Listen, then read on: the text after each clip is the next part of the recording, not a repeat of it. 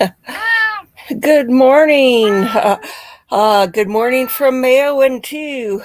It is a chilly morning here in Salt Lake City.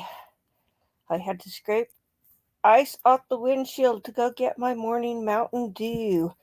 I just discovered this trial yesterday. They only had a part day yesterday, and so we're going to skip directly to the opening statements. Going to put it at 1.25 here so that we can get caught up. And between that and the breaks, we will get caught up. And so let's see. Here we go. Okay, this trial here, New Hampshire versus John Delee. We've got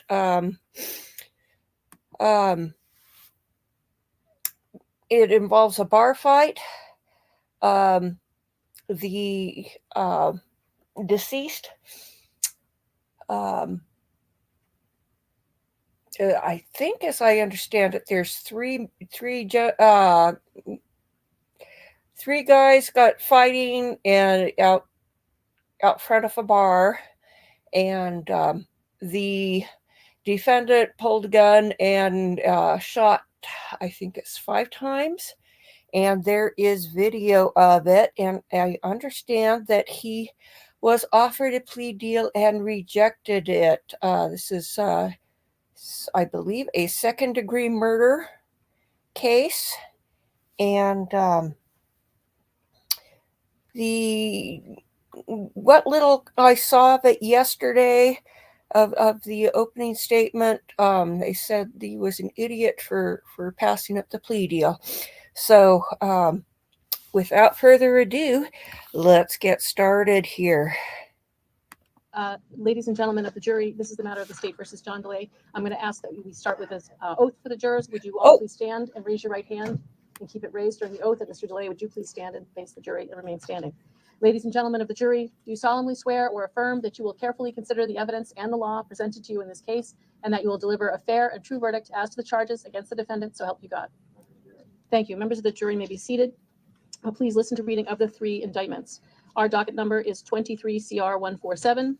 The first indictment, ending in 410C, states as follows: that the grand jurors for the state of New Hampshire, upon their oath, present that John Delee, of or formerly of Salem, New Hampshire, in the state of New Hampshire, on or about January 28th, 2023, at Manchester in Hillsborough County, with force and arms, to commit the crime of second-degree murder, and that John Delee did recklessly cause the death of Timothy Pouliot under circumstances manifesting an extreme indifference to the value of human life by shooting Timothy Pouliot, said acts being contrary to the form of the statute, in such case made and provided, and against the peace and dignity of the state. The second indictment, ending in charge ID number 962C, alleges that John Delee, of or formerly of Salem, New Hampshire, on or about January 28th, at Manchester in the county of Hillsborough, aforesaid, with force and arms, did commit the crime of second-degree murder, in that John Delee did knowingly cause the death of Timothy Pouliot by shooting Timothy Pouliot, said acts being contrary to the form of the statute, in such case made and provided, and against the peace and dignity of the state.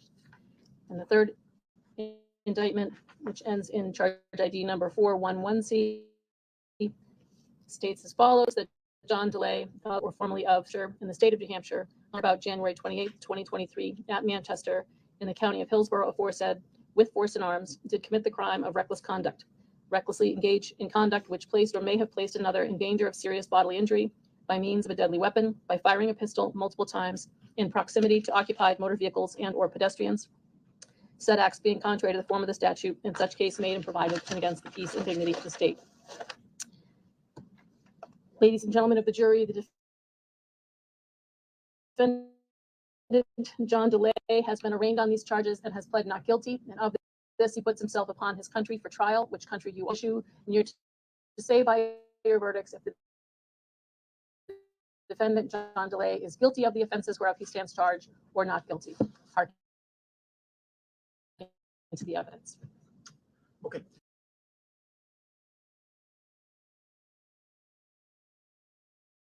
I told you just before we broke for the lunch break, my practice is to start the trial with some of the principles of law that you need to understand and decide. Oh, this I case. forgot. We've got judge instructions. We're going to skip over that for the jury to have in mind as you're listening to a trial unfold. And then at the end of the case, I will give you additional instructions, which will include the definition of the crimes that are charged and any other issues that come up during the course of the trial. And so I'm not going to repeat the instructions I'm giving you now again at the end of the case, but I do give the jury a complete copy of the written instructions to have back with you in deliberations. So in order to reach a fair and just verdict, you have to understand and follow the law as I give it to you. So as I said, you have to understand the definition of the crime or crimes with which the defendant. Plenty of time to talk about these issues once you're back in deliberations at the end of the case. Okay. Parties ready to proceed? Attorney Herring?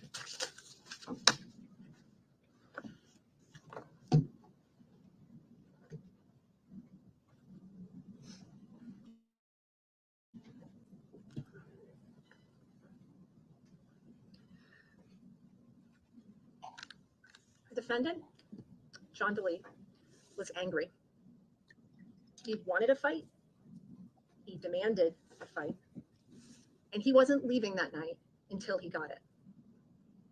He demanded a fight inside the bar, telling Timothy Pouliot, let's go outside. Let's go outside. He demanded a fight as he was leaving the bar, yelling, come fucking fight me. Come fight me. Come fight me.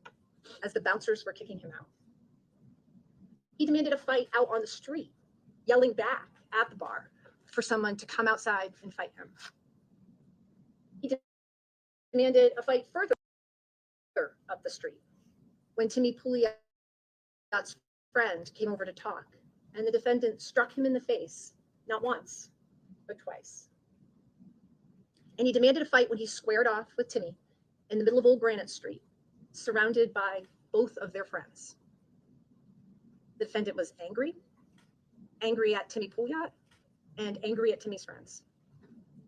He was looking to teach Timmy a lesson, but not with his fists. He was looking for a reason to use his gun. And he got exactly what he asked for, exactly what he wanted.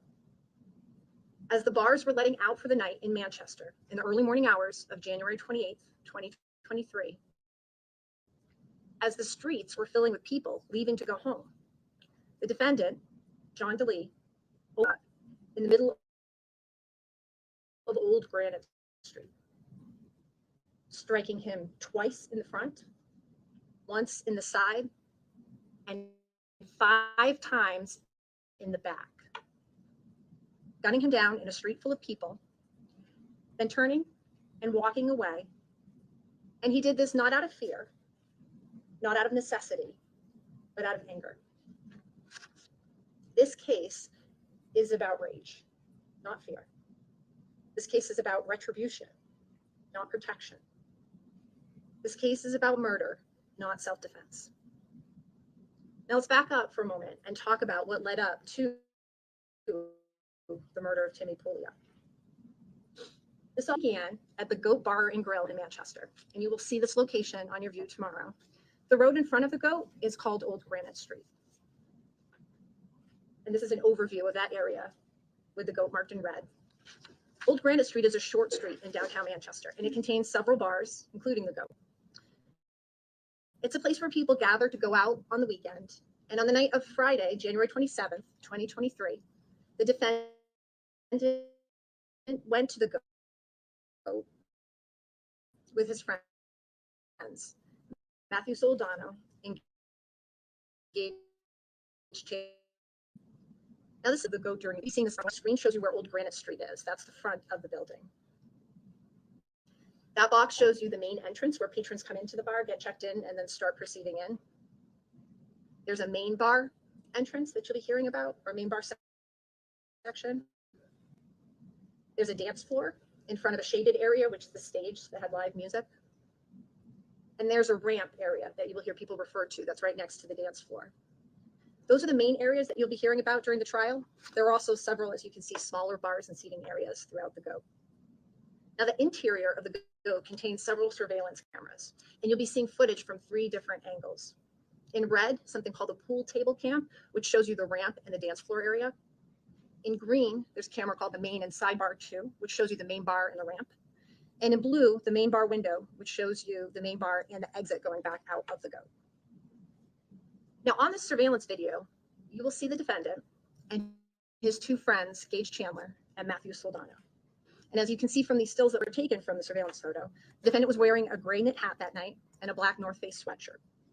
Gage Chandler, over to the left, was wearing a tan zip pullover, and Matthew Soldano was wearing a gray knit hat and a blue long sleeve shirt. Now, the defendant and his friends went to the GOAT on the night of Friday, January 27th, 2023. And while they were there, the defendant's ex-girlfriend, Abby Elliott Orr, arrived with 2 of her friends, Nicole Bergeron and Olivia Leonardo. Now, the defendant and Abby had dated the summer before, and though they had broken up, he was still obsessed with her. When Abby and her friends arrived at the GOAT, they went to the dance floor, where Timothy Pouliot and his friends began talking with them. You will also see Timmy and his friends in the surveillance video, and again, these are still taken from that footage that you will see during trial. Timmy on the top is the one with the curly blonde hair, and he's wearing a black sweater and a necklace. His friend Trenton Nash is to the left, wearing a white baseball cap and a black jacket, and his friend Michael Mendoza is to the right, wearing a white and black sweater. This is a still from surveillance video showing the dance floor and ramp area that I was talking about at the GOAT. In that yellow box, you can see Timmy with blonde hair, Trenton Nash, the back of his head with a white baseball cap, and Michael Mendoza. And you can see him starting to talk to Abby and her 2 friends, Nicole and Olivia. And in the background, in that red box, you can see the defendant watching them. Now, as soon as the defendant saw Timmy talking with his ex-girlfriend, he went over and he started to escalate things. Now, the defendant had never met Timmy before that night, but he made his presence known now. He didn't introduce himself. He didn't ask how they were doing. He walked up to the group and asked Abby and her friends what they were doing with this scum. Now, Timmy was 5 foot 7 inches and 121 pounds. And Timmy was not armed. The defendant was almost a foot taller and about 200 pounds heavier than Timmy, with a handgun hidden in his waistband.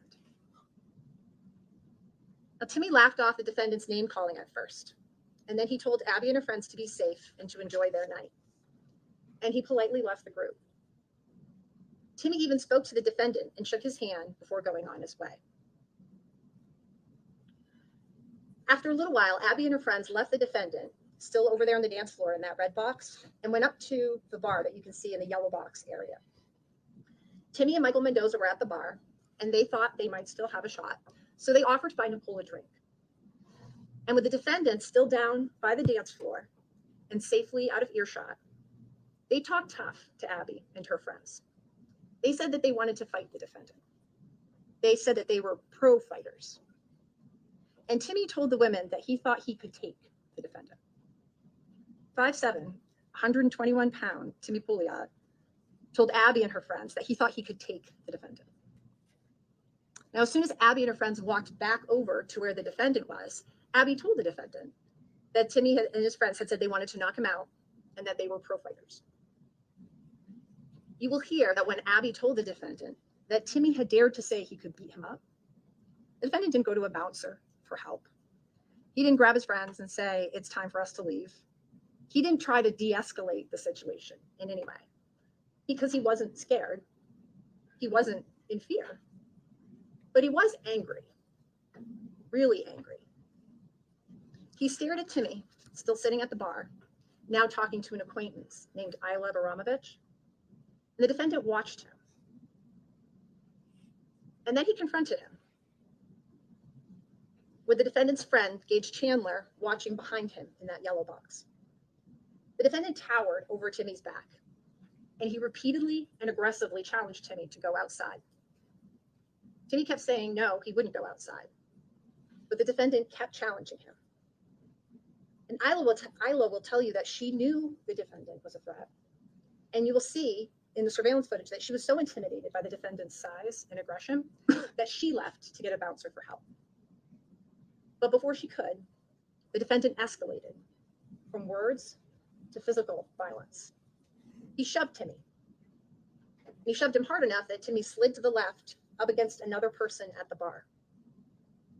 He shoved him hard enough that it caught the attention of Brian Delaney in the blue box there, the bouncer at the other end of the bar. Brian and other bouncers jumped in and pulled the defendant away from Timmy. Now, this is part of surveillance footage that you'll see during the trial. We're now looking at it from a different angle, and you can see the defendant's back. Here, there's his hat and his friend Gabe standing off to the left. Timmy's blocked by the defendant. He's in front of him still at the bar.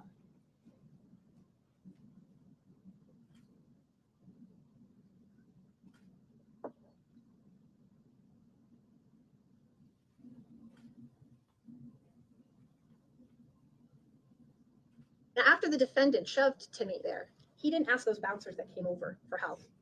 He didn't say that he shoved him because he was afraid of Timmy. Instead, when Brian Delaney asked the defendant why he was starting something with such a little kid, the defendant laughed and said that Timmy had called him a bitch.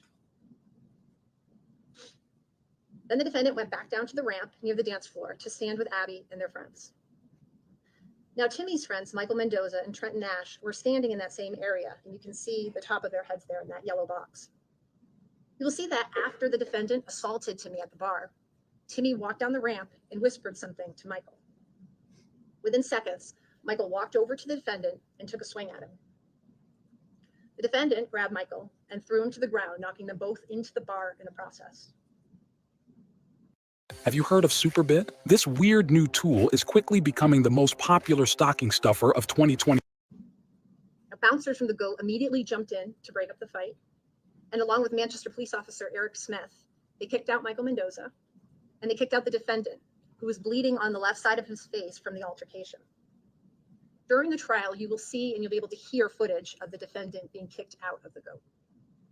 That was taken by actually a cell phone video from someone in the bar. And you will see the defendant here, as well as Timmy in the background and Abby, and the bouncers around him. This is the edge of Officer Smith, who you'll see in the video. You will see and hear the defendant's emotions. He was in a rage. He was swearing, he was yelling, but he wasn't yelling that he was afraid of Timmy or that he was afraid of Timmy's friends. He wasn't yelling for someone to come help him. He was yelling for someone to come fight him. He was yelling, "Who just punched me in the face? Come fucking fight me. Come fight me. Come fight me." No fear, no terror, just anger. He wanted to finish the fight. He was demanding to finish the fight. You will see surveillance from outside the GOAT after the defendant and Michael Mendoza were kicked out. Now, Michael was the first one to leave the bar with Trenton Nash, and they're highlighted there in that yellow circle. And when they left, they walked across Old Granite Street and got into their car. The white car parked here. Shortly afterwards, the defendant was kicked out. He didn't go straight to his car. He didn't ask for help from a bouncer or from Officer Smith, who was in the GOAT. He didn't quietly walk his separate way. Instead, he stayed on the sidewalk outside the GOAT, surrounded by his friends, with his arms raised, continuing to swear and yell and challenge someone to come fight him. Yelling, "Who punched me? What's up? Who punched me? What's up?" This is a clip of the surveillance footage that you will see at trial, capturing those moments as the defendant leaves the GOAT, followed up the street by Abby and her friends as he repeatedly screamed, "Who punched me? What's up?" Still angry, still looking for a fight.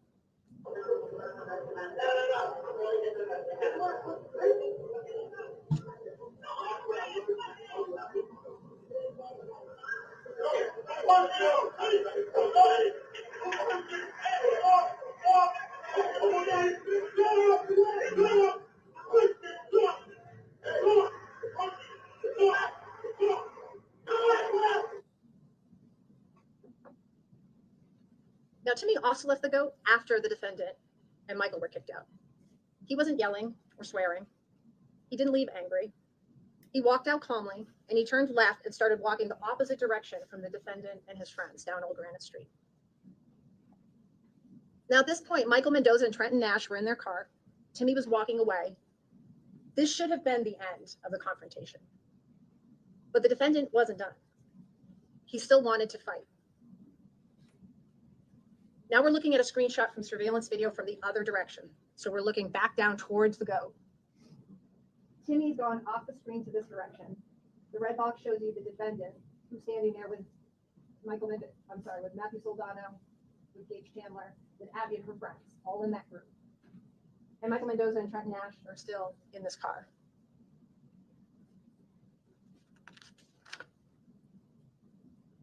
Matt, Gage, Abby, Olivia, Nicole were all trying to calm down the defendant at that point, but they couldn't.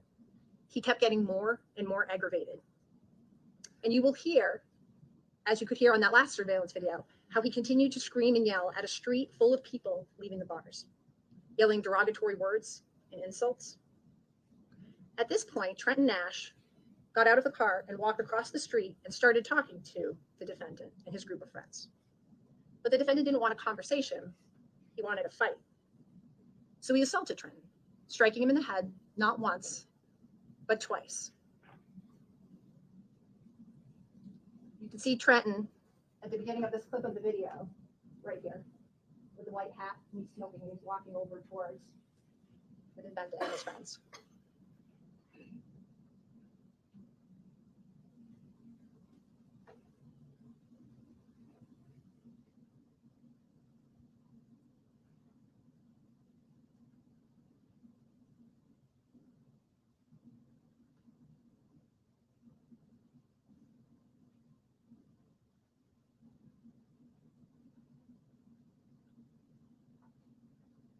At this point, when the defendant hit Trenton, Michael Mendoza got out of the car and came over from where he had been sitting in the driver's seat. He pulled out pepper spray and he pointed it at the defendant to get him to back down. The defendant pulled a handgun out of his waistband, dropped it on the sidewalk, picked it back up, and racked it. Abby screamed at the defendant to put the gun away. And at this point, his friends finally managed to push him up the street, away from the goat and away from Michael and Trenton. Now, Timmy was not there when the defendant struck Trenton. He was still back down the street.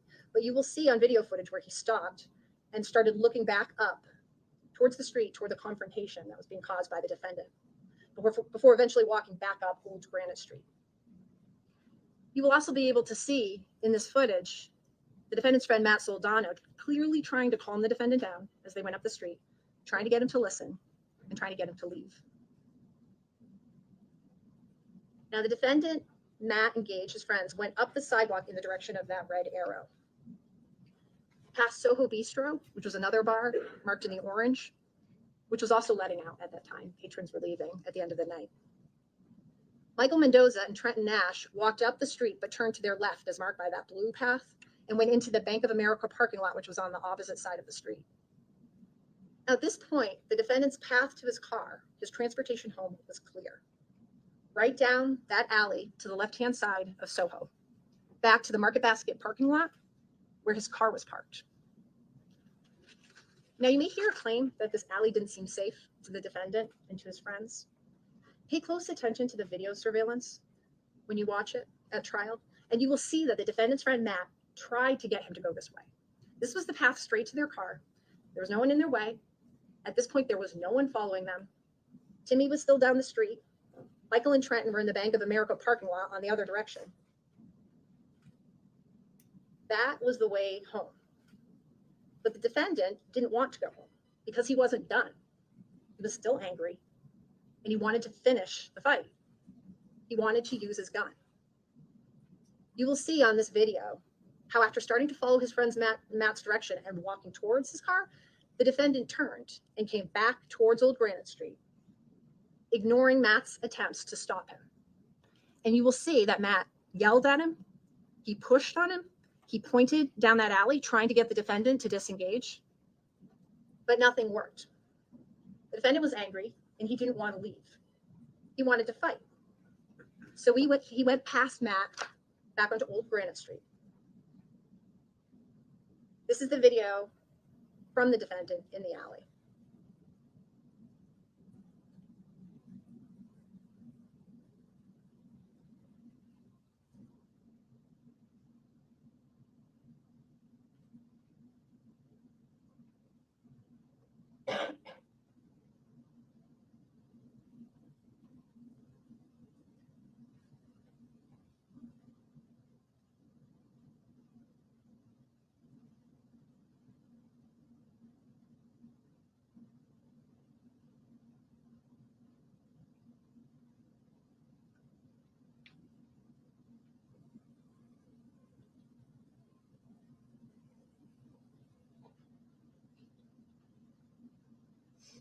The defendant pushed past Matt right to this intersection, marked in red, to square off with Timmy. He didn't go down to the alley to his car so he could leave. He didn't take a right towards the snooze center in downtown Manchester to just leave the area. He didn't walk into Soho, which was open right there in the corner, or back to the Goat, which were full of people. He didn't yell out to security or to anyone else for help. He didn't use his cell phone to call 911. Instead, the defendant chose to walk straight out onto Old Granite Street and square up with Timmy and his friends. And let's be clear, you will see that this was not 1 against 3. Matt Soldano was standing right here next to the defendant. Defendant's friend Gage Chandler was right off to the corner over here. This is Timmy and Michael Mendoza and Trent Nash. And as they stood there, surrounded by people leaving the bars, as they faced off and argued back and forth in the street, Timmy gave the defendant the excuse he'd been looking for all night. Timmy reached up and punched the defendant in the face. The defendant immediately ripped the gun from his pocket and started pulling the trigger without hesitation. He pulled his handgun out for the final time that night and shot 9 times straight at Timothy Pouliot. And he was so close to Timmy and so focused on pumping those bullets into him that he hit Timmy 8 times. Continuing to shoot, even though Timmy started to turn and fall away to the ground after the first gunshot. The defendant kept shooting after Timmy's back was to him. He kept shooting all the time that Timmy was falling to the ground, his body full of bullets. 2 of those bullets in his front, 1 in his hand, and 5 in his back. 5 shots in Timmy's back, because this wasn't about fear. This wasn't about a threat. This was anger. After the defendant pulled his trigger 9 times, he briefly watched Timmy's body on the ground. Then he turned his back on Timmy, turned his back on Timmy's friends, and simply walked away, leaving Timmy to bleed out and die on the pavement. Now let's be clear, the shooting happened very fast. And it happened that fast because the defendant pulled the trigger that fast. So fast that no one on that street had time to process what he was doing. No one had time to stop him. The most that Timmy could do was turn away. But that didn't stop the defendant. He continued to pull that trigger even after the first shot. When Timmy started falling, the defendant kept shooting in spite of the people in the streets, in spite of the cars in the streets. He opened fire close enough that people ran for cover, close enough that Isla, who had just pulled onto Old Granite Street with a car full of her friends, felt the concussion from the force of the bullets on the roof of her car. Not only did the defendant murder Timmy, he endangered the lives of all those people on the street that night. Now, there will be no question in this case that the defendant pulled out a gun and shot Timothy Pouliot, causing his death. The question for you will be, do you believe his claim that he acted in self-defense?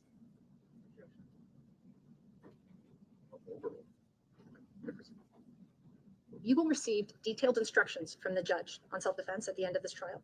For now, I'm just going to quickly talk to you about 2 requirements for self-defense to keep in mind when you are seeing and hearing the evidence in this case. The defendant is only allowed to use deadly force to defend himself if he actually believed Timmy was about to use deadly force against him, and if that belief was reasonable. You are going to see a lot of evidence that was caught on video. You will be able to see almost all of the events that I described for you as they played out that night. You will see people's actions.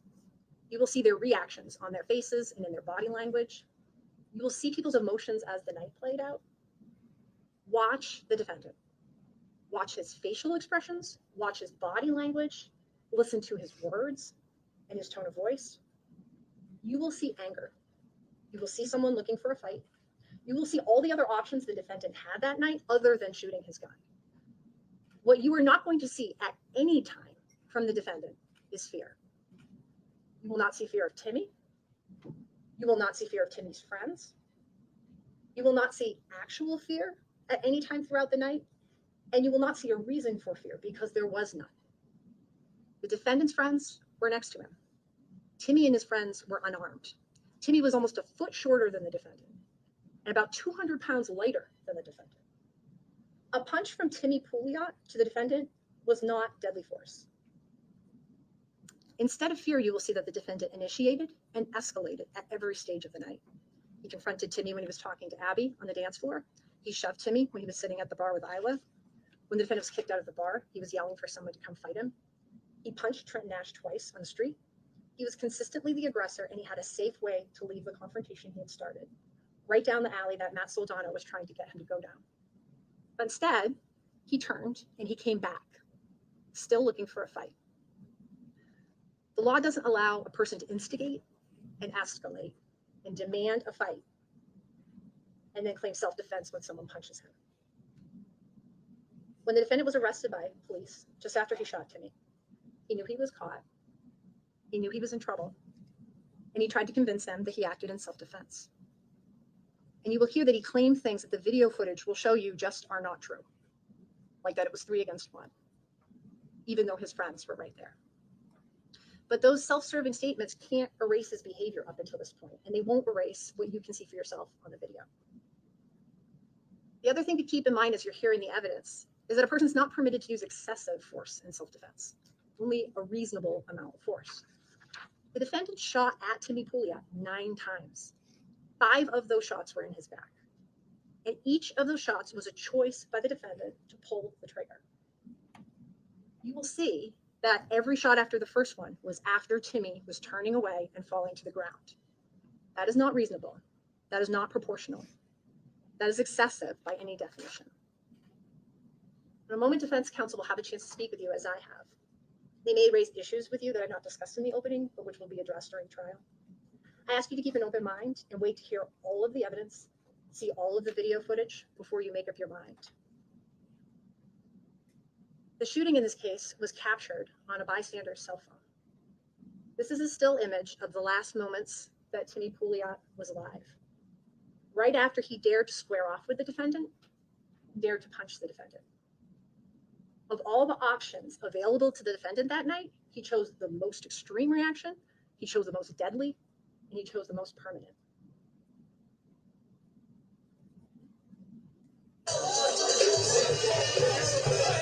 Dude, these guys are all talking. Get back here, back here. That is not self-defense. That is rage and retribution and anger.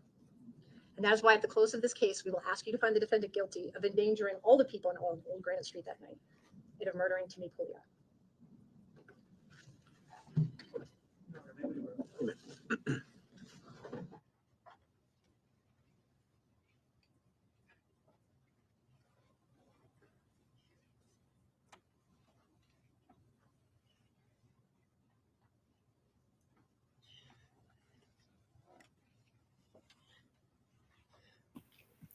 And I think we're going to be having a break here.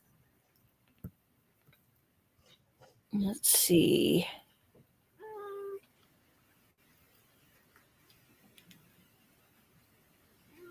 It looks like there's a 20-minute break. Let me just cue it up. Okay, here we go. Let me ask you a question. Have you ever thought about your blood flow? Redwood uses just a few simple, completely natural ingredients to increase Tim and Mike. And they relay.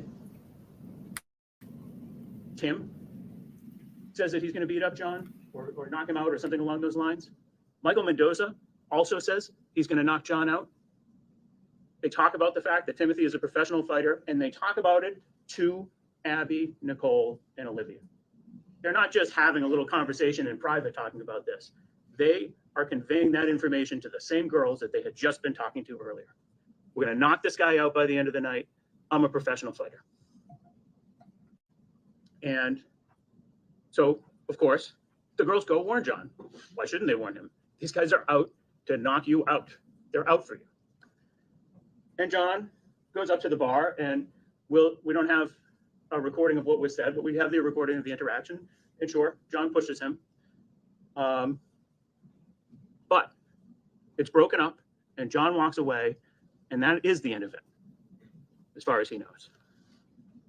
You'll also see the bartenders don't only talk to John, they talk to Timothy Pouliot. And after they do that, John is minding his own business, talking to the girls, talking to Abby and the other girls, and A few minutes later, you see Michael Mendoza in the video. He's near John, but he's kind of looking the other way. And you see Timothy work his way down the ramp. Remember that ramp that was shown to you during the opening statement? John and the girls are all standing by the end of that ramp on the dance floor. The dance floor is kind of lower than that main bar. And Tim works his way down onto the dance floor and out and whispers something, not sure what, into Michael Mendoza's ear. And Mendoza does kind of a little half moon right up to John and looks away a little bit, and then all of a sudden punches him right in the face. Sucker punch so bad, you'll see the blood all over John's face. This is on the right side of his face. Michael Mendoza was not unarmed at that time. You're going to see body cam video of the police officer that's in the bar, and you'll just catch a little glimpse of it, but you're going to see rings on both of Mendoza's hands. He doesn't punch John in the face with bare hands. He's got a big old ring on his ring finger there. That explains the giant cut on the front of John's face. And you're going to see the blood coming down his face. You're going to see that in the videos too. John never saw it coming. That's why he's walking out of the bar screaming, "Who punched me? Who punched me?" He just got sucker punched in the face and his face has been cut open. Is he upset? Absolutely, he's upset. Because he's just been darn close to being knocked out after he was already told that they were going to knock him out. And when he gets outside, he's upset, and the girls are trying to calm him down, and they're trying to clean the blood off his face, and he's still upset. And the state's right. It should have ended there, but it didn't. Mendoza is across the street in his car. Trent Nash is in the car. And Mendoza kind of hides, stays in the car. And Nash gets out, and he walks over, and he comes right up to John. He smokes a cigarette and tries to pretend that he's got no idea what happened, as if he had nothing to do with anything that happened in the bar, as if he wasn't there with Timothy Pouliot, as if he wasn't there with Michael Mendoza.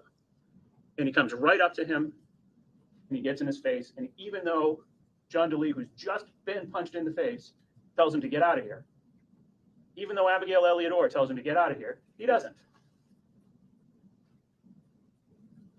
Does John get physical with him at that point? Yes.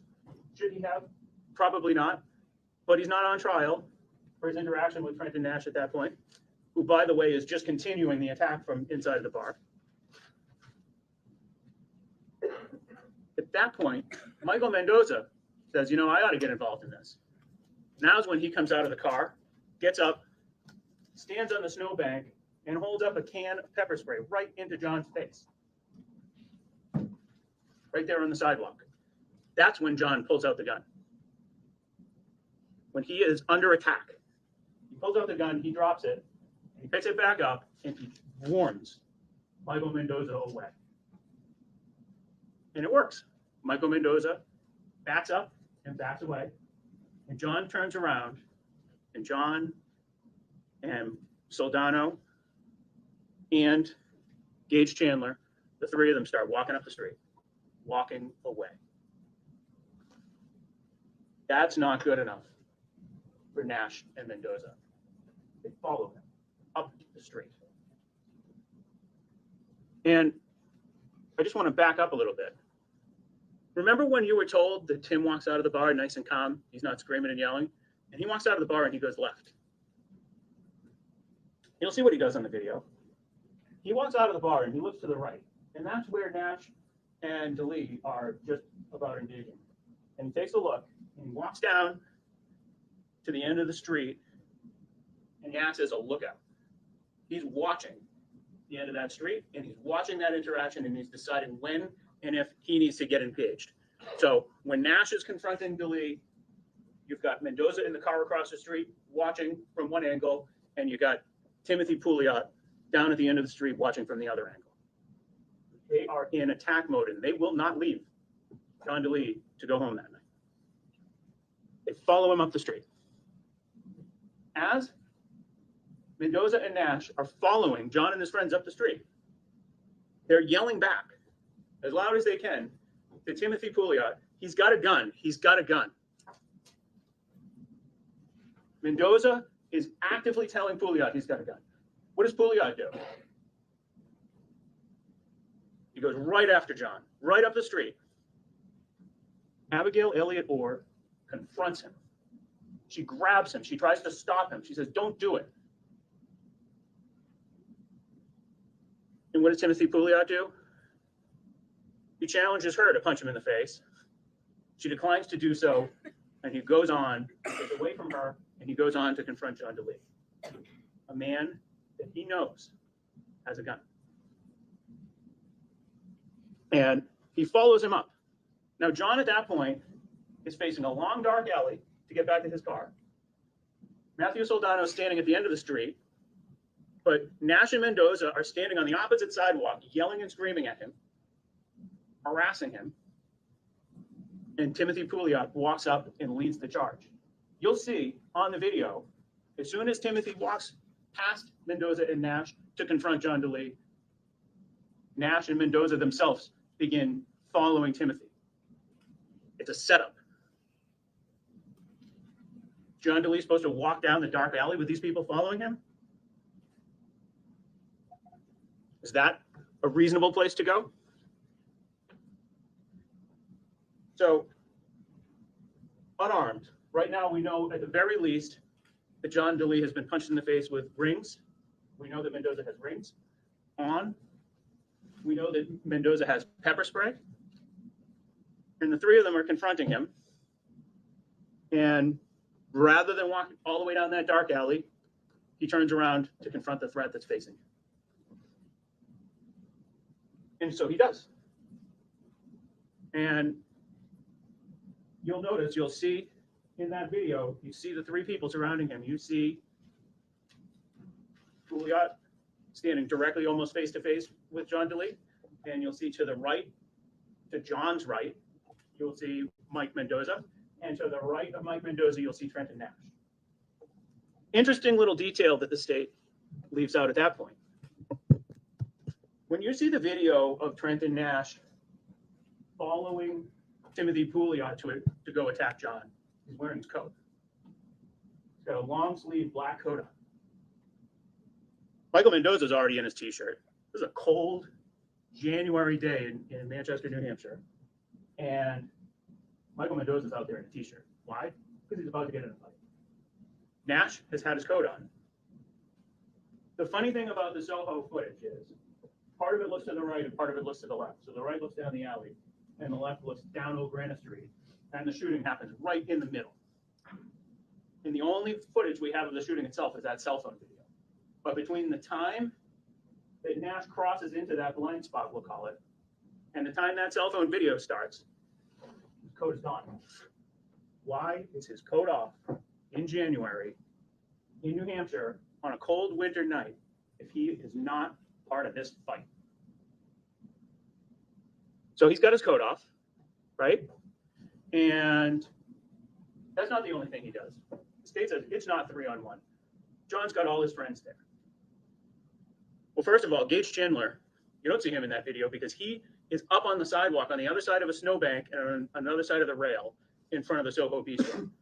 He's not out there in the street getting involved in this. And Matthew Soldano is confronted by Trenton Nash, who's already thrown his coat off. Hey, do you have a gun? He checks him. He checks him. And how does Matthew Soldano react to that? He puts his hands up and he starts walking away. He's behind John Delee. He's walking away and he's facing away. And that's the moment when it is truly 3-on-1 with two other people who all mean John Delee harm. That's when, for the second time in the same evening, John Delee gets punched in the face by somebody that he has been told is a professional fighter. They've told him they're going to knock him out. They meant it. They've shown they mean it. And if you're standing on that street there with a gun in your hand, knowing that these people know you have a gun and are ready to punch you in the face anyways, ready to surround you, ready to confront you, ready to punch you in the face, they do. Second time, he's been punched directly in the head. How does he know that they don't mean to get his gun? How does he know that they don't mean to kill him? How does he know that they don't mean to kill him with his own gun? The judge is going to talk to you about the definition of deadly force. So take the judge's definition and not mine. But deadly force in New Hampshire means an assault which the actor commits with the purpose of causing or which he knows to create a substantial risk of causing death or serious bodily injury. What do you think? What will you think that Timothy Pouliot meant to do to John Delee at that time? What will you think that Trenton Nash meant to do to John Delee at that time? What will you think that Michael Mendoza meant to do to John Delee at that time, if not death or serious bodily injury? So the moment he gets punched in the face, again for the second time, he immediately pulls out his gun and fires. The state makes a lot about the fact that some of the bullets went into Timothy Pouliot's back. I want to make absolutely clear, Timothy Pouliot did not run away. He didn't retreat from this encounter. At the time that the trigger is first pulled, he's facing John Delee. He falls backwards and he lands backwards facing John Delee. He might have twisted on his way down, but he wasn't retreating from that encounter. He never did. Those 9 shots happened in a split second. The state would make you think John Delee thought between each and every time he pulled that trigger, oh, have I neutralized the threat yet? Nope. Oh, have I neutralized the threat yet? That's not the speed that any of this happens. He's facing a serious threat to his life and his well-being, and he pulls the trigger fast. The moment the threat is neutralized, you'll see Mendoza and Nash go running. Timothy Pouliot's no longer a threat, and he walks away. Now, lest you think that John Delee can't recognize the difference between a real threat to his life and his safety and a fake threat to his life and safety, you're going to see when the police officers arrive. Those police officers arrive, they pull their guns on him. And he knows that those police officers don't mean him harm, because the first thing he does is take the gun and put it down on the ground. He puts the gun down on the ground and away from him so quickly that the police officers, both police officers that are involved in detaining him at that point, both of them have to ask what happened to the gun, even though he did it right in front of them. Put your gun down, they're yelling at him, and he's pointing. You can see him point at the gun on the ground. So even police officers that are pointing guns at him, he knows that they're not a threat. He doesn't try to use any kind of force against them. He puts the gun down on the ground. He gets down on his knees. He puts his arms out, and he says, it was self-defense. It was 3-on-1. They attacked me. Immediately. That's what he's telling the police. If you go back and look at all the evidence in this case, at the end of this case, which you're going to have the ability to do, you're going to see that everything that John Delee told the police right then and there was correct. Timothy Pouliot, Michael Mendoza, and Trenton Nash planned an attack on him. They used tactical maneuvers to attack him. They threatened him. They pursued him. They gave him no out. Unfortunately, Timothy Pouliot lost his life as a result of it. And again, the state's right. It should have ended many times before then. But John Delee is not guilty of these crimes that he's charged with. And at the end of the case, we'll come back and ask you again to find him not guilty. Thank you.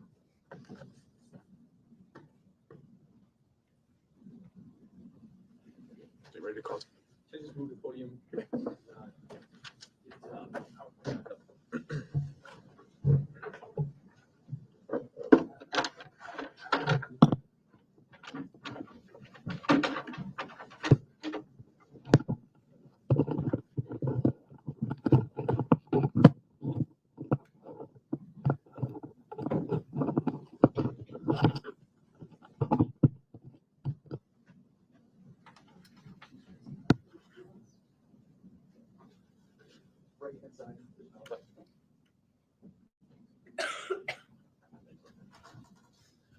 The state would call Officer Chad Fazio.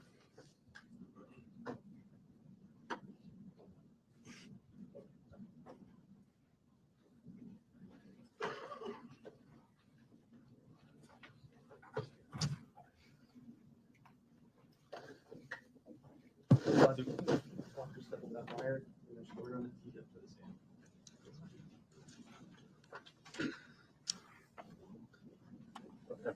you see it, raise your hand. Do you solemnly swear the testimony you're about to give will be the truth, the whole truth, and nothing but the truth? So help you God. Yes, Your Honor. Officer Fazio, if you could, just for the record, you might have to lean that microphone forward just a little bit. There you go. Can you just state and spell your last name for the record? It's going to be Officer Fazio, Fazio, And where do you work, Officer Fazio? Manchester Police Department. And how long have you worked there? 3 years, sir. And where did you work before that? Nowhere, sir. This is your first law enforcement job? Yes, sir. Okay. And what's your current assignment at Manchester? I work on the midnight shift for the patrol division. And is that what we see kind of driving around the city in a uniform capacity in a marked cruiser? Yes, sir. Okay. And are you a full-time certified police officer? Yes, sir. Was your role in January of this year also patrol? Yes, sir. I want to take you back to a specific time in January. I want to take you to January 28th in the early morning hours. Were you working at that time? Yes, I was, sir. What shift were you working? I was working the midnight shift.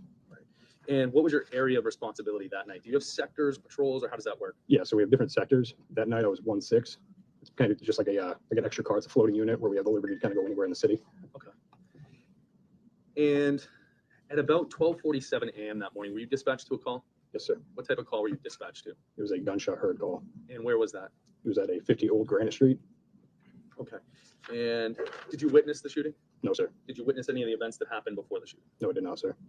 So before we talk about your response, I want to talk a little bit about that area in general. So I'm going to show you State's Exhibit 1. And do you recognize this? Yes, I do, sir. Okay. What is depicted in this satellite image? Can you just help orient us and explain what we're looking at? Yep. So this is basically the downtown area of Manchester, running north to south. The biggest street that's going to be Elm Street. If Sorry, you want to step down, Your Honor, do you want to the witness steps down? Okay. Sorry. Hold on. Step down right here. So Elm Street's going to be this big street running north to south right here. Good. All right. So, Yeah, all right. thanks. So, like I said, Elm Street's going to be running north to south. We got the Snow Arena here, Lake Ave, and Granite Street are going to be running east to west. We got Market Basket here, and then Old Granite Street is going to be this little tiny street running right through there. So you mentioned some places, but just because the record's audio recorded, sometimes I need to point out specific things. So you had mentioned the Snow Arena, you had mentioned Market Basket. Are those accurately, reasonably and accurately reflected in this diagram? Yes, sir. Where those locations are? Okay. So if we just zoom in a little bit, I'm going to take you to State's Exhibit 2. Can you just help describe what we're looking at here? So we have Granite Street right here. Again, this is just the downtown area. We've got Bank of America. We've got two of our bars right here, which is the Soho Bistro and the Go. And that's Old Granite Street. So just a little bit to the right, that's Granite Street. That runs down kind of between Elm and 293. Exactly, sir. All right. If you want to go back, go ahead and go back to the stand for me. All right. So when you responded that night, you said you were running a uniform capacity. Do you have body worn cameras? Yes, I do, sir. And where are those on your uniform? I have mine right here. It's usually right in the side of our chest.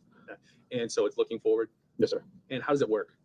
As soon as you activate it by using your little device on our wrist or wherever the other officers put it, it begins recording at that time as soon as you hit it. And did you activate it this night when you responded? Yes, I did, sir. When you got to that Soho Bistro right at that corner that you pointed out, can you describe for us what you saw on your arrival? When I got out of the car, I saw that there was a large group of people in the middle of the street, which would be Old Granite Street. And then I saw a male laying on his back in the middle of that group on the pavement. And was that man, you said lying, was he talking, moving, making any statements? No, sir, he's unresponsive. And what did you immediately do at that point? At that time, I started doing a medical assessment or a BATH assessment. What is BATH? So- BATH isn't BATH? Yes, sir. Okay, what does that stand for? So it's an acronym. So it stands for, when you're going into a medical assessment, it's just things that you're kind of looking over. So B is bleeding, A is airway, T is tension pneumothorax, and then H is just hypothermia. Okay, and those are the things you're trained to look for when you first respond to something like this? Correct, sir. Okay, are you an emergency medical provider? No, sir. Where did you receive this type of training? So every year at the Manchester Police Department, we go through a course called Tactical Medical Training, and that's for the last 3 years. That's what I've been doing. Did you try to render any aid to the person who was lying on the ground? Yes, I did, sir. I'm going to show you a still image. This is that image that was discussed earlier. I'm going to show you State's Exhibit 3. Okay. This is the still image. Do you recognize where this is from? Yes, I do, sir. And where is this image taken from? This is coming from my body camera. Does this accurately reflect where the person was when you found them in relation to Soho? Yes, it is, sir. Whose hands do we see there? We see some with gloves. Whose hands are the ones without gloves? Those are mine, sir. Okay. Any reason no gloves? Just due to the response, I didn't have time to put any on. Okay. And it looks like there's some sort of plastic or something on the left shoulder there. Is that part of the treatment you were providing? Yes, sir. Okay. Can you just talk briefly and just explain to us what did you try to do to render aid to this person? So first, I found that there was multiple gunshot wounds. One was being like up on his left shoulder area where you saw that plastic piece, and then there was another one in his armpit that showed in that picture right there. At that point, because of the location of the wound, I put a chest seal on the one that was located like near his armpit region on the shoulder, and then the armpit one, I began packing with combat gauze. Okay. And was that an attempt to stop bleeding? Yes, sir.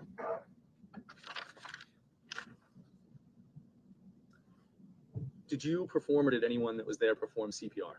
Yes, sir. And did emergency medical responders arrive at some point? They did. Okay. And did they take over treatment? Yes, they did. At any point during your treatment, did you see any responsiveness or signs of life from the person who you found lying down? No, sir. Okay. Did you ever see the person lying on the ground ever conscious again? No, sir. What happened after fire and EMS treated Timmy for a few minutes? They declared him 10-2, which in our terms is deceased. And what was your role after after that person was pronounced dead? After that, I didn't have much role. I just basically cleaned myself off and provided scene security at that point. Did you have any further involvement with investigating what happened that night? No, sir. Just 1 second.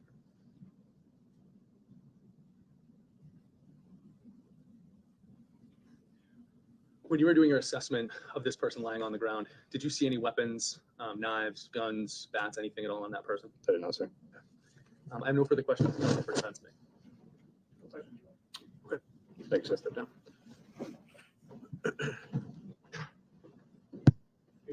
Sure.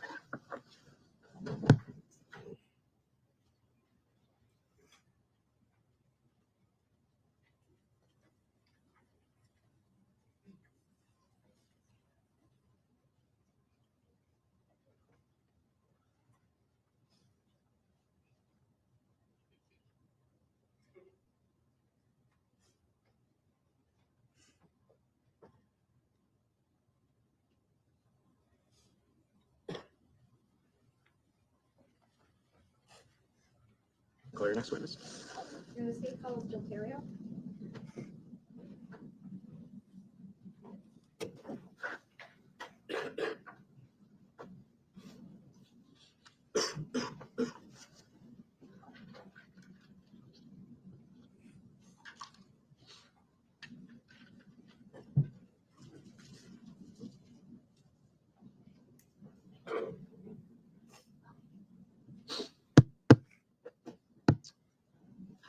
Good afternoon. Before you proceed, if you can just raise your hand, do you solemnly swear the testimony you're about to give will be the truth, the whole truth, and nothing but the truth, so help you God? Yes, I do. Thank you. Good afternoon, Ms. Terrio. Hi, good afternoon. There's water up there too if you need it. And there's a microphone that's kind of in front of you. So if I can't hear you, I'll ask you to speak up, but just be away from the door. Thank you. Could you please state your name and spell your last name for the record? Yes, my name is Jill Terrio, last name spelled T as in Tom, Herrriault. And where do you work, Ms. Terrio? Currently, I'm employed with the New Hampshire State Police Forensic Lab in Concord, New Hampshire. And what's your position there? There, I am a criminalist too, in the section of the pattern evidence unit, and more specifically, I am a firearm and tool mark examiner. And can you explain what the pattern evidence unit is? Excuse me. Yes, so the forensic laboratory is composed of a number of different forensic testing areas, and the pattern evidence unit, which is the unit that I work in, is made up of latent print and fingerprint examiners, shoe, footwear, and tire track examiners, as well as myself that examines firearms and tool marks. How long have you worked for the New Hampshire State Forensic Lab? It'll be 4 years in December. And do you have educational background that relates to what you do for work? I do, yes. In 2001, I received my Bachelor of Science degree from Rutgers University in New Jersey. And in 2004, I began on-the-job training through my first job in the forensics field at the Miami-Dade Police Department Crime Laboratory Bureau. Can you just explain the experience that you've had with Miami and what prior forensic experience you've had leading up to the lab? Yes. So in 2004 is when I was hired on by the Miami-Dade Police Department Crime Lab. And in that capacity, I began a 2-year in-house training program that was conducted under the supervision of a senior firearms examiner. And so that 2-year training program included learning about firearms and how they operate and how all of the internal parts and pieces work together to make a gun work, how ammunition functions inside of a firearm and how that's evolved over the centuries. And most importantly, learning how to use particular pieces of forensic equipment to examine bullets and cartridge cases that are collected from crime scenes in order to determine whether or not they were fired from a particular gun. So that was my in-house training. In 2004, I was also selected by the ATF, which is the Bureau of Alcohol, Tobacco, Firearms, and Explosives, to participate in their one-year National Firearms Examiner Training Academy. And that training, in conjunction with my in-house training, followed similar steps in that I learned about how firearms operate, how different firearms such as rifles and shotguns and handguns work, how to examine bullets and cartridge cases using a comparison microscope to determine whether or not they were fired from a particular gun, as well as some other forensic testing duties that are typical of a firearms examiner. My instructors at the ATF program were firearms examiners from all across the country. So when I was finished with the in-house and the ATF training, I spent 10 years down at the Miami lab doing firearms examination.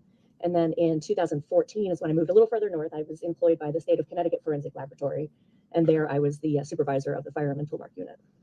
Do you hold any certifications now that are specific to your field? Yes, I do.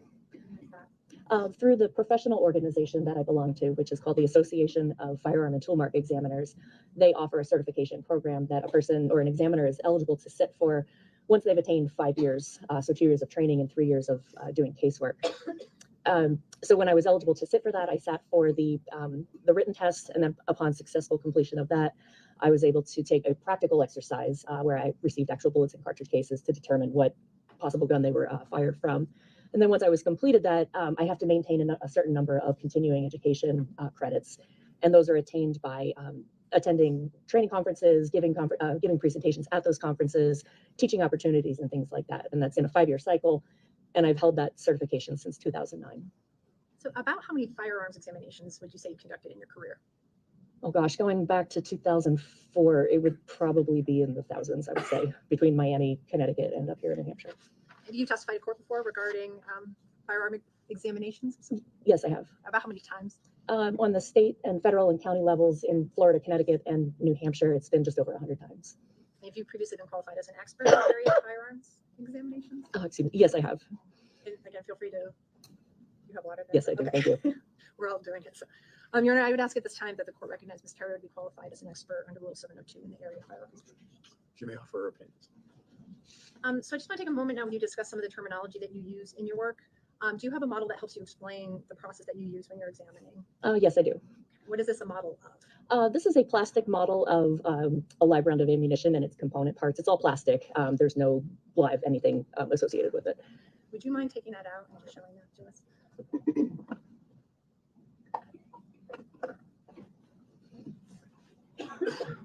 If you're comfortable where you are, I'll just ask if you can hold it up high enough that we can just kind of see it over some of the stuff that's in front of you. Sure, yes. The speaker there. Yes. But can you use this and explain to us what a round of ammunition is composed of? Sure. So what I have here, again, is a plastic model of what is a live round of ammunition. Some people might know it just as a bullet, but it's actually made up of 4 different component parts. So this outer light tan color area is called the cartridge case or the casing. And what's held inside of that is gunpowder. Now, if you look at the back or the bottom of the cartridge case, there's this small circular area called the primer. The primer is a shock sensitive material. So when this live round of ammunition is in a firearm, when the trigger is pulled and the firing pin moves forward to strike this primer area, that causes a small detonation, and that ignites the gunpowder that's housed within this cartridge case. So when that gunpowder starts to burn, a whole lot of heat and energy is built up. So that will then send the bullet, which is actually seated in the mouth or the opening of this cartridge case, all that heat and energy sends this bullet down the barrel of the firearm and onto the target. And depending on what type of firearm it is that you're firing, this cartridge case that's now empty will either be extracted and ejected from the gun and land on the ground, or it can remain inside of the gun until the person operating the gun manually removes it from the cylinder of the gun. So you talked about the fact that a cartridge case, different things happen depending on what kind of weapon you're talking about. Can you explain what happens with a semi-automatic firearm? Yes, but first let me explain a little bit about what a semi-automatic firearm is. Typically it's a handgun, or it can be a long gun like a rifle too. But what semi-automatic means is that with each pull of the trigger, the gun will fire. And that's a little bit different from, say, the type of firearm that like John Wayne, for example, would walk around with. He had what's called a revolver. So that's a little bit of a different way that the gun operates, where these cartridges are held in a metal piece called a cylinder. And once the person is finished shooting, these empty cartridge cases remain inside. But in a semi-automatic firearm, when the gun is fired, these empty cartridge cases are extracted and ejected, and they are sent out of the firearm. And you see a lot of those types of firearms in like movies and TV and that sort of thing. So every time the trigger is pulled with a semi-automatic firearm, the gun fires the bullet and then ejects the empty casing in some direction. I won't say Yes. necessarily on this side, but Yes, it will. in the direction. Each time the gun is fired, the empty cartridge case will be extracted and ejected, and typically that comes out of the gun on the top side of it, and it's ejected to the right and generally to the rear. And then the gun puts another cartridge into the chamber so it's ready to fire again without the person having to do that. That's correct. Can you explain to us what the difference is between the firing of a semi-automatic weapon and an automatic weapon, or what people might think of as like a machine gun? Just explain that distinction for us. Sure. So a typical semi-automatic firearm is one where every time the person pulls the trigger, the gun will fire. There's a set of components on the inside that sort of resets every time when you pull the trigger and then when you let go. So every time you pull the trigger rearward, the gun fires, the cartridge case is extracted, the bullet goes down the barrel, and that whole system sort of resets, and you can then pull the trigger again to fire the gun again. Now that's a little bit different from what you just mentioned about a fully automatic firearm, in which that process of firing the gun, extracting the cartridge case, the bullet traveling down the barrel, where that's repeated many times with the person holding the trigger backward, like holding it and keeping it to the rear, where as long as there's ammunition in the gun will continue to fire until either it runs out of ammunition or if the person lets go of the trigger with their finger. So if you have a semi-automatic firearm, is it fair to say that, or just to be clear, does every shot from that firearm require a separate squeeze of the trigger from the person holding it? It would, yes. So I'd like to ask you about the testing that you did in connection with this particular case. Yes. Which items or items were you asked to examine? There was a Glock semi-automatic pistol that was submitted to the laboratory for this case, as well as a magazine and live ammunition. And as part of the examination that you did you prepare a report outlining your conclusions with regard to these items? Yes, I did. Did you also take photos of the firearm that you've examined? I did, yes. What I'd like to do is show you State's Exhibit 54. What are we looking at in this photo? So this is a photograph of the firearm that I examined. When I opened the box, I typically will take a photograph of the firearm of how I received it. So inside of this gun box is the Glock pistol. There's an orange safety strap that's going through the action of the firearm, the one that's sort of running up and down along the grip there. There's two orange, excuse me, zip ties that are strapping it to the package. And on the front of the firearm, there's also a flashlight that's mounted on the rails. And when you received it, is this how it comes packaged to you? Is there like a protocol for how the lab takes in the firearm? Typically, yes. This is standard submission condition for firearms that come to the laboratory. So could you describe this particular pistol and how it works? Yes, so this is a Glock semi-automatic pistol. Glock is a brand of firearm. They're from Austria that makes all different types of models of pistol. So this is a semi-automatic, and as I mentioned, on the front end of the firearm, there's sort of a laser and a flashlight combination that's mounted there. That's the black object that's right above the ruler there. But again, it's a semi-automatic. In a separate package, there was the magazine, or sometimes what people will call a clip, but that's the device that holds the live rounds of ammunition. So the way that this firearm operates is that if you have the magazine, and it's a sort of a spring-loaded little box container that you put the live rounds of ammunition in, that would then be inserted into the grip or the handle of the firearm. That area right there is hollow so that it accepts, it fits a magazine in there.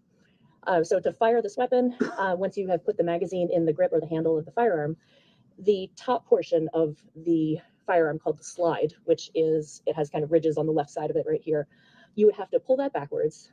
It's under spring tension, so when you pull it backwards and then let it go, it will spring into place. And as that slide moves forward, it's going to take a round of ammunition from the magazine and then place it into what's called the chamber of the firearm. And at that point, this firearm would be then ready to fire. So what is required of a user? You've explained to us what's required of the user to shoot a bullet from this particular pistol. Well, I should say you've explained to us how the bullet is in place with the machine. What is then required at that point for the user to actually shoot the gun? So once that slide has been retracted and let to go forward, which will then chamber a live round of ammunition, at that point, this type of pistol is ready to be fired. So then using your finger, you would then place your finger on the trigger, which in the middle of the firearm there, it's sort of that sort of triangular shape. You would place your finger on there and pull that backwards. In this particular type of firearm, pulling the trigger deactivates the safety features that are in the firearm. There's one that you can see on the outside here, which I can explain in just a moment. But pulling the trigger in a Glock pistol will then deactivate the safety features and the gun can be fired. Can you explain to us what you mean by these safety features? Yes. So actually, may I? Yeah, Am I allowed absolutely. to step down and point? If you want to come down to the side of the, maybe that would be. Okay, so as I mentioned, the this particular pistol has what's called Just going to move the microphone just so we can get you on the recording. Okay. So this pistol has what's called one of the safety features is called a trigger safety. So if we're looking right here, this piece right here is the trigger, and this little piece that juts out, sort of sticking out from it, is called the trigger safety. And the only way that that can be deactivated is by placing your finger on that trigger and the trigger safety, and oh, there we go, and pulling that backwards. When you pull the trigger, that allows this little piece right here that's normally in contact with the frame of the gun that will keep the trigger from moving. Once you press that whole set, the trigger and the safety, that will then deactivate that safety. But otherwise, if the firearm is just sitting, no one's touching it, no one's handling it, when it's at rest, this little trigger safety will keep the trigger from moving, the whole trigger from moving backwards. Does that also mean that if you hit the trigger from the side, for example, or dowseled it in some way, could it fire at that point? No, it would not. It protects it protects the gun from firing unless a person's finger is actually fully squarely on that trigger, being able to pull it backwards. So if your finger were to slip off, or if you were to drop it or anything like that, that trigger safety will keep that trigger from moving rearward. And so what's required to shoot multiple bullets from this particular gun if you were going to shoot in a row? So as I mentioned just before, once the magazine is inserted and the slide has been retracted and a round has been placed in the chamber, you would just need to pull the trigger to fire. What happens next, all of this happens in a very, very quick fashion, in like an instant. There's a part of the firearm that's housed in this area of the slide called the firing pin, and pulling the trigger allows that firing pin to move forward and strike the primer of a cartridge. That primer was that small shock-sensitive material on the round of ammunition. Once that occurs, the firearm will go off. All of that energy and heat will send the bullet down the barrel of the firearm, and then all of that energy that was created pushes backwards on the slide and overcomes that spring pressure. That backward movement of the slide will then extract and eject the cartridge case that's now empty and eject it onto the ground. And then as the slide moves forward again, if there's ammunition in the magazine, it'll take the next round of ammunition and put it into the chamber of the gun. All of the internal parts have been reset, and you could pull the trigger again, and then the gun would fire again. And that process would be repeated until you either run out of ammunition or you stop pulling the trigger. So just to be clear, the gun's resetting itself essentially after you use it, but you still need to actively pull the trigger to shoot another bullet? That's correct, yes. Is there anything else that we should know about before I ask you to sit down, is there anything else that you wanted to indicate to us about the outside of the weapon? No, that's it. Just the slide. This is the grip area right here. That's hollow where the magazine goes, the source of ammunition. And right here is the trigger. You mentioned a flashlight also? This device right here that's mounted on the front end of the firearm, it's a combination of a laser, like a laser pointer, and a flashlight that was mounted on there. And so this specific firearm, does it have any sort of lever or button that you switch to turn on or off? Like sometimes you go for a safety on the external part of the weapon? No, excuse me. This doesn't have any external safeties besides that trigger safety that we just talked about. All of the other safety features are housed inside of the firearm. Thank you. You can take a seat here.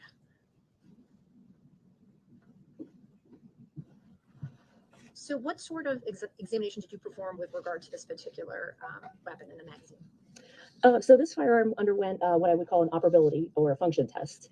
When the firearm was delivered to the laboratory and it was ready to be worked, essentially I have a worksheet that I fill out that collects all of the information about the gun. So some of the basic things like the make, model, serial number, it would be how it operates, what are those safety features that are present on this firearm, its overall condition. I'll look down the barrel to count the number of lands and grooves, which is rifling, that's inside of the gun barrel. I will do what's called a trigger pull test to see how many pounds of pressure it takes to pull the trigger of the firearm. I will conduct what's called a jar off test to determine whether or not it's susceptible to an unintentional discharge from it being dropped or something striking it. Once I've gone through all of that, the final step in the testing phase would be then to actually test fire it myself. And in that process, I'll select ammunition from the laboratory supply. The ammunition gets marked with the case number, T1, T2 as in test number 1, 2, 3, however many I fire. And once I've done that, there's a special room at the laboratory that houses basically a water tank, a big tank of water that a firearms examiner can test fire guns in. And that allows me to collect bullets from that firearm and collect the cartridge cases as well for any comparisons that may need to be done. So, and you engaged in this type of testing with this particular weapon? I did, yes. What conclusions did you reach about the functionality of this pistol? It was examined, it was test fired, and I found it to function normally. And I found that it was not susceptible to any type of accidental discharge due to jar off. And did you reach any conclusions about the magazine? The magazine that was submitted along with this, it was capable of holding 17 cartridges, and it's compatible with this pistol, and it was also used for test firing. And just one more detail I wanted to ask you about, were there certain exhibit numbers that these items came to you with? Yes, the firearm, the submission number for that, or the exhibit number, was BML, as in Bob, Mary, Larry 1, and then the package with the magazine and the live ammunition was BML1B. And who assigns those Typ- and letters to them? Typically, those indications are given by typically the crime scene personnel. Let's see. Yeah, so typically the people that collect the items from the crime scene, I believe that's usually their initials of the person that collected it.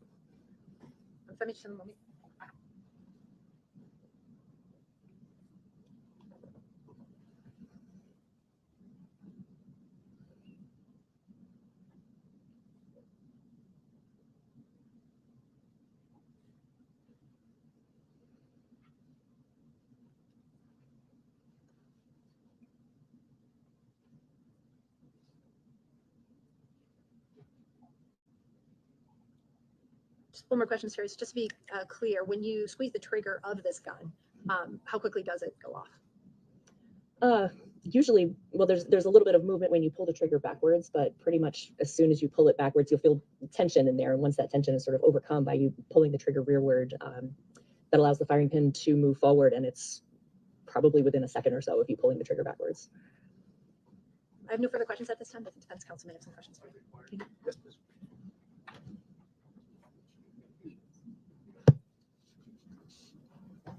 Good afternoon. Good afternoon. Ms. Terry, I just want to take you through a couple of questions about the lab first, and then we'll get into your testing. Yes. I believe you already testified that this is how you received this particular item at the lab. Yes. Okay. And you received a magazine as well, correct? Yes, there was a second package that contained the magazine and some live cartridges. Okay. How many live cartridges, if you recall? There were 4. Okay. Was that documented in your report? Yes. I'm going to show you a document. And I believe that there are a number of documents that get generated as a result of your examination, correct? Yes, there are. I'm going to briefly ask you, are you familiar with what's called an evidence examination request? Yes. If I showed you an evidence examination request, would you be able to identify it? Yes, I can check to see if the case number is what I have here in front of me. And that's my next question. Are these items and are these examinations and tests identified in a particular way so that you know what case you're working on? Every case that comes into the laboratory, yes, is designated with a laboratory case number that coincides with whatever the police agency case number is. Take a look at this. Thank you. Does this look like that document? Yes, it does. The case number that's on here corresponds to what I have in my notes and on my report. Now, does that document include both the firearm as you've identified on the screen as well as the magazine? It does, Are yes. they labeled in a particular way? I don't see any difference between the one is the firearm is listed as BML1, and the package with the magazine and the ammunition is BML1B. Okay. And those were 2 separate packages. They came to you separately. That's correct. Do you recall if the magazine came loaded with ammunition? If I can consult my notes just to refresh my memory. Is your memory exhausted? No, Do you need to consult your notes to determine how many rounds of ammunition came with the package? it's not something I have committed to memory, but I do have notes on whether or not the magazine was loaded or if it was unloaded at that time. Please consult your notes.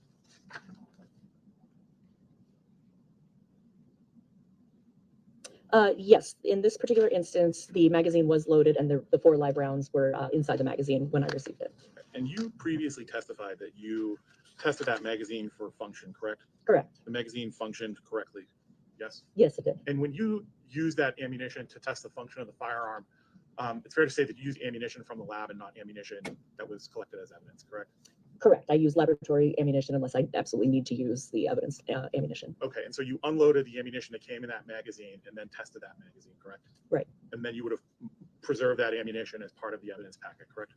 Correct. Typically, I will place it into a small Ziploc bag, and that goes back into the original packaging with the magazine. You document your findings, correct? I do, yes. As a matter of fact, you just referenced in front of the jury that you take notes as a result of this. I do, yes. And it's good practice as a forensic examiner to take notes and to write everything down so that in case you have to testify in front of a jury, you have an opportunity to talk about the tests you did, any values or data that you gathered, correct? Correct. I want to take you very briefly through something called a firearm examination worksheet. Do you have that with your notes today? I do, yes. Okay. So very briefly, I want to take you through your firearm examination worksheet that you filled out. So just so that we're clear, the lab number that you have on your notes, is that L2301755? That's correct, it is. Okay. And is that worksheet dated 4/10/23? It is. Okay. Are those your initials in the top right-hand corner under examiner? Yes, JRT. JRT, okay. And again, the exhibit number, that matches the item that you believe you brought in for testing, correct? I didn't bring it into the laboratory. It was submitted by police personnel, but yes, BML1 is the exhibit on my worksheet. I guess I should rephrase. When you accepted this item in for testing, is that the correct number? Yes, it is BML1. And we've already identified that it came in this box. Is there anything else about the box? Was it sealed? Was it unsealed? Anything like that? It was sealed with blue and red evidence tape. It was a typical gun box that handguns are typically submitted to the laboratory. That's standard, correct? It is, yes.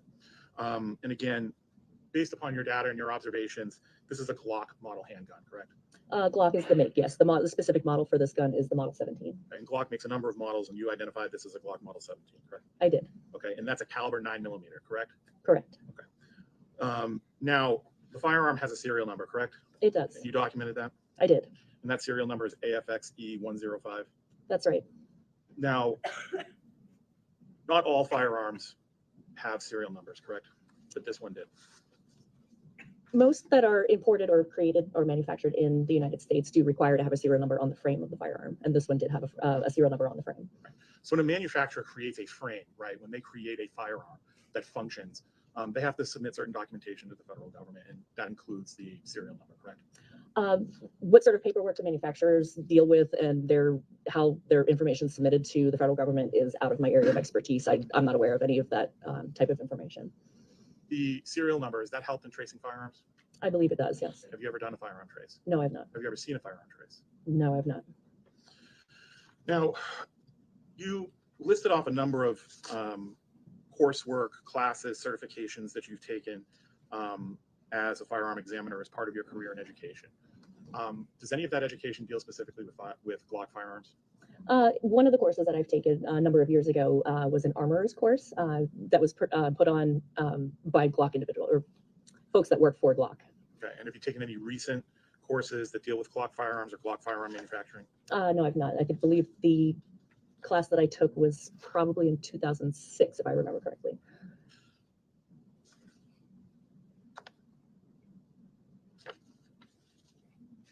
You believe that that was the last time that you took a class on Glocks? I believe that was the only time I had taken an armorer's course by Glock, yes. Okay. You didn't attend a training called Manufacturing Methods of Glock Pistols in 2022? That was a webinar that was presented by my colleagues in the field on Glock pistols, and that was talking a little bit about, if I remember correctly, about the way that their barrels are manufactured. Okay. The state brought you through how this particular firearm functions, correct? Yes.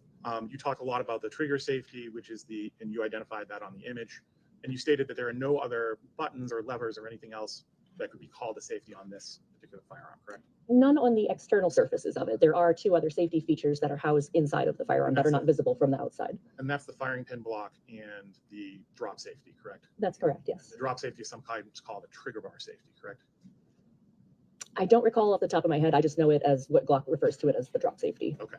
And all of these function to make sure that unless somebody pulls the trigger, the gun does not go off. Correct. Yes. In pulling the trigger on a Glock pistol, that will disengage the trigger safety as well as the two internal ones, the drop safety and the firing pin safety. You conducted an examination of this particular Glock pistol with this serial number, and you found it to be functioning normally, correct? That's correct. You couldn't get it to go off by dropping it or striking it with a mallet or a hammer or anything like that, correct? That's right. No, it functioned normally as I would expect it to. And you tested and you recorded the data that this particular firearm has a trigger pull of approximately 7.5 pounds. 7 to 7.5 pounds, yes. And that's in the normal range for a Glock firearm? It's typical, yes. Okay. And you, beyond the fact that the firearm functioned when you tested it, Did you disassemble the firearm to check the internal mechanisms of the firearm? No, I did not. But you loaded it with a magazine, you brought it to a testing facility, you pulled the trigger, and it functioned properly, correct? Yes, when I test fired it the 3 times, I found that it operated without any type of malfunction. And again, you couldn't get it to malfunction by striking it, dropping it, or conducting any other tests like that, correct?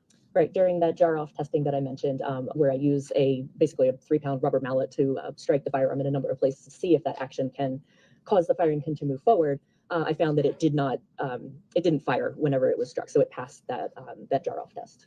So once an individual were to place a loaded magazine into this particular Glock firearm and pull back that slide, for lack of a better term, to make it ready to shoot, they need do nothing else but pull the trigger, correct? That's correct. No other manipulations of the item need to be made in order to fire it, correct? Right, once a round has been chambered, meaning that, like you said, that slide moves forward, takes a live round of ammunition from the magazine and puts it into the chamber. At that point, the person can pull the trigger, which disengages those 3 safeties, and the gun could fire. It's designed to work that way. Yes. It's a popular firearm, correct? As far as I know, yes. Glock firearms are used by police officers. I know that they are duty weapons for a number of The agencies. Glock firearm, something you can go down to a licensed federal dealer and buy as a civilian. I would imagine so, yes. Just a brief note with regards to the flashlight. Other than it being a flashlight or a laser, I think you described it as, does it modify or change the function of the item, of the firearm or the handgun? No, I don't believe it does. In fact, when I go to test fire it, I typically take those off of the front end of the firearm so it'll fit into the port of the shoot tank that I fire into.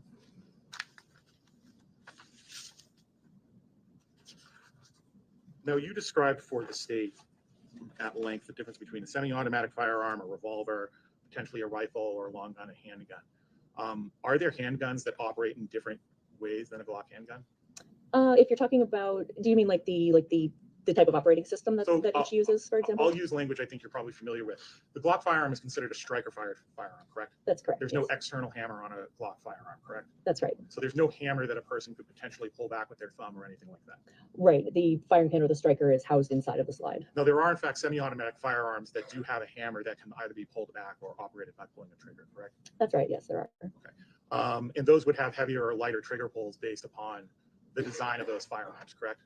That's true. Yes, depending on how those firearms operate, there could be a variety of trigger pull weights depending on how the firearm operates.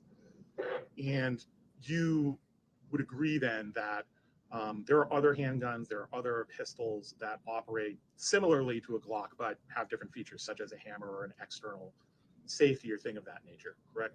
Yes, there are a variety of semi-automatic pistols that might operate a little bit differently, but and have different features that make the gun function.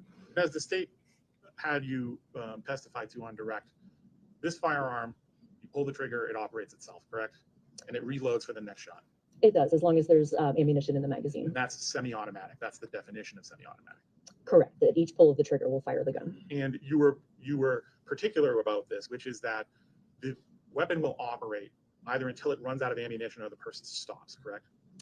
Correct. With magazine, if there's ammunition in it and you fire, you continue to fire by pulling the trigger. Yes, either you stop shooting or if you run out of cartridges, yes. Okay. And bringing you back, this item came to the lab with a magazine that was submitted with it, correct? Yes, it was packaged separately. Now that magazine came in with the same incident number and the same lab number, correct? That's right. And that would lead you to believe that it was an item that was submitted or seized with this firearm, correct?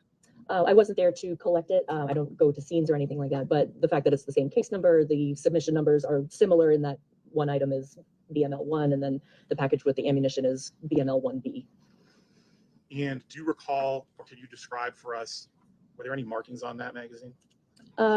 There's manufacturing information that's stamped on there, yes. Okay. And do you recall with regards to this particular item that you examined, whether or not there was manufacturing information?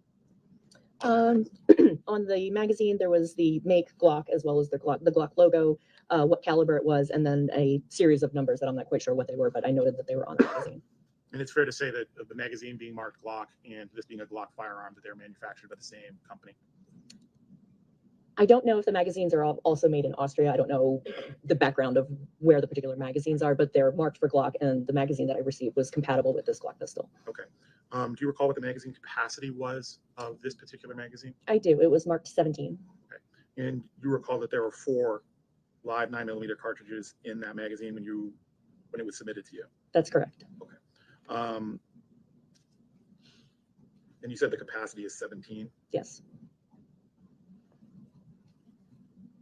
And so essentially the magazine came to you. I just want to be clear because I'm not sure that I heard you say this. The magazine was loaded when you received it. Yes. And you had to unload it. Correct. It was packaged inside of a small manila envelope, and the magazine in there did have 4 cartridges that were in it. So when I conduct my examination, I take those live rounds out of the magazine. Okay. As is the typical practice at your forensic laboratory, was this submitted to you? Did you check it out of an evidence room? Could you walk us through that procedure? Yes, typically when the items are submitted to the laboratory, they are brought to the front desk of the laboratory, which is called evidence control. At that point, it's typically brought in by police personnel. The folks that work at the evidence control area will then check the items in, and through our computer system, a set of barcode stickers is created that contains the laboratory case number as well as the police agency case number, the item number or exhibit number. So in this case, BML1 and BML1B, and then a barcode. And that barcode is basically what tracks the item as it makes its way through the laboratory. So it was brought into the laboratory and it was checked in by the evidence control personnel and then put into a storage area in the evidence control area. So when I'm ready to work the case, I will then request from the evidence control personnel the items related to this. So in this case, it was the gun and the magazine. They let me know when they've retrieved it from storage. I will go up to the front counter and they will transfer those items to me. And that transaction is recorded in the computer system through scanning the barcode items, as well as myself and the other person putting in PIN numbers to make that exchange. So once I've done that, then I take the firearm to my work area and then I begin my examination. Okay. So at that point, it's in my custody. And once it's in your custody and once you take it to your examination area, you take care to document everything about anything you're examining, correct? Correct, yes. And so you would have noted, again, all the data that we already talked about, the model number, the manufacturer, the capacity of the magazine, all of those things are important, correct? Yes, all of that information about the gun is what I document in Including my the fact that it came to you loaded, correct? The gun itself wasn't loaded. I apologize, the magazine came to you loaded. The magazine did have ammunition in it, but at that point, the magazine and the firearm are separate, so packaged separately, and there's no issue of like a loaded gun or anything like that coming in. Understood, and that's why they're separated, essentially to keep them safe. But again, my question to you was that magazine was loaded as it came to you, correct? And you documented all that information. Yes, it was. I have no further questions for this witness, Judge. All right, you can step down. Thank you. Okay, so this is a good time to break. So we will break for the day. We will resume tomorrow at 10 o'clock. So remember, don't watch the news, don't listen to the radio, don't read the paper. See you tomorrow morning at 10 o'clock. Okay, so that concludes the yesterday's session. So now we'll switch over to today. They were supposed to start at 10 a.m., but they went on a field trip to the crime scene. So let me just queue up to where they started today. Let's see.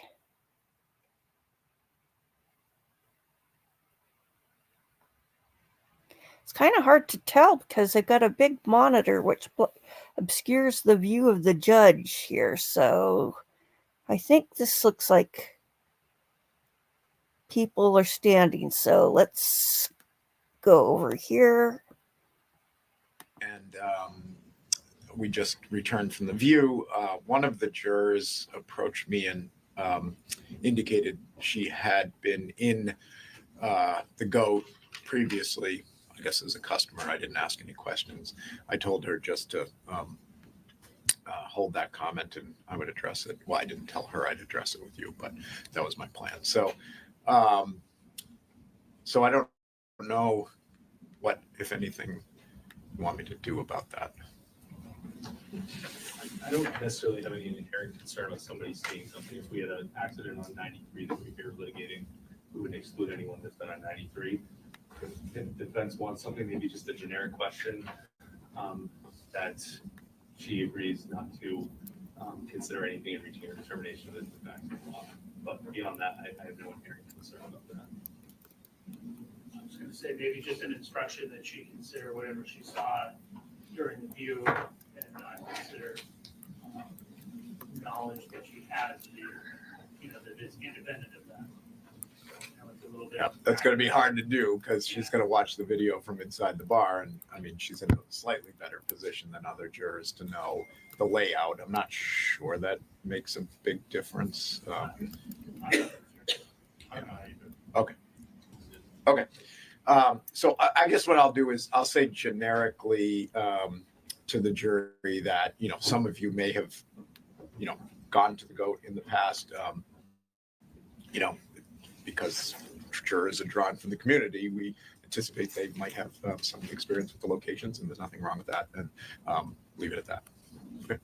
I had another question. The jurors asked one of the bailiffs a question about taking notes, so I'm just going to explain to them if there's not to allow them to take notes, so and explain why that is. So, okay, and then we can. Everyone's cell phones need to be turned off upon signing this note, please.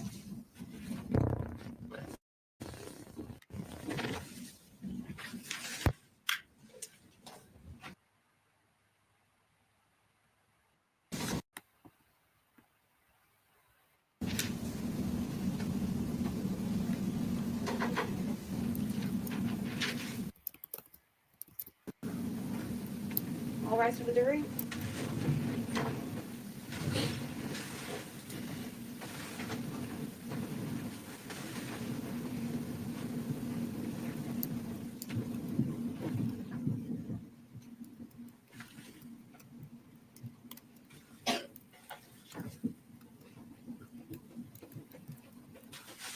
May be seated.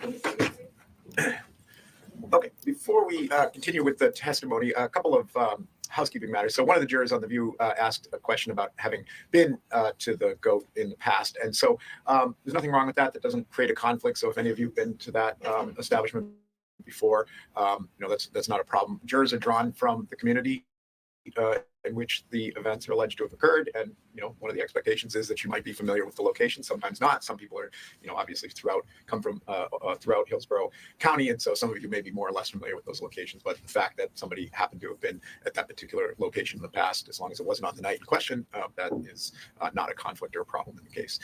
Second, one or more jurors asked a question of the bailiff about taking notes. So that's a complicated question. And sometimes I allow it and sometimes I don't. And typically in a case of a relatively short case like this, I do not take notes. And the reason for that is there are pros and cons to taking notes. You'll probably see me take notes. My job is very different than your job in this process. Your job is to determine the facts and to pay attention to the witnesses and to judge credibility. And so if, you know, jurors are taking notes, that may distract you from paying attention to the jurors or paying attention to what's going up on the screens. The other risk with taking notes is that, you know, notes are not infallible. And what can happen is, you know, once you're back in deliberations, if you have a disagreement about what a witness may have said or what may have happened during the trial, and one juror says, well, it's in my notes, so, you know, that's got to be accurate. That juror then tends to have more power, I don't want to say, but more influence in the deliberations. That's why we have 12 people. You know, the reality is that's a better decision-making process than a single person paying attention. Some of you pick up on different cues and different things, and that's why 12 people decide the case and not just one. So for the purpose of this trial, I'm not going to allow you to take notes either during the trial or don't take any notes to, you know, jot down issues when you're either at home or back in deliberations. Okay, thank you. All right, ready to call your next witness. State Coast Officer Eric Smith.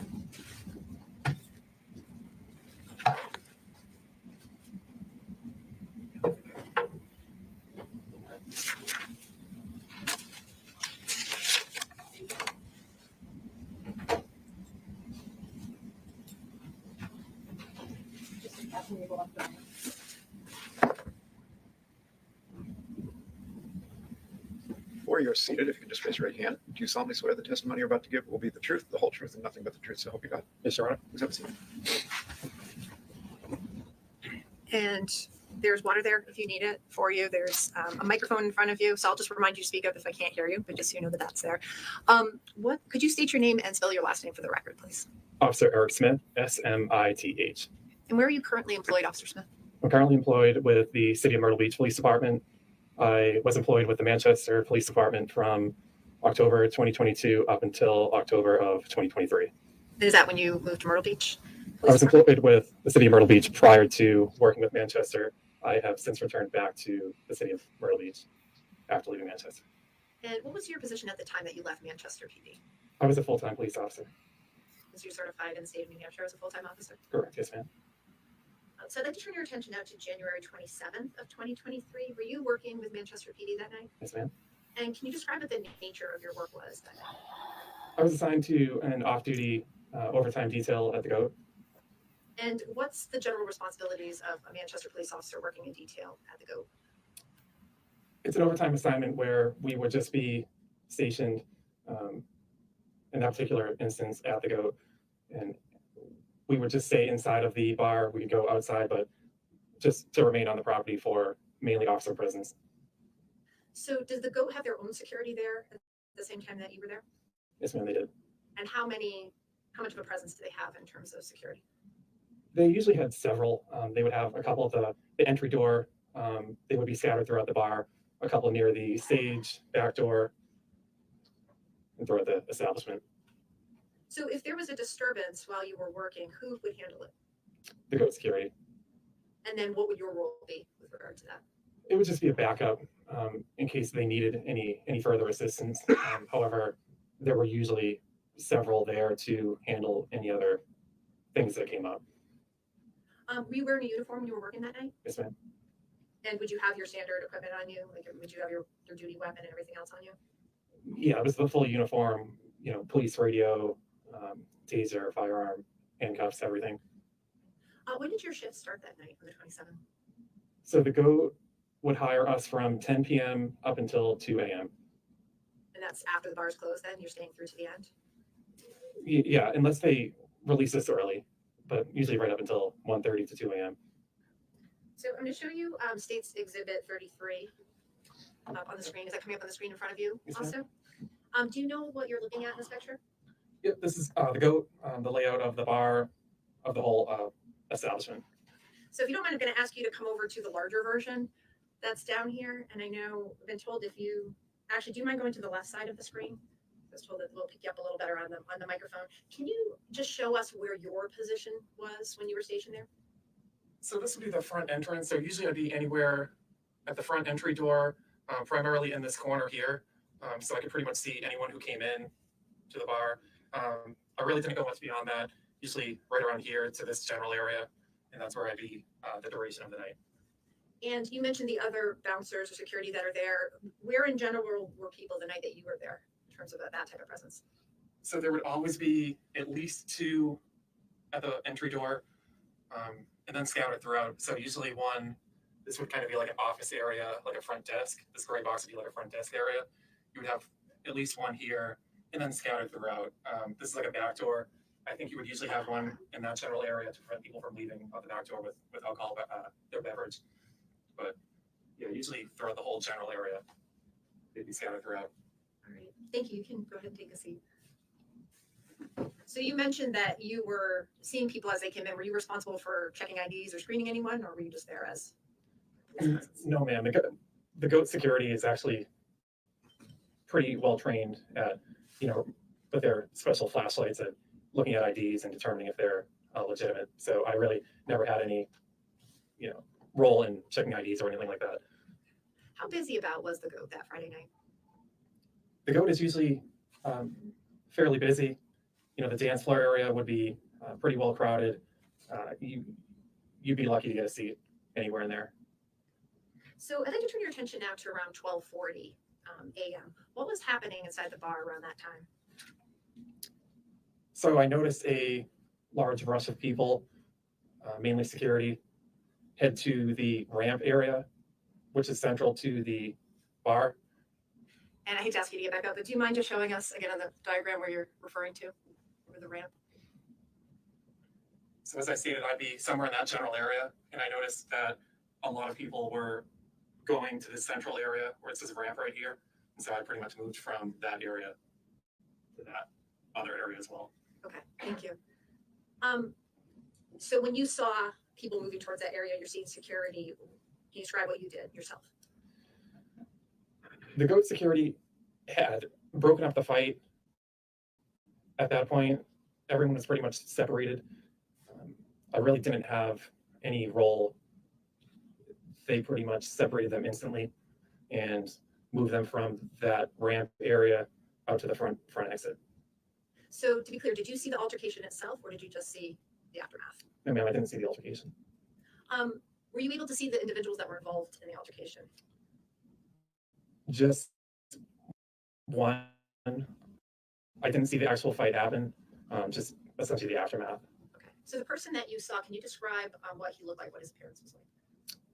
Very tall, heavyset male, white, Caucasian. And did you see him in the courtroom today? Yes, ma'am. Can you describe him by where he's sitting and something he's wearing? Full beard, shaved head, sport jacket, blue tie. May the record just reflect that the witness is a defendant, Your Honor. Can you describe what the defendant's appearance looked like to you at that time?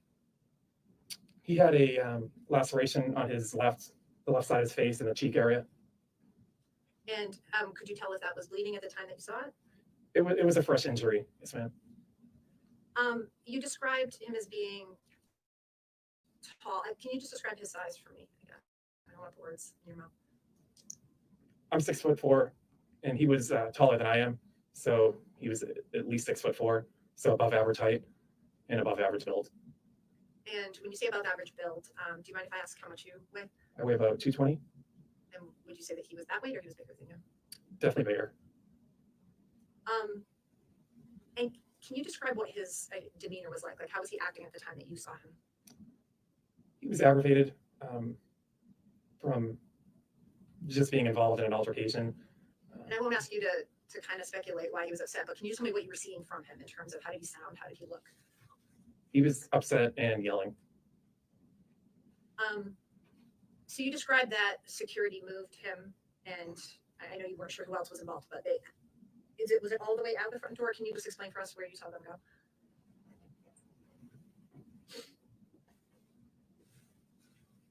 So they escorted him from the ramp area right around this main bar out the main entrance exit, and he was ejected from the bar. Okay.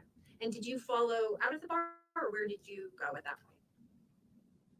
I activated my body camera as he was being ejected, and I stopped my body camera. At this point, I was still inside the bar.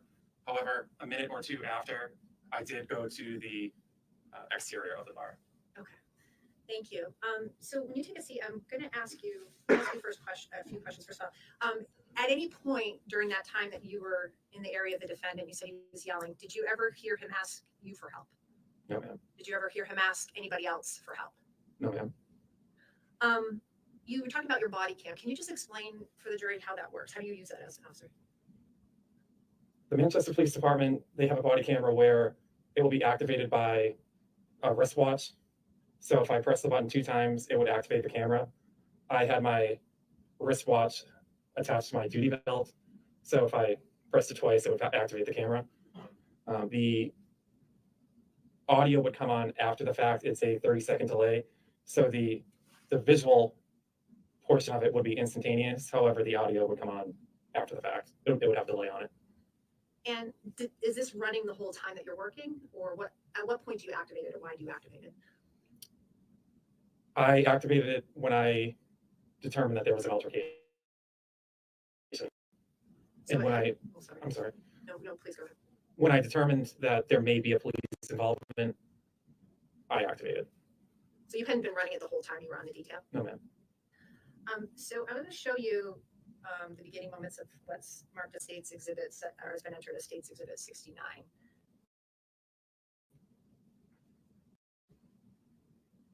Do you recognize, this is like the still before it starts, do you recognize what we're looking at here? Yes, ma'am.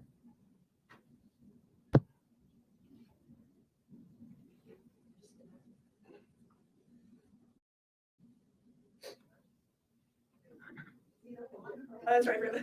Thank you. Okay, thank you. Ma'am? Okay, and what is this here? Is it okay if I get up? Oh, yeah, absolutely.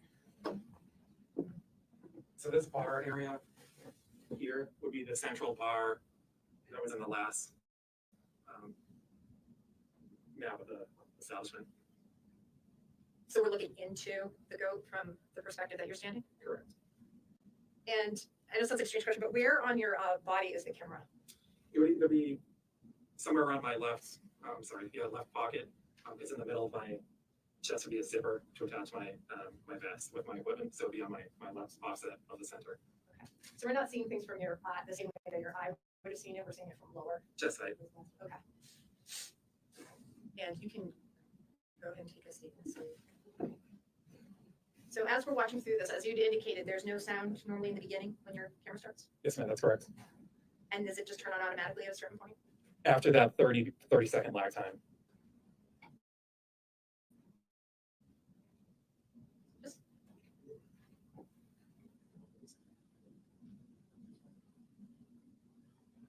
Going too far. I will watch this again. So we're seeing you right now where you were initially stationed. When you start to turn, why are you turning? What's going on? Oh, sorry, as you start to move, I should say. So, like this gentleman, for example, he has that flag on the back of his sweatshirt, hoodie sweatshirt. I recognize that they are security for the GOAT. So when I see them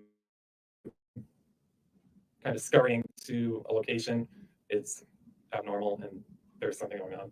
Okay. Oh, sorry, I confused the screen with moving it. But so every time we're seeing that black sweatshirt with a looks like a white flag in the back, those are security? Yep, it says Whiskey the People with the white American flag.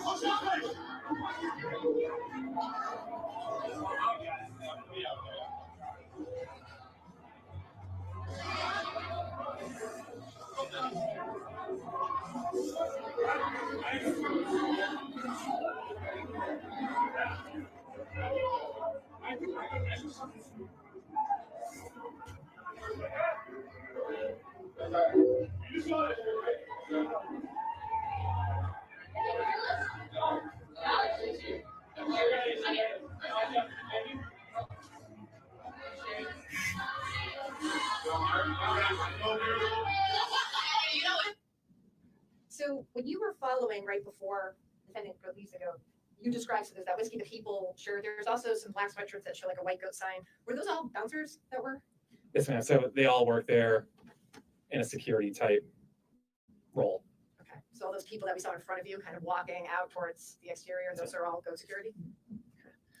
So you started to explain to us, what did you do after this point, after the defendant was kicked out of the GOAT? It appeared that security had squashed the argument. The parties were separated and he left willingly out of the bar. So what did you do at this point? Where I turned off my body camera, I stayed there for about a minute, but then I went outside as well. And after you were outside, did you observe anything that caused you concern? Not at that time. I had just been talking to a few people, and as stated in my police report, it had appeared that the argument had ended completely at that time. What happened at that point? Shortly thereafter, about a minute or two after I was outside, I heard several pops, which I determined to be gunshots.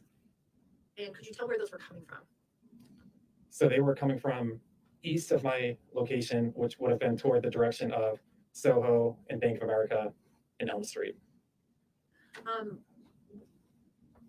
What did you do at that point when you heard what you believe were gunshots? I immediately moved in the direction of the gunshots to where the sound was coming from. And did you notify anyone of what was happening at that point? Yeah, so I went over my portable radio to notify dispatch that there were shots fired. And what happened as you started to move in that area towards Soho? As I took a few steps, I saw 2 or 3 young females in the opening of one of the businesses. It was another entryway, and they were huddled in like a fetal position, and it was clear that they were pretty scared. Once I determined that they were okay, I continued past them. And what did you see as you moved past them down the road?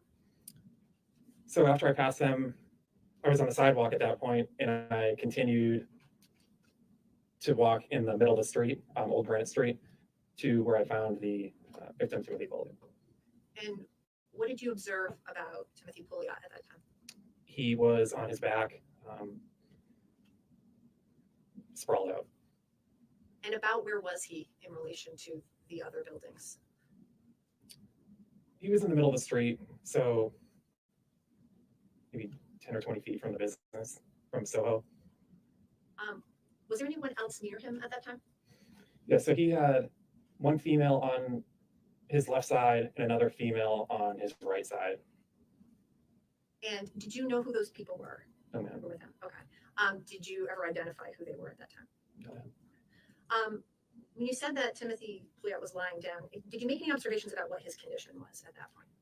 Things happened very quickly. I was unable to make contact, view him at all.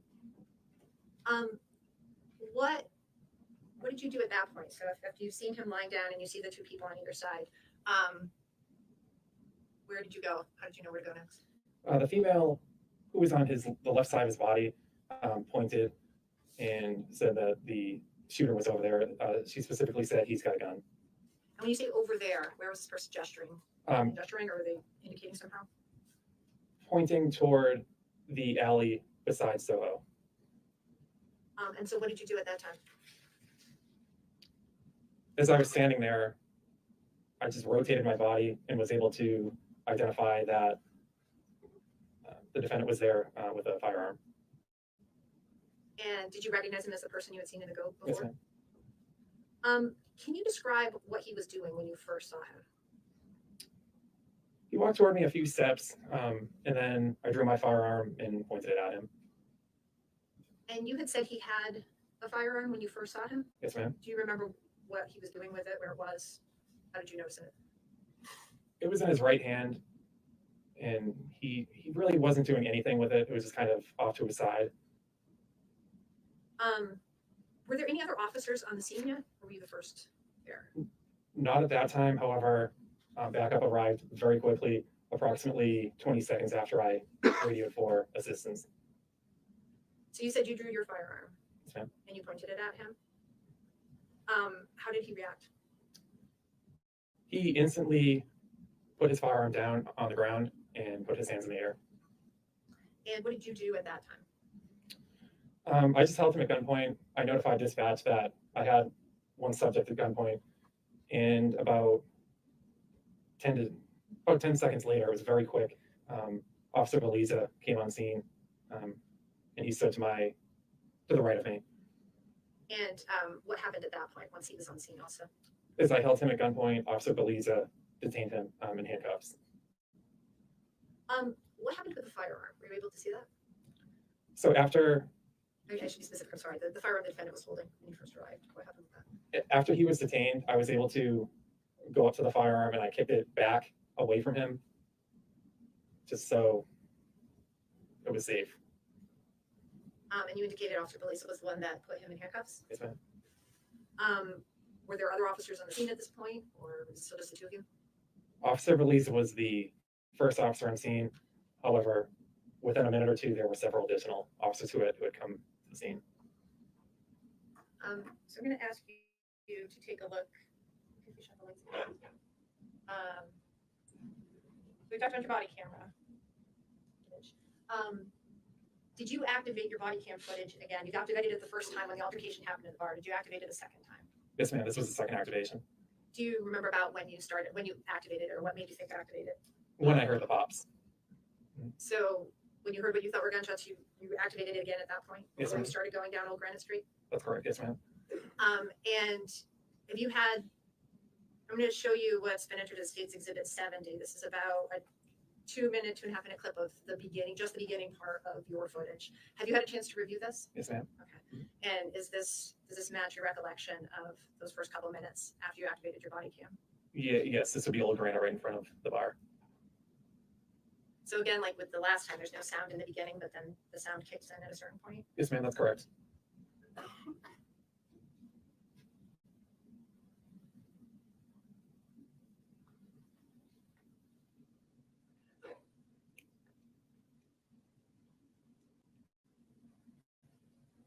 Is that the person gesturing? Mm-hmm. You can see her point, the direction.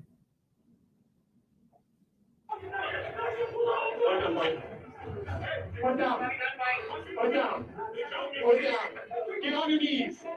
Get on your knees. Get on your knees. Put your arms out. Get on your face.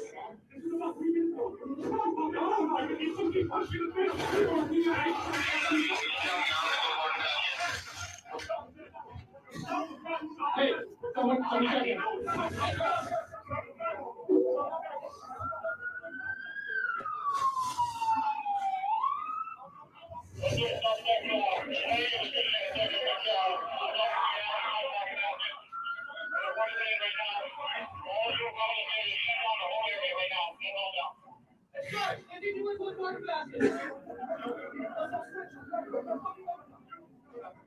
Shots fired. Guy got shot. I'll get that. Hey, Sarge, weapon here. I saw the weapon.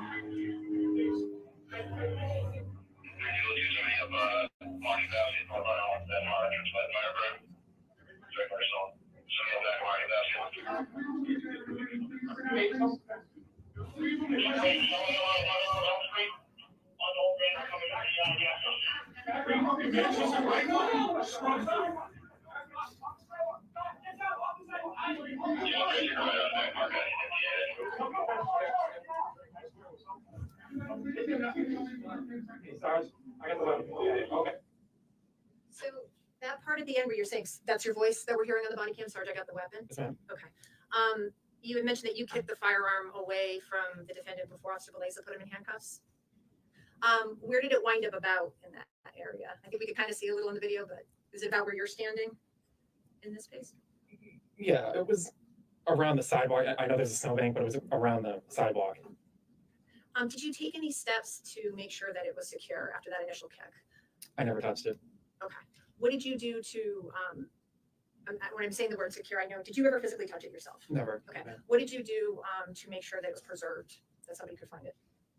I stood right next to it for approximately 20 minutes until I was relieved by Officer Gagney. The individual in the leather coat in the video, he was my supervisor, Sergeant Feather. He was the on-duty supervisor that night, and he relieved me at the scene. Just let me have a moment.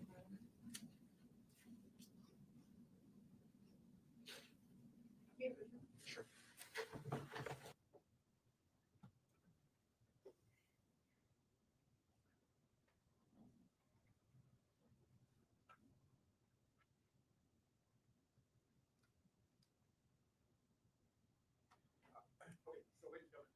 So sometimes evidence comes in part. So the video ends at this point based on some pretrial rulings I made about evidence. So don't speculate about what happened on the video or why you didn't see the rest of the video. That's based on a ruling that I made in connection with this case before this trial started. Okay.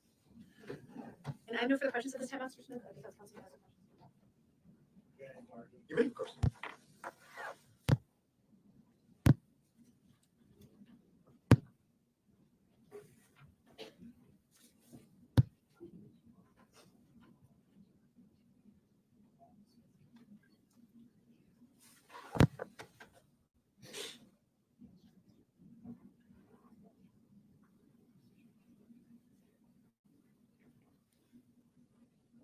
Good morning, Officer Smith. Yes, sir. So, Officer, I'm just going to take you back very briefly to the beginning of the evening. I just want to set the scene again. So if we go over some ground that we've already gone over, I do apologize. So you were on a detail at the GOAT that evening, correct? Yes, sir. And by detail, you mean that essentially the GOAT hired you to be there. You were off duty, but you were there in an official capacity. Yes, sir. Okay. And your job there is essentially to be a police presence, correct? Yes, sir. And you still retain all of your official police powers, right? You can detain, arrest, write reports, do all of those things, correct? Yes, sir. Correct. As a matter of fact, you testified that you're in full uniform, you have your radio, you have your service weapon, you have all the equipment that you would normally carry as a police officer when you're on duty, correct? Yes, sir. And that's kind of the point, right? Like you're there in uniform as a presence in the bar for safety purposes. Yes, sir. Okay. And if somebody committed a crime in your presence at the GOAT, you would have the ability to arrest that person, correct? Yes, sir. That's correct.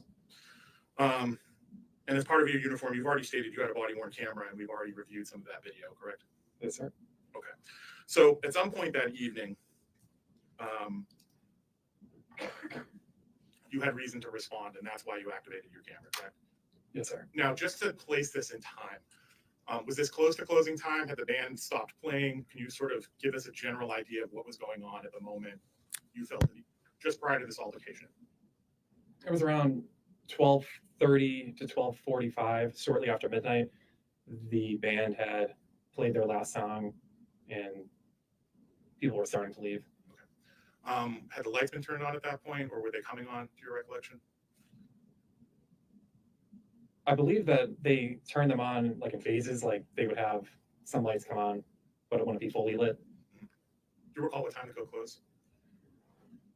The detail goes until 2 a.m. However, some nights, if people cleared out of the bar quickly, we would be signed out around 1:30. It's fair to say there were still a number of people at the goat at the time that the incident took place. Yes, sir. Now, you've already told us where you were stationed and why. I'm just going to go through that very briefly with you. You're essentially at the front of the establishment, right? Between the main portion of the bar and the doorway. Is that accurate? Correct. Does that give you a pretty good view of most of the main portion of the bar area? Yes, it does. And you were in a good enough position to see that there was some sort of an altercation going on? Yes, sir. Okay. Now, I'm going to step you through this. Judge, can I just approach? Yeah, of course.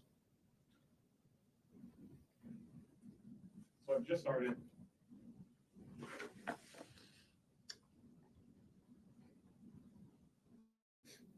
going to play this all the way through again once. I'm going to ask you some questions as we go. At some point, you turn your flashlight on, correct? To see what's going on. Correct. Yes, This sir. individual that's in front of you right now, do you know who that is? No, I don't. This pause as well, so.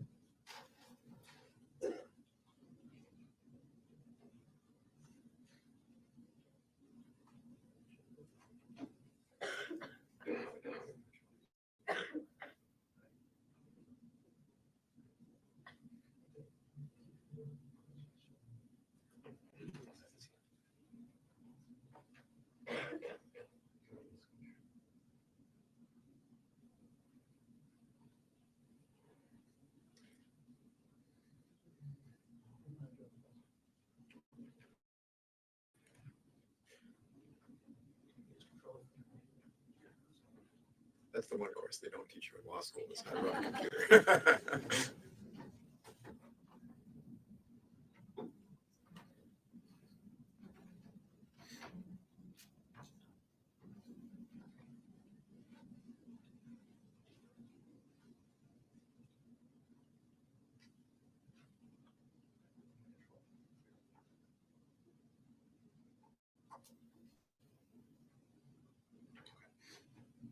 So, let me set the stage again. You've already identified that this is your body camera. This is where you start, correct? You start moving towards the incident.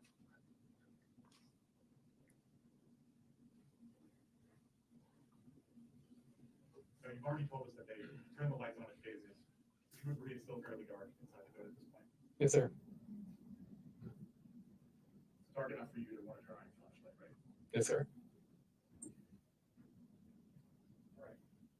Right at this moment. You don't yet have audio, correct? No, it would be the first 30 seconds where it would go without audio.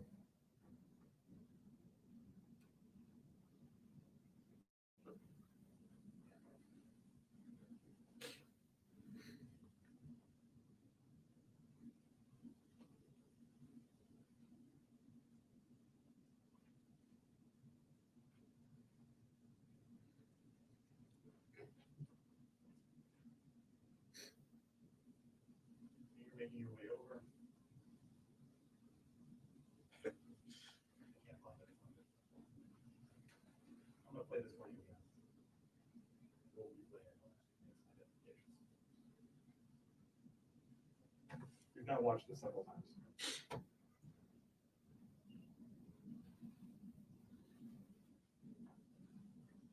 At this point, you're just making your way over, correct? Correct. You activate your flashlight. Now, you just previously said you don't know who this person is, right? Correct. I don't know who he is. Did you speak to him? No. Did he speak to you?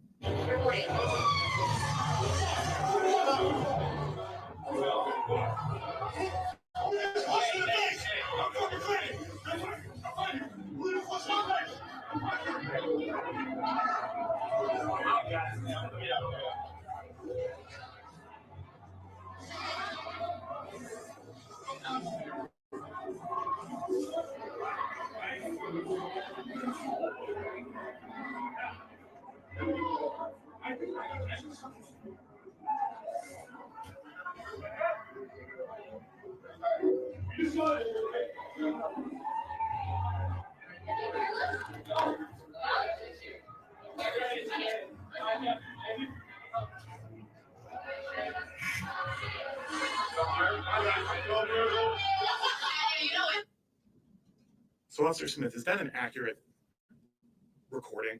Is that what happened? Yes, sir. Okay.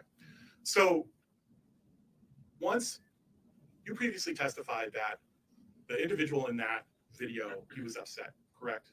He was angry, he was upset, he was injured, correct? Yes, sir. He repeats over and over again, somebody had punched him in the face. Yes, sir. Okay. And he says, come fight me. Who just punched me in the face? Come fight me. Those are his words, correct? Yes, sir. And it's fair to say that as you followed him and everybody else outside the bar, your body-worn camera continued to record the statements of the individuals involved, correct? Yes, sir. Okay. And even if you didn't hear what people were saying, your body-worn camera certainly recorded a number of statements, correct? That's accurate. Yes, sir.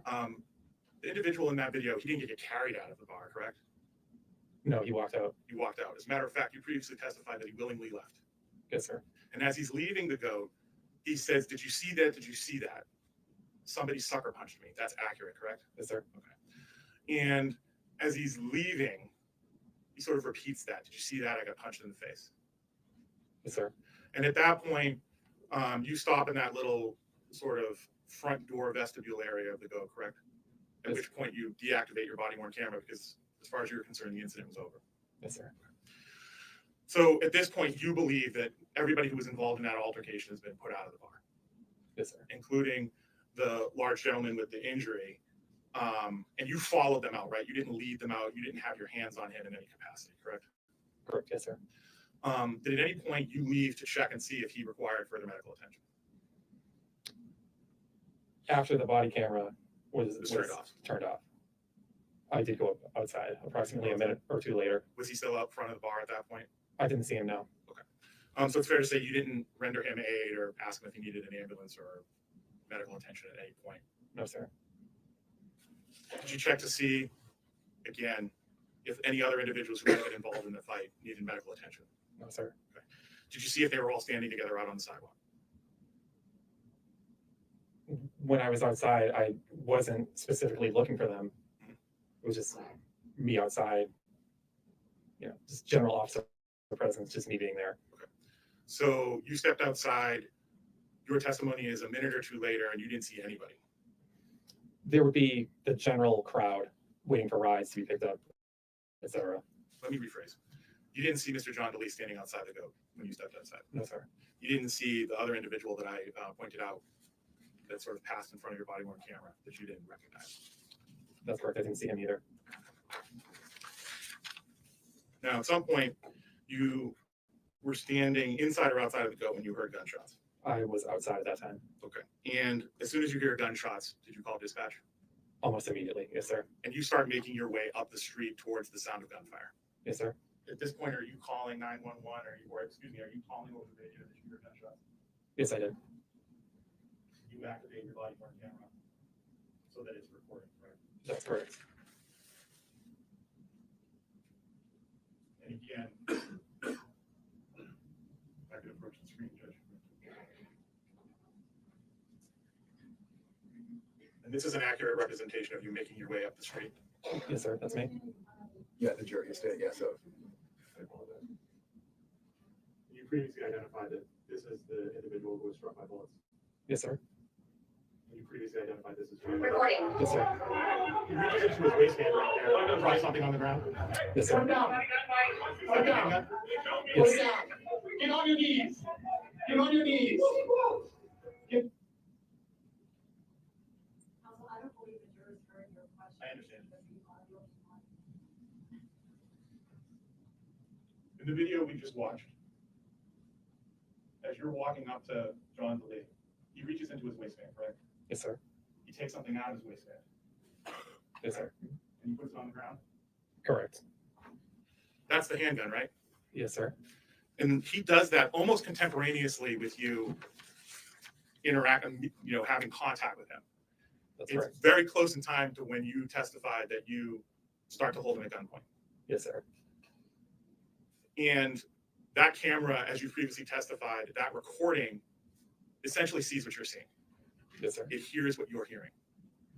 So the moment he interacts with you, he's putting the firearm on the ground. He puts his hands up. It's fair to say that he's fully complying with everything you're asking him to do. Yes, sir. With the exception of one thing, you tell him to get on his face and he doesn't do that, right?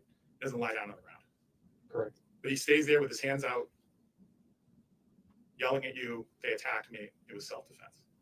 Any questions? The witness? Yeah. Well, I guess it's leading. It's cross. So these are leading questions. Go ahead.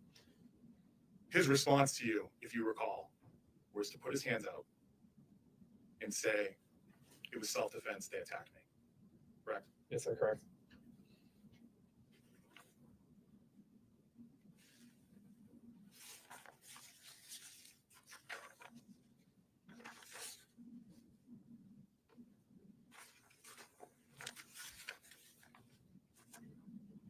I have a couple of basic questions about your training, if I could.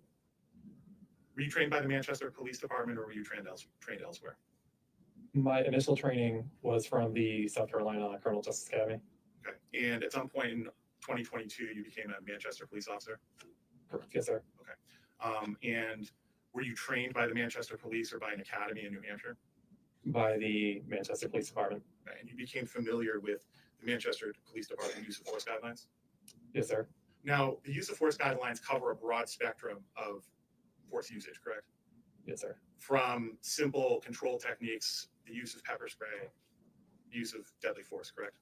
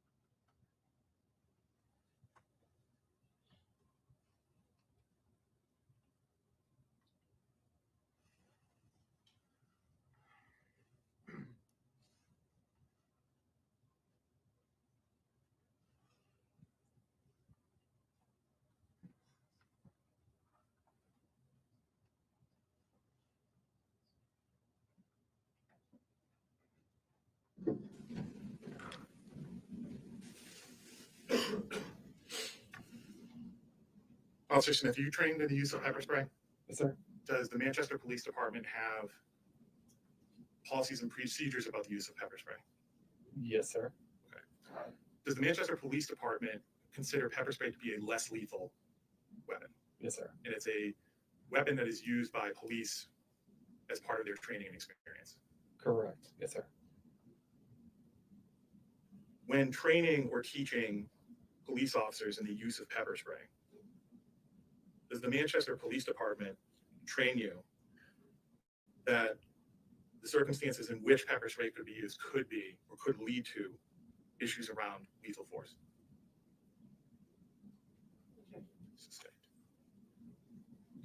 Can you repeat the question? I'll ask a different question. Is pepper spray, strike that. Does pepper spray have a disabling effect when used on individuals on the street? Yes, sir. Does it burn the eyes? It does. Does it cause difficulty breathing? Over. Does it cause difficulty breathing? Yes, sir. When it burns the eyes, can it make it difficult for somebody to see?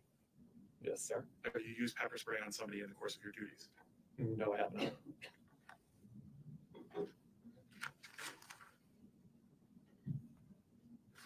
No further questions, Judge. Can you redirect?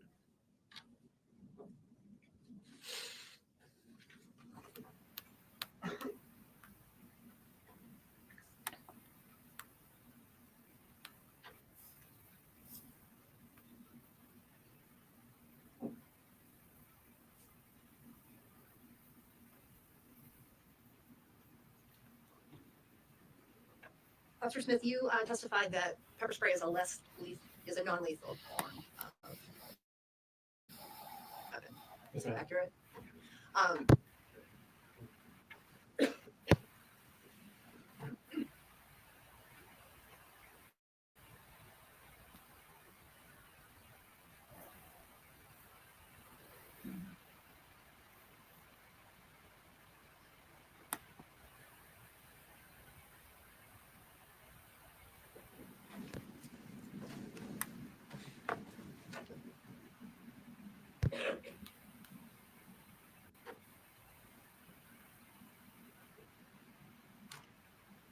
Just to clarify, Officer Smith, so you testified that pepper spray is a less lethal form of a weapon. Is that accurate? Yes, ma'am. And that's why officers use it? Correct. One of the purposes? I have no further questions. All right, you can step down. We'll take the lunch break then. So we will resume at 1 o'clock. Okay.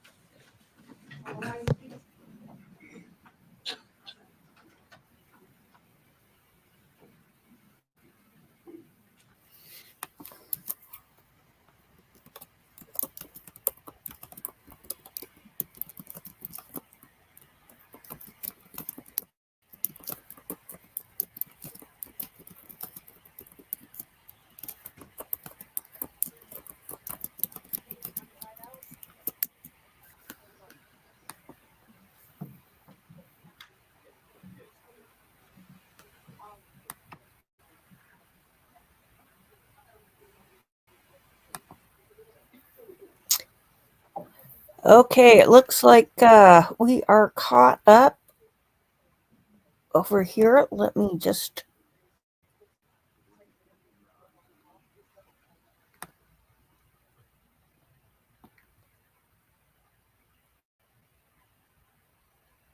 Oops. Okay, let's go over to the Daybell hearing.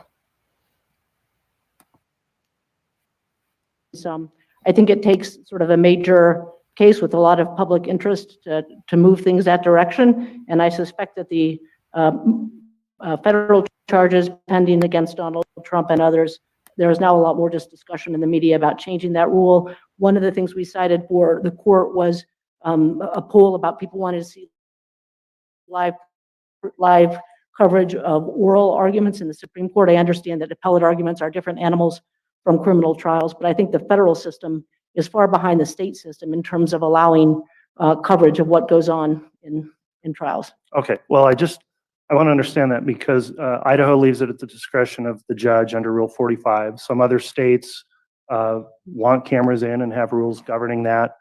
The entire federal system completely bans cameras and there are high-profile, important criminal cases of great public interest occurring all the time in the federal system. Would you agree with that? I agree, Your Honor. And in all of those proceedings, there are never cameras because it's prohibited by federal rule.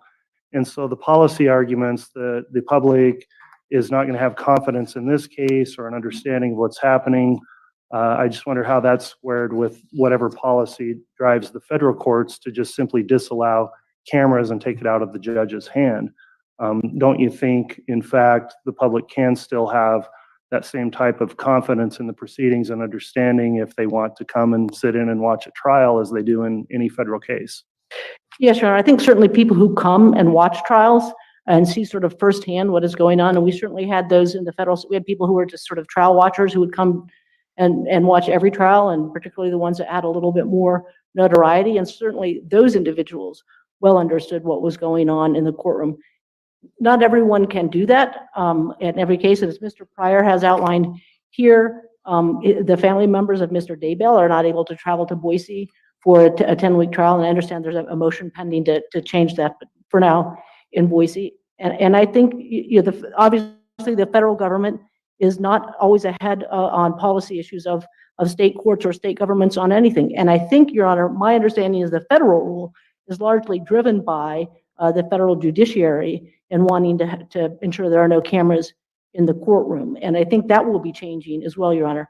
I think we're in a day and age where it is just the case that people want to see it with their own eyes. And federal courts are behind the times on that. And so there's a lot more work that needs to be done by people in the federal system, whether it's judges or former U.S. attorneys or criminal defense attorneys, to be able to articulate what goes on in those criminal courts. And there just isn't that I don't think as good of an understanding. And I do think there have been concerns expressed about outcomes in criminal cases and what it means. And there's a lot less direct information available for people to base that on. Well, Ms. Olson, I really appreciate your comments on that. It's really interesting to hear your perspective, having been on both sides of state and federal litigation and this issue. Clearly, there are policies in place in our state courts that maybe are different than they are in the federal courts. So thank you for the well-briefed argument and your oral argument today. And I thank you, Your Honor, for the opportunity to present argument and the opportunity to appear in Fremont County, which is a great courthouse. Thank you. All right. Thank you, Ms. Olson.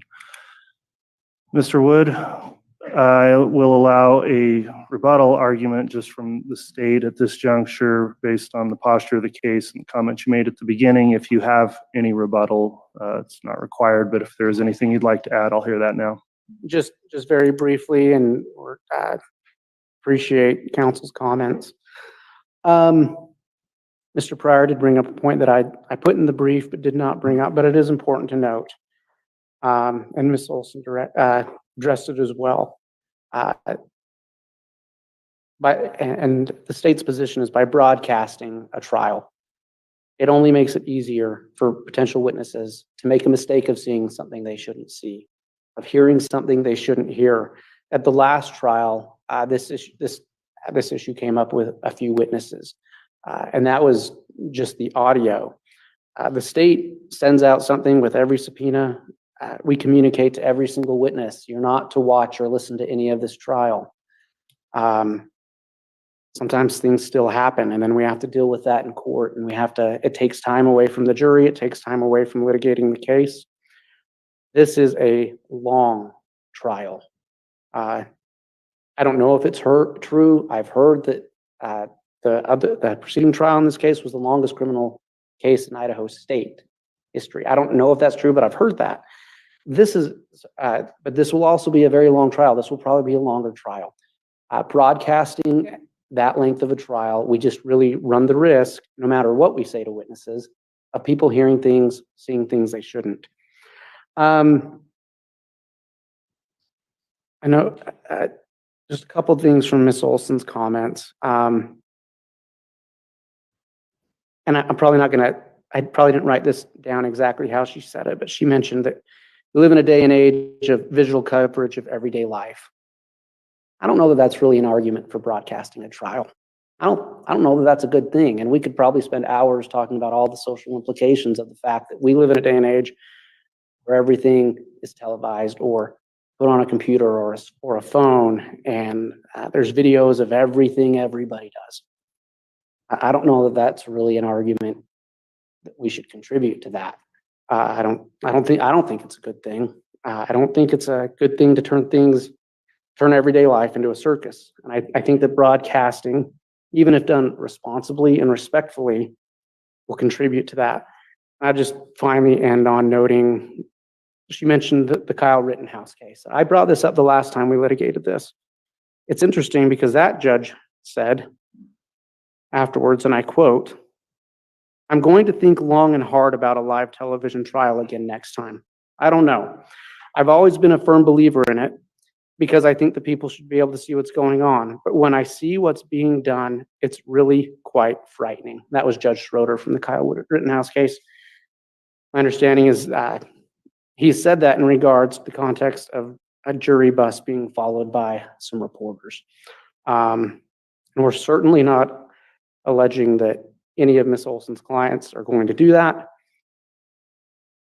But the reality is by broadcasting, we absolutely will create more of this circus type environment, more of this reality TV environment, this true crime obsession.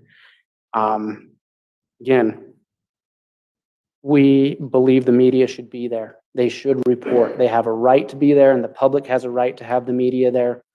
The public has a right to an open trial.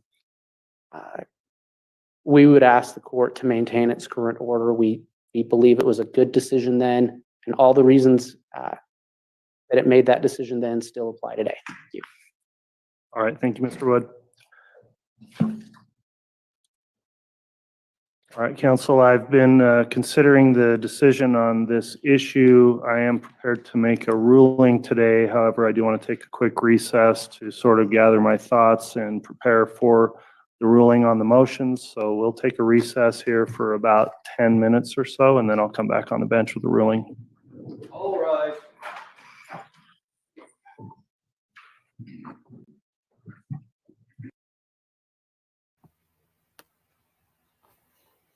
Okay, just an observation. The defendant has the right to a fair trial, and if the defendant doesn't think that cameras are going to interfere with his rights, then does the state have a right? I mean, it seems to me that in this particular instance, it's the defendant's wishes that should prevail. I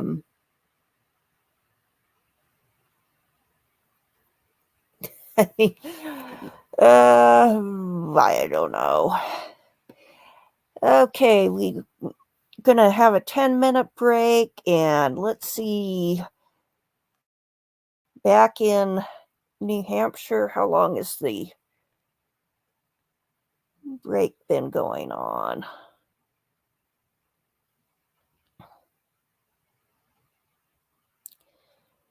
Looks like I didn't catch what time they're going to resume in New Hampshire, but I think we've got at least 25 minutes. So let's take a quick look and see what else we've got going on.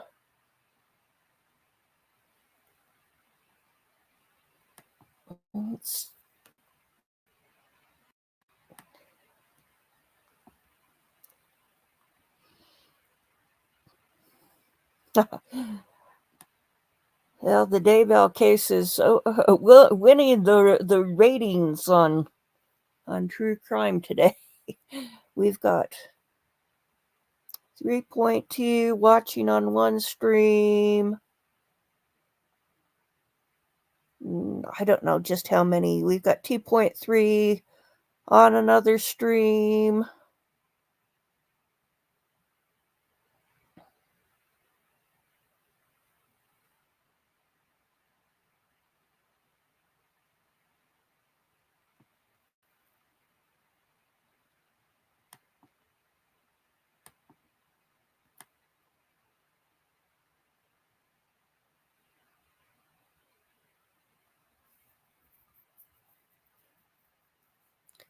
Let's see.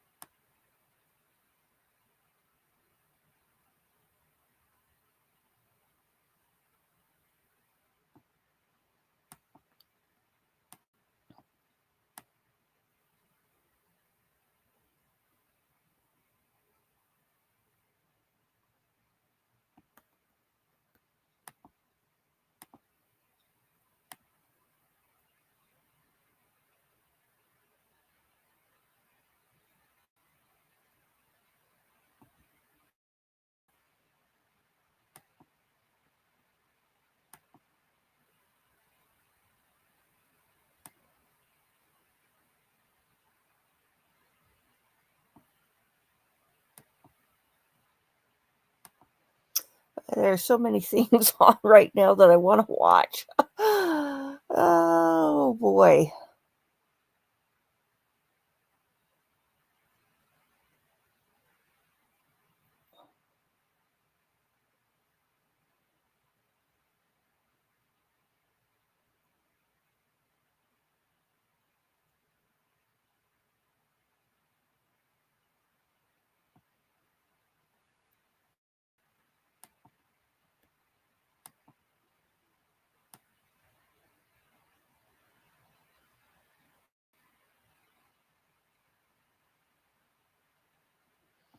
Let's take a look and see what is going on in the world. Aside from a bunch of court hearings and trials,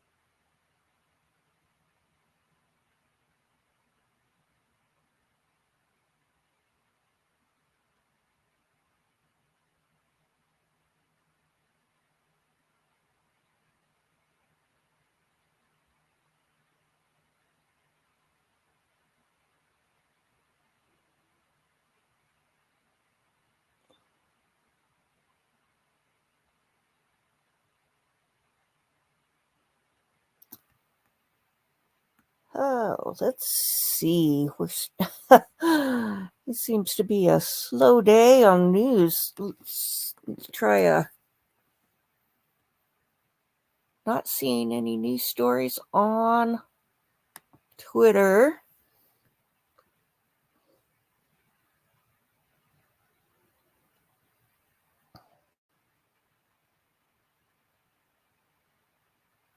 Oh, interesting. Local news here.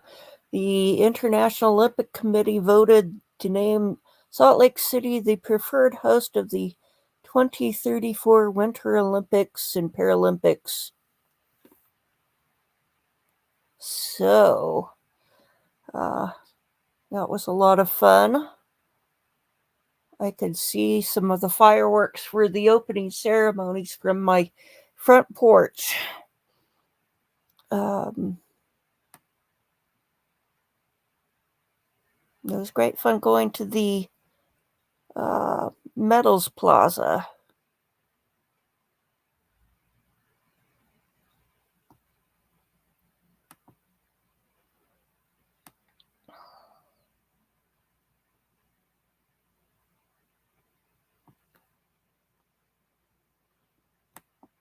Let's see, here's an article talking about the Daybell hearing. Says there, see what other issues are supposed to be discussed here.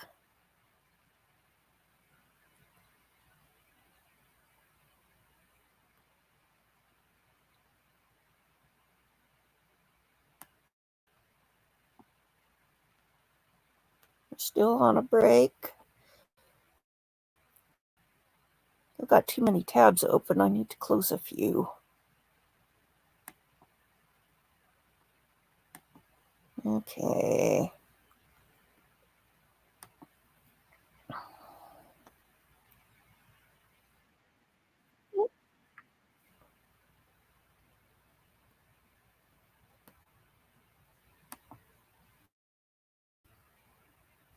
Okay, here we go. Let's see.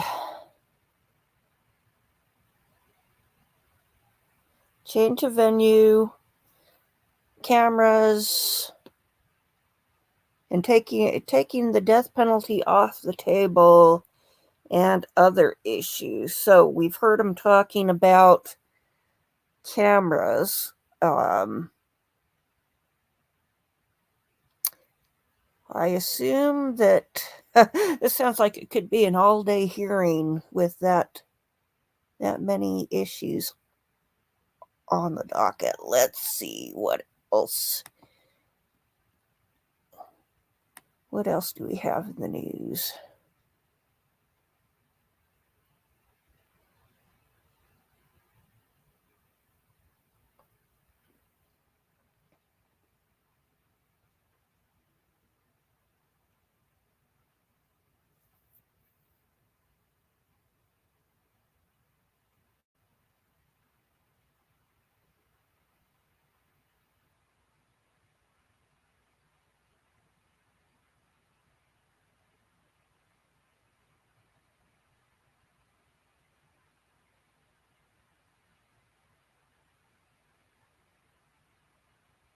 Says U.S. military aircraft crashes in sea off Japan, killing at least one. That's not good.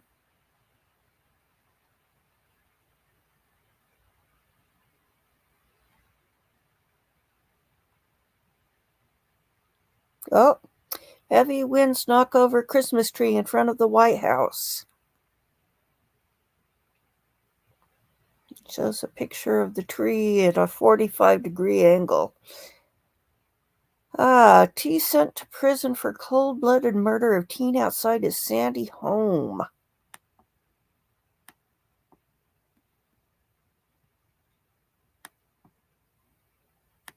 Let's see.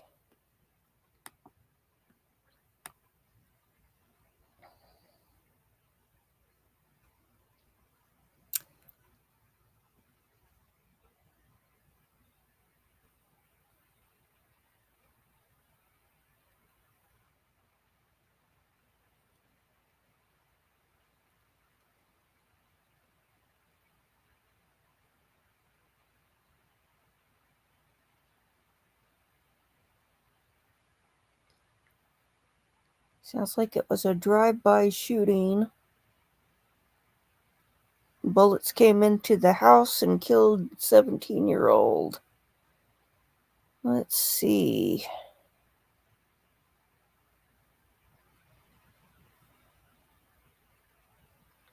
Ordered to serve prison term of 15 years to life for murder.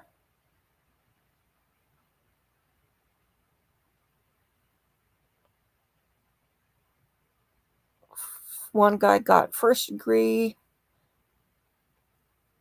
The other guy got second degree.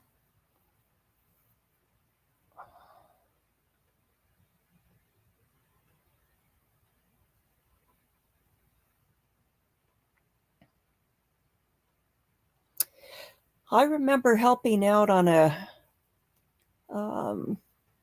search for a missing woman, 19 years ago. And back then it was the sentence for first degree murder, if you didn't get the death penalty, was 5 to life, which was ridiculous. So I'm glad to see they've upped it to 15 to life, because you figure they're eligible for parole after doing half the time. It's ridiculous to think somebody could kill somebody and be out, and I mean, that would be 2.5 years, and now it's 7.5.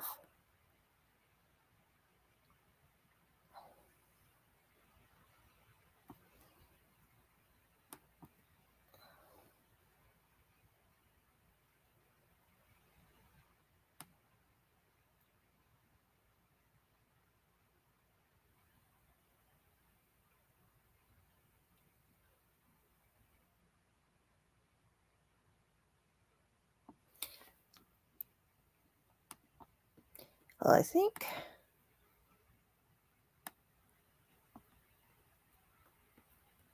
let's see.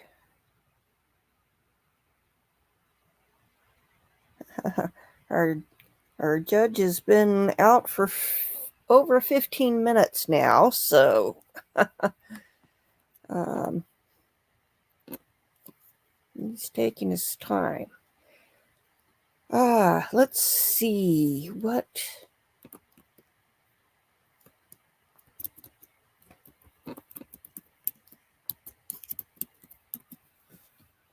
Let's take a look at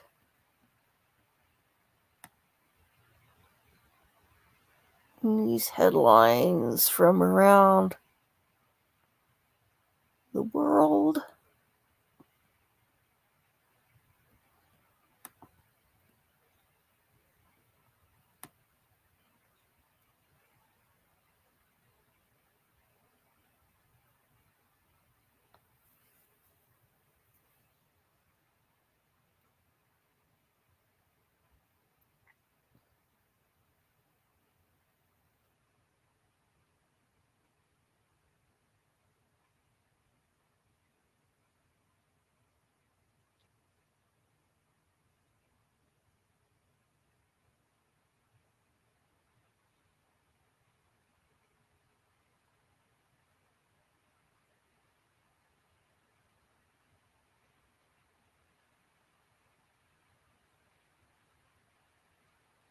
Says Rosalind Carter will be buried in the town where she and husband Jimmy were born. How old is Jimmy Carter now? He's got to be way up there.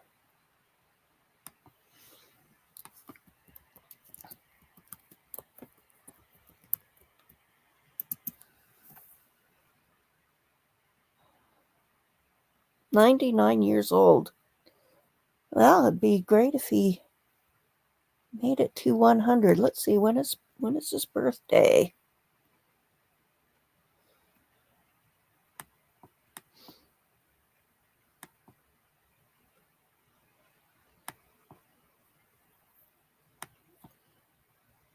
October 1st. So he's got 10 months to go. I don't know. It's not unusual for an old married couple to die within weeks or a few months of each other.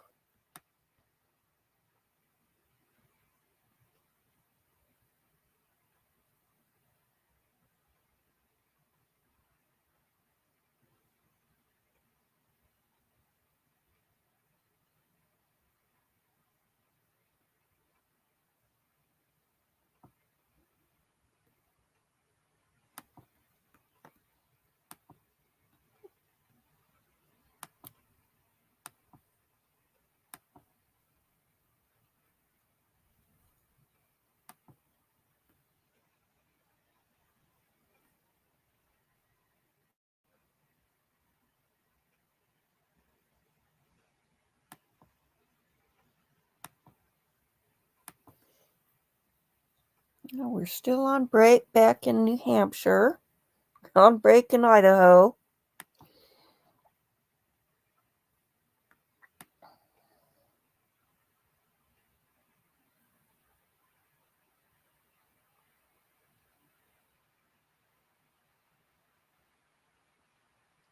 See, 17, why it took 17 days for rescuers in India to get 41 workers trapped in a mountain tunnel. Well, I heard about them being rescued yesterday.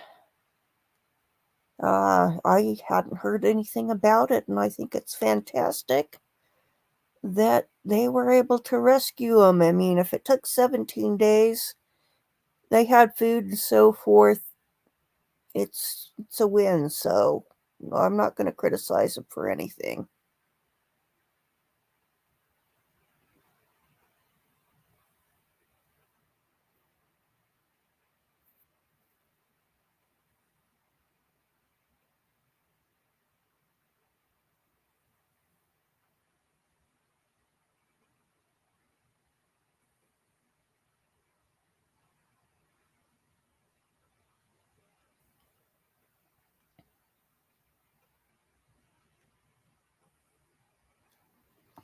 No big headlines.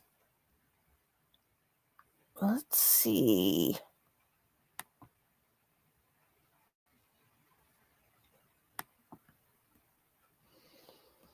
So, poll on Court TV. Do you think Judge Boyce will allow cameras in the courtroom? And the results are 88% yes, 7% no. Of course, we haven't heard the entire set of arguments. It sounded to me like he was inclined to go. Oh, here we go.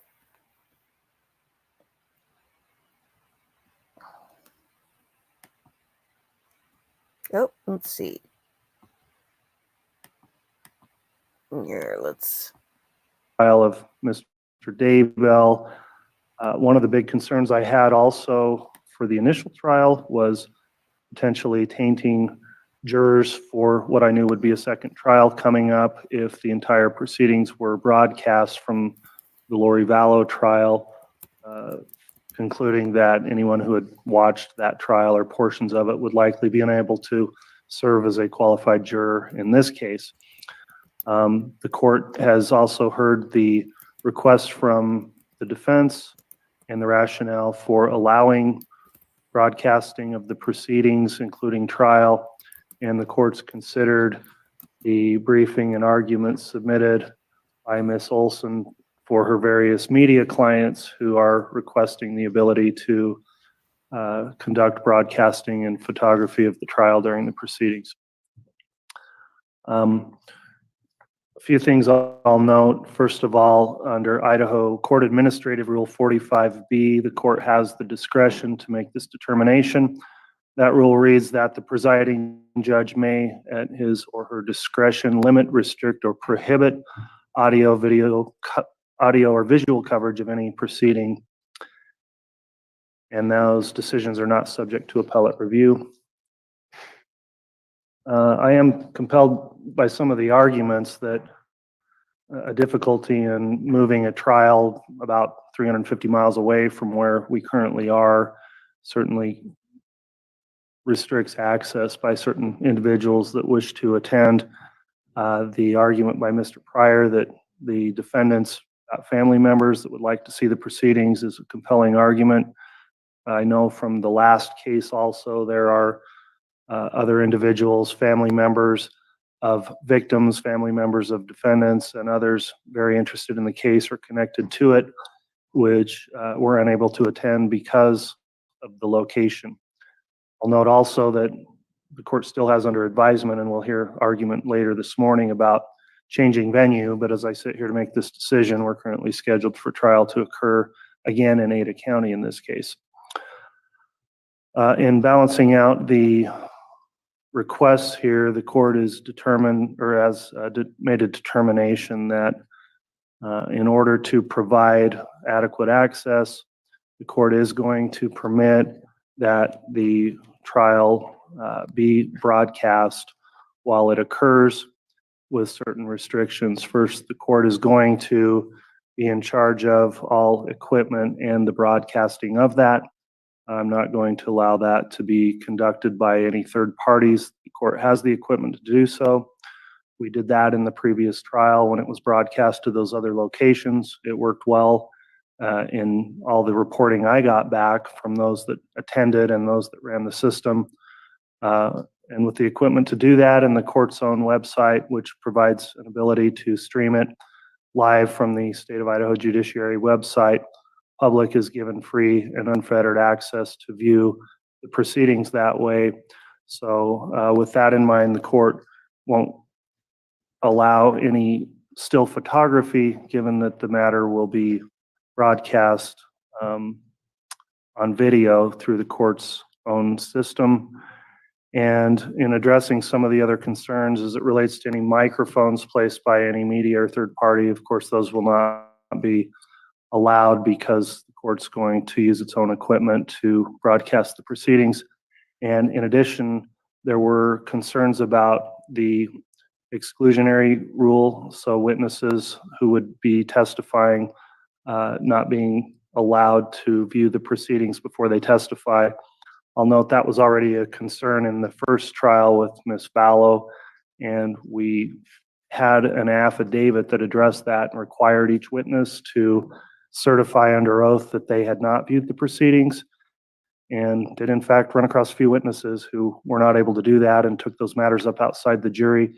I think that system worked well to make sure that there was not any improper influence on testifying witnesses. So the court will employ that same method of allowing witnesses to testify only after they've been able to certify under oath that they haven't been tainted by viewing previous testimony. There will be some additional technical terms of how the court will allow the broadcasting, and those will be followed up on in a subsequent written order that I'll enter into the case before trial. Going forward with other pretrial hearings, the court will take those up on a case-by-case basis, but this will be the ruling for the trial and how publicity will be handled. So I have balanced out also the concern of certain witnesses who don't wish to be captured on recording forever, and I understand that, and I've had to balance that out.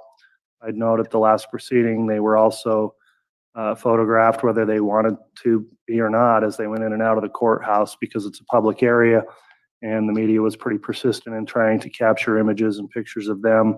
So there's really not any way to completely prohibit that, and while that's unfortunate for those that do not enjoy being on camera or all the publicity, that's just part of the stress, I guess, of being involved in a case like this and having to testify. So the court is going to amend its current order as it relates to the case. And as I mentioned, I'll follow up with some additional detail in a written order, but I wanted the parties to be aware of where this would be heading as we get closer to trial. So that will be the court's ruling on the motion at this time. Mr. Wood, does the state have any questions on that ruling? Not at this time, thank you. Thank you. Mr. Pryor, any questions? No, Your Honor. Okay. And Ms. Olson, any comment or question? All right, thank you. That will conclude the first motion then. The next motion we will bring up, if the parties are ready to proceed, will be the state's motion to amend the indictment. This is a motion that the state filed on November 13th of 2023, and a response and objection was filed by Mr. Pryor on behalf of his client on November 17th, 2023, and the court's prepared now to hear argument on that. Who will be arguing on behalf of the state? I will be arguing this one, Your Honor. All right, Ms. Blake, are you ready to proceed with argument? I am, Your Honor. All right, you may go ahead. Thank you. Idaho Criminal Rule 7E and Idaho Code 19-1420 are the governing authorities regarding amending indictments.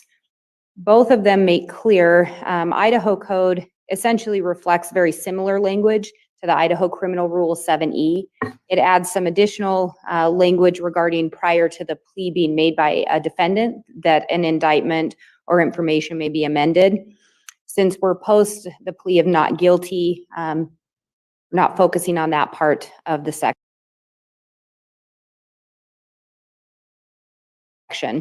But essentially, both Idaho Criminal Rule and the Idaho Code allow that prior to the prosecution resting the case, an indictment or information may be amended so long as no additional charges are added and the defendant is not prejudiced by the change.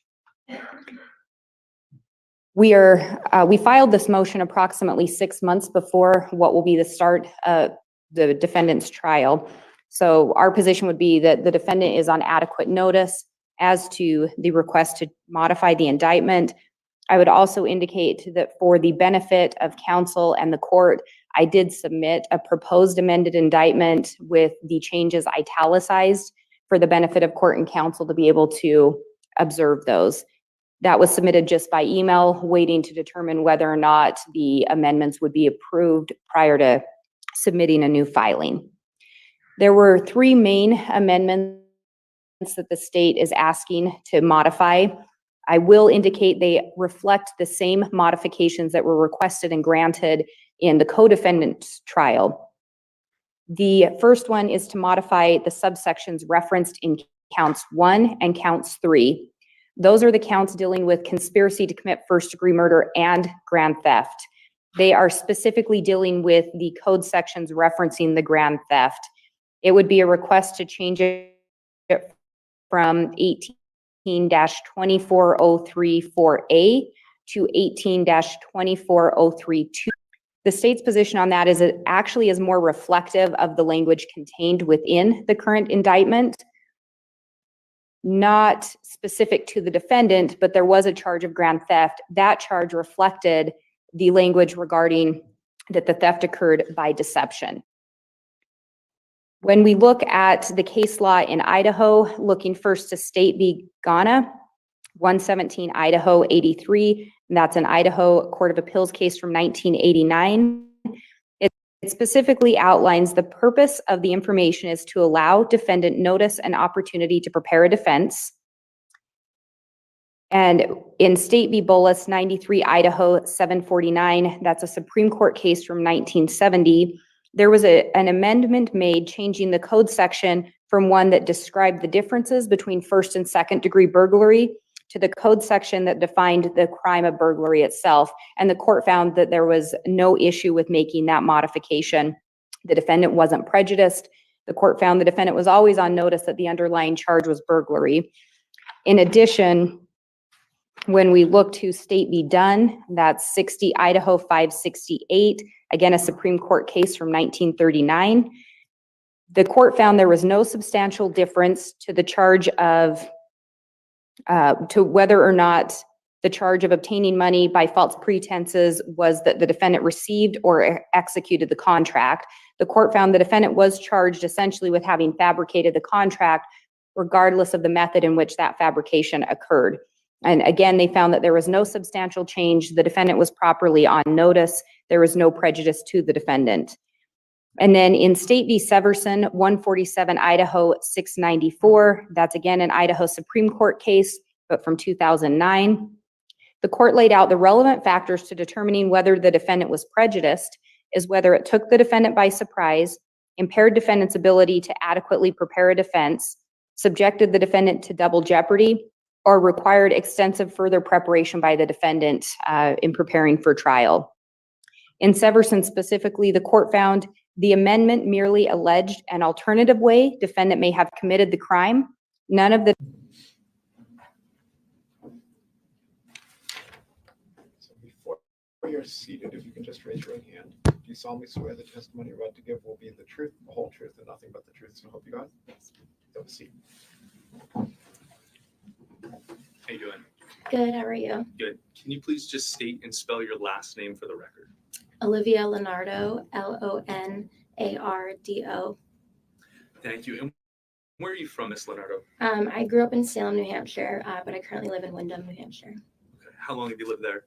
About 4 years, I think.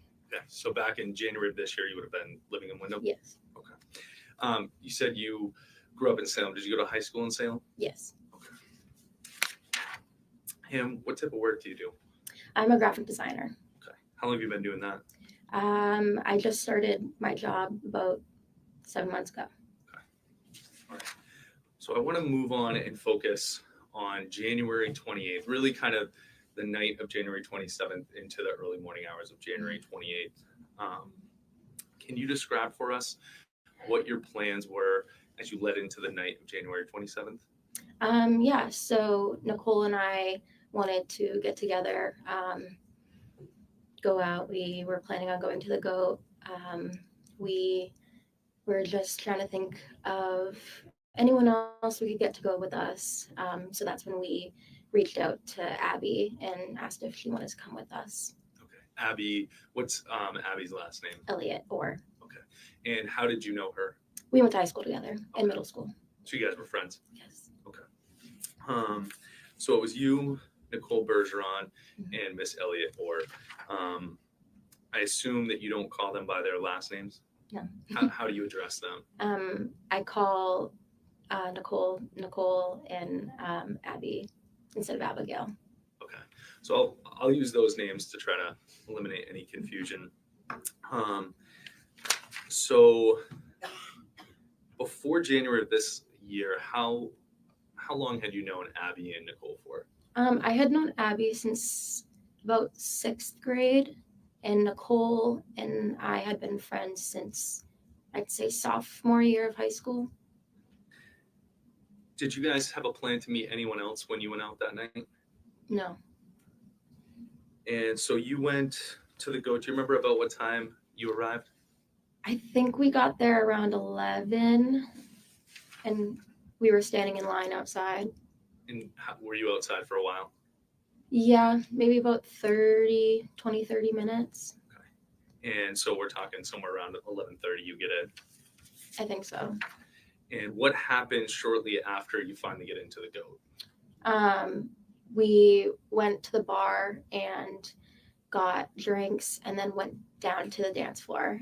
And pretty soon after that is when Timmy and his friends came up to us. Okay. Did they introduce themselves? Yes. Who introduced themselves to you? Timmy and Michael. And how was that interaction? What was that interaction like? What was their demeanor? We all felt kind of weird, like it just didn't feel right. They were being friendly, but it just felt like something was wrong. And what do you mean by that? Just kind of a gut feeling. We were just uncomfortable. Is that because of how quickly they came up to you? I think that was probably what had to do with it. Yeah. And did you know Timmy and Michael before that night? No. Okay. And what happened while Timmy and Michael were talking with you, Nicole, and Abby? John came over to us. Okay. And did you know John before that night? I knew of him, but I don't think we've ever spoken before. How did you know him at all? We went to high school together. Okay. And did he know the rest of your friends? Did you all know each other? Yes. Okay, and you were all, what was the relationships that everyone else had? He had dated Abby in the previous summer. And I think he knew of Nicole, but same relationship with him and I, that they never really spoke, to my knowledge. And was John alone, or did he have friends with him that night? He had friends with him. So when he first walks up, did he walk up alone, or did he walk up with his friends? It was just him. And do you remember about how many friends he had with him later on? 4 or 5. And do you remember any of the specific friends that he had with him? Sorry, what was that? Do you remember any of the specific friends that he had with him that night? I knew Matt, and his friend Gage introduced himself to me, but those were the only people I knew. And do you remember Matt's last name? Saldana. And how did you know Matt? We went to high school together. So you said when he first came up to you, he came up to you alone. How would you describe Timmy's size? Small. And how would you describe the defendant's size? Very large. How would you compare the two? Complete opposites. And what did John say when he first walked up? He asked Abby something along the lines of, "Why are you talking to this scum?" And was that the first interaction that you saw the defendant have with Timmy that night? Yes. What was Timmy's reaction to the defendant walking up and making this scum comment? They ended up kind of shaking it off and being like, "It's all good." Shook hands, and everyone kind of walked away.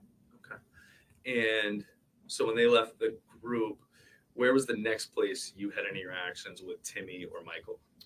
A little bit later on, me, Nicole, and Abby went back up to the bar, and Nicole was ordering another drink, and Timmy and Michael came up to us. So that was when we saw them again. And when you say up to the bar, was it that big bar that's up towards the front, or is it that little side bar off to the side? The big one, like up the ramp. And what can you describe for us what happened during that interaction? Michael and Timmy were telling us that they could knock John out in one punch. They claimed that they were pro fighters. They were just saying that they were going to fight John, and we were just like, we didn't really think that they were serious, so we just ended up walking away. And where did you, Nicole, and Abby go after that? Back down to the dance floor, back to John and Matt and that whole group. And what happened there? John had asked Abby what was said, and Abby told him they said that they're going to knock you out with one punch. And what was John's demeanor like to that? He was kind of just like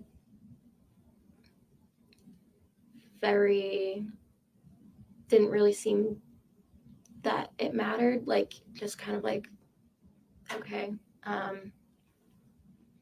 You seem happy that they had said they wanted to knock him out? I mean, no, but he was just kind of casual about it, like he wasn't worried. And what happened? What happened after that? What did you see next after that? John went up to the bar where Timmy was, and I saw him talking, kind of standing behind Timmy and talking in his ear. And then things got a little bit heated, and a bouncer or a bartender broke it up. And that's when John came back down to the ramp, back to me, Nicole, and Abby. And what did the defendant say after he came back down the ramp?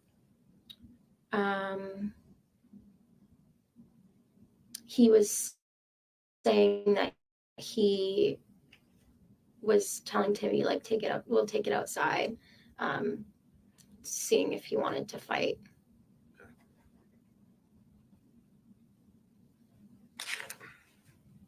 Did the defendant tell you he was scared? No. Did he seem scared? No. Did he express any worry whatsoever? No. And what happens within a minute or so after the defendant comes back down the ramp? You see. Michael came down the ramp after that, and punched John in the face. And did you actually see the punch? Mhm. And what happened after that altercation? They fell to the ground and they were fighting. I kind of got pushed like towards the top of the ramp, and Nicole and Abby were still at the bottom. And where did everyone go after that? John had gotten kicked out, so we decided that it was time to go home, and we were all walking outside of the goat.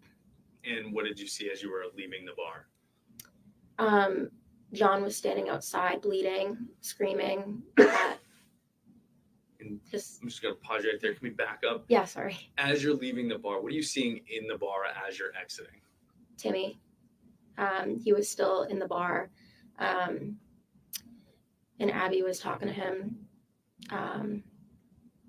She pushed him, and then we walked out. Okay.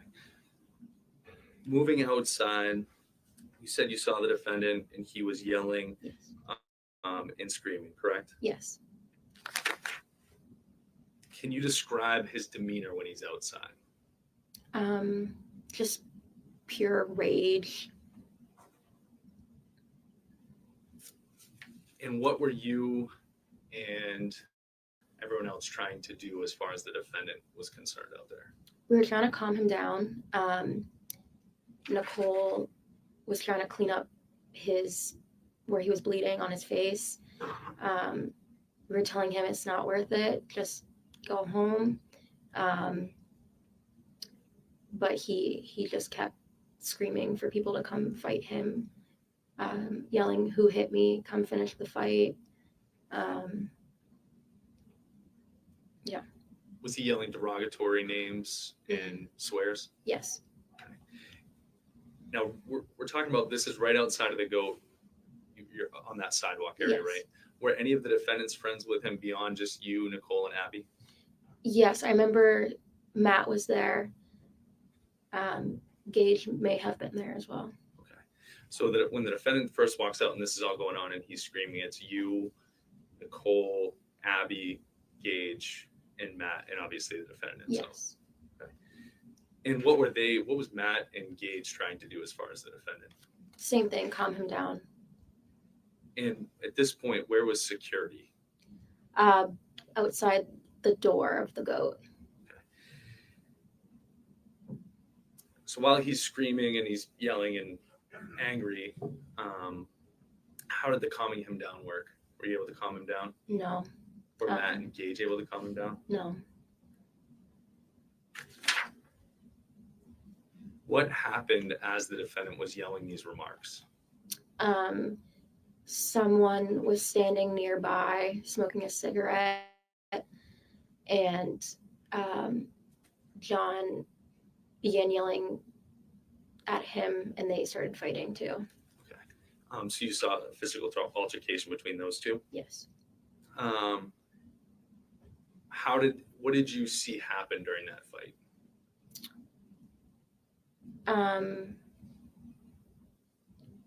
That's when Michael came back, and once that fight had broken up, Michael had pulled out pepper spray and pointed it towards John. And I'm going to talk about that. I want to back up just a little bit first. This altercation between the man smoking the cigarette and the defendant, what did you see during that altercation? They were both fighting, punching each other.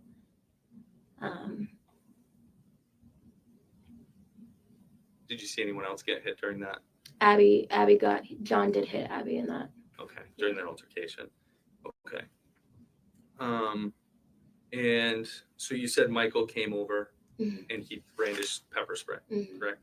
What was the defendant's response to that? He pulled out his gun. Okay. And what did you hear and see when that happened? He like took the safety off. Did you hear that, see it? The like kind of click.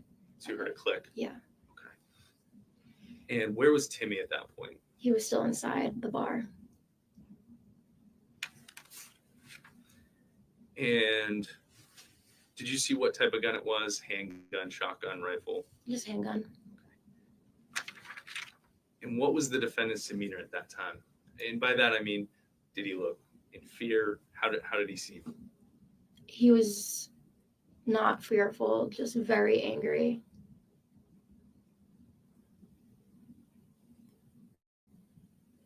Did he ask you guys to call for help? No, Did he ask for help from anyone that you saw? no, Did he scream out that he was scared? Please leave me alone. no, Okay. Anything that suggested he wanted to de-escalate the situation whatsoever? no.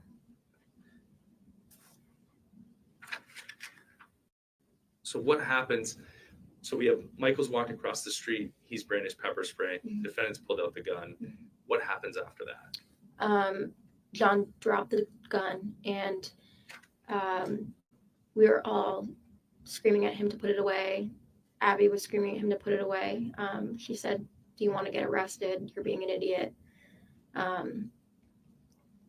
And that's when he picked the gun back up, and him and Matt and the other friends started walking down the street. And Michael also walked away. Okay. Up the street. Yes. And you said, so that at some point the defendant drops the gun. Hmm.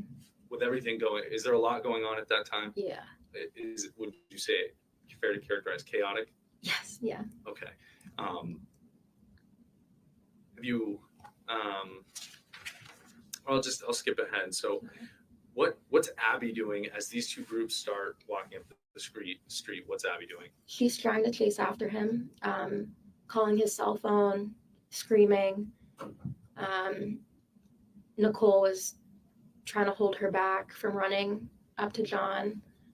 So we're trying to keep her safe, trying to go home. John and his friends, I had figured that they went home or were going home. Same thing with Michael. I thought that they were just going home. And what was Abby screaming? Um, You remember? Something along the lines of "put it away, don't do it." It's just trying to hope that he hears her telling him to stop. And at that point, you're near what area of? Are you still in front of the goat, or are you a little up the street? Where were you? We're a little bit further up the street. It was like the Makers, like there's like a Makers building next to it. Manchester Makerspace. Yeah, that. We were kind of in front of their door. And after the groups walked up the street, were you able to see where each of the groups went? I couldn't really tell. We were mostly focused on Abby's safety. After the group has walked away, do you see Timmy at some point again? Yeah, Timmy walked out of the goat and walked up past us and started talking to us.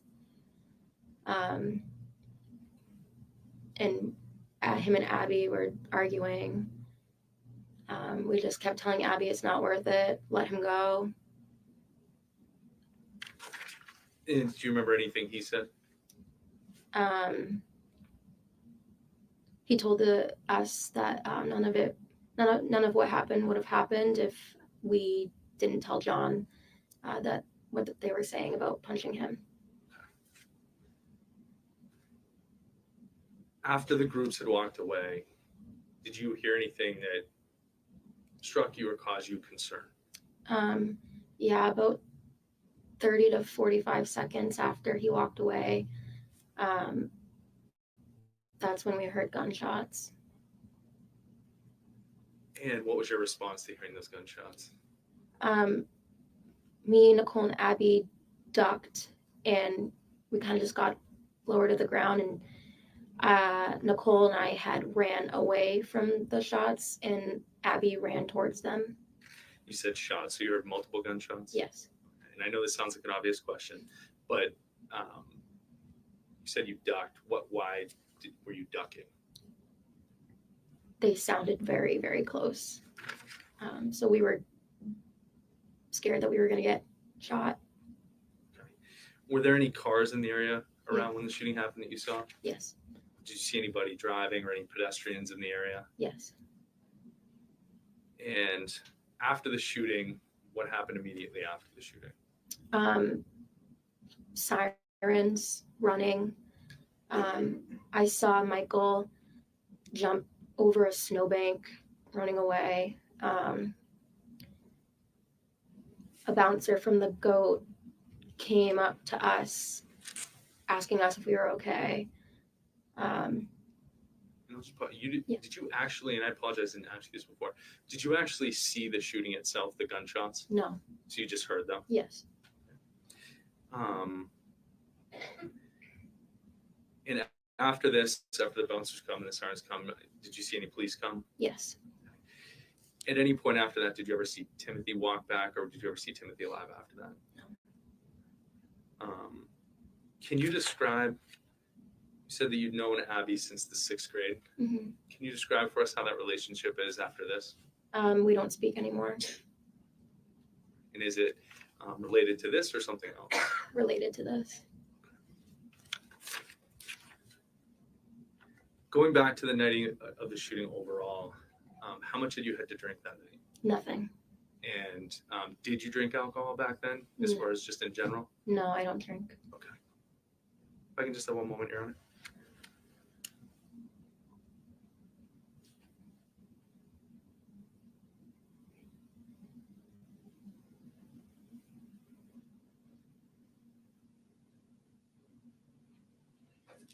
Thank you, Ms. Lenaro. This is nothing further, Your Honor. I assume defense counsel will have some questions.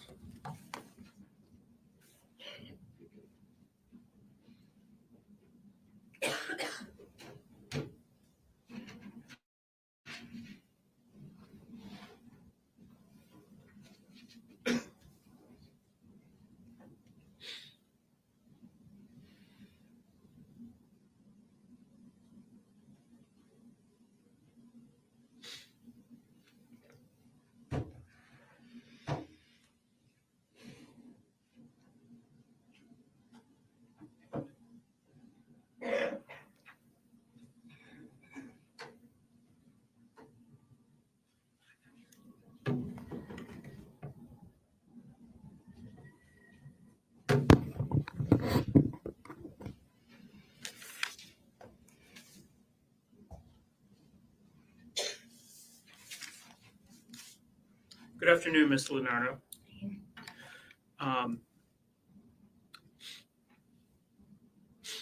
How old are you?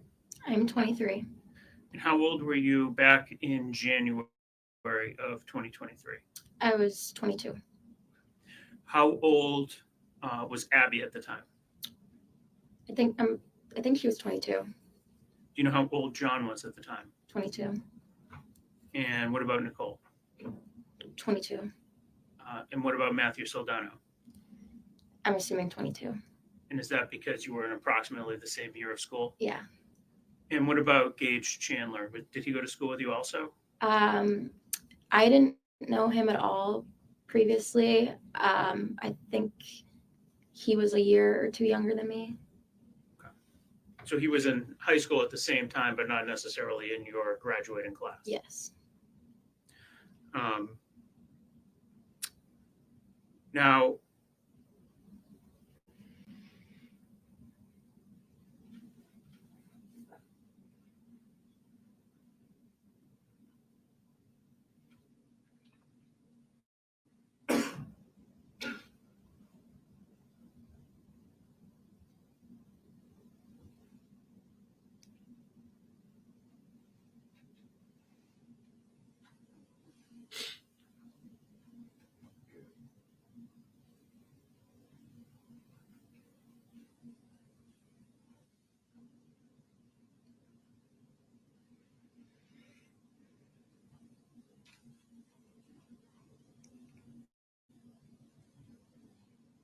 show you State's Exhibit 55.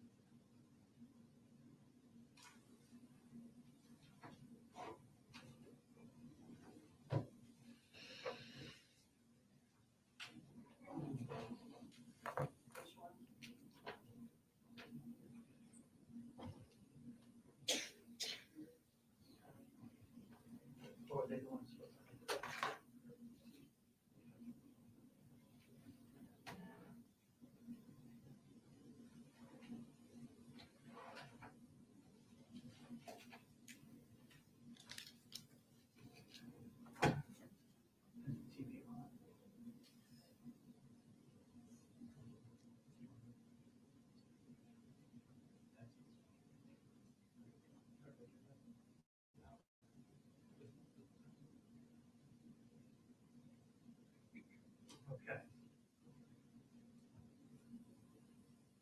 All right, Ms. Leonardo, do you see yourself on screen?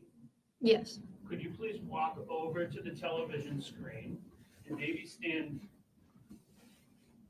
just to this side of it? Okay. And if you could point out where you are on screen. I'm right here in the corner. Okay, in the bottom right-hand corner? Yes. In a sort of light-colored top? Yes. And do you see Nicole on screen? Yes. Where is Nicole? Nicole is next to me right here. Just to your right? Yes. And can you see Abby on screen? Yes. And is she just to Nicole's right? Yes. So the three of you are against that sort of railing, for lack of a better word, correct? Yes. And do you see Michael Mendoza? Yes. Where's he? He's right next to me right here. Okay. And do you see Timothy Pouliot? Yes. Where is he? He's kind of closer to Abby. Okay. And with the blonde hair, right? Yes. And the gentleman with the white hat, do you remember him being there as well? I do. I don't know his name though. Do you remember, did he introduce himself as Trenton Nash to your memory? He may have, but I know that Michael kind of introduced himself to me, and Timmy introduced himself to Nicole. So I wasn't really conversing with.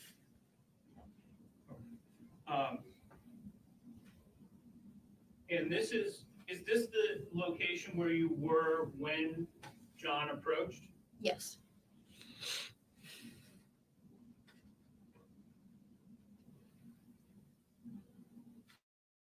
Okay, you can sit down.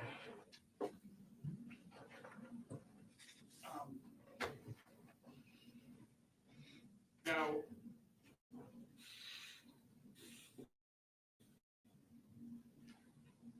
you had said you didn't get a great feeling during that time, Correct. but it was just intuition more than anything else. Yeah. And so John comes over and makes a comment to Abby about Timothy or about all three. I was more directed towards Timmy. But all three of them approached you at the same time, correct? Yes.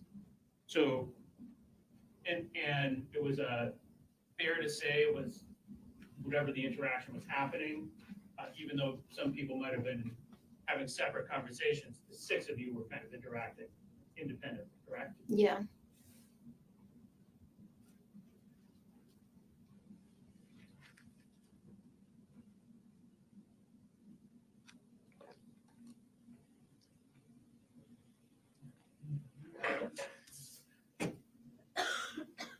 Now I'm going to show you State's Exhibit 46.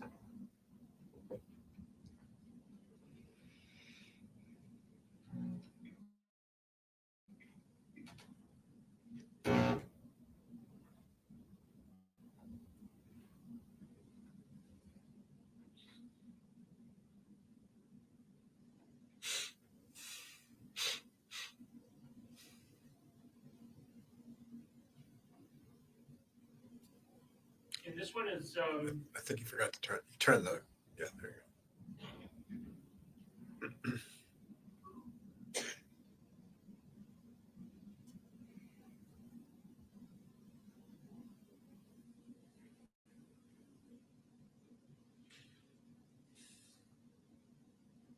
so this one is only 49 seconds, so we're gonna watch it right through as soon as it's booted up on the main screen.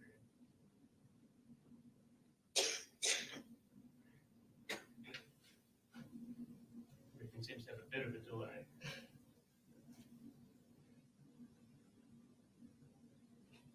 All right, while we wait for it to come up, how long were you and how long was the conversation between just the six of you? Maybe just a couple minutes. It came on and went right back up.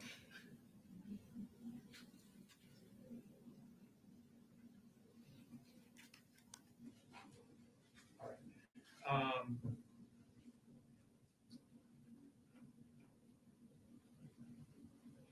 Make that stay. Which one?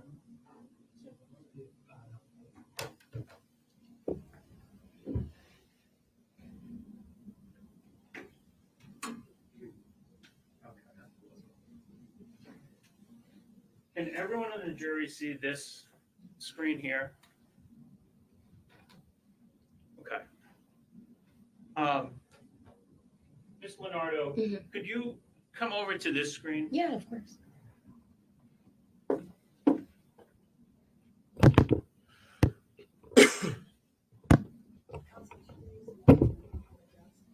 Oh, great. Sorry, I'm not trying to trip you, I promise. All right. Can you, on this screen, point out where John Delee is? Okay.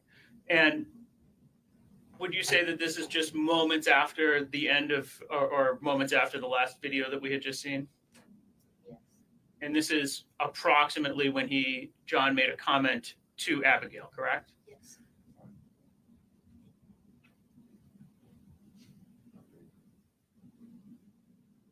Excuse me?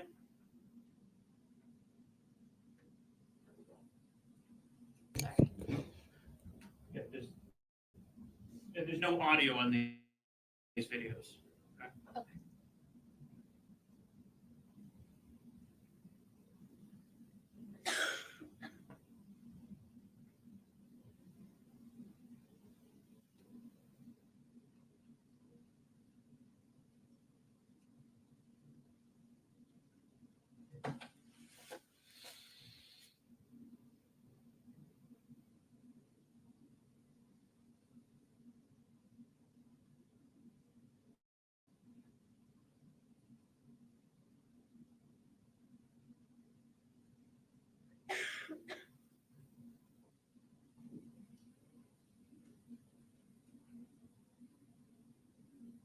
So,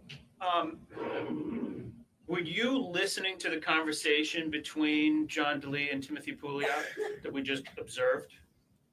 I heard bits and pieces of it, but nothing super clear. You can, well, actually, you know what? Let's do that for a moment.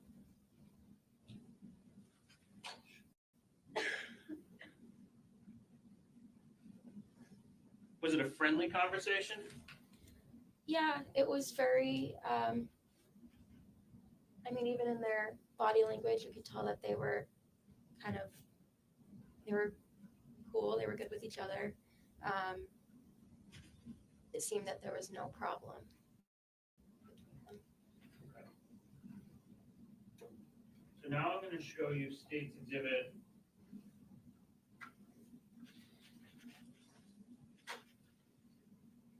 47.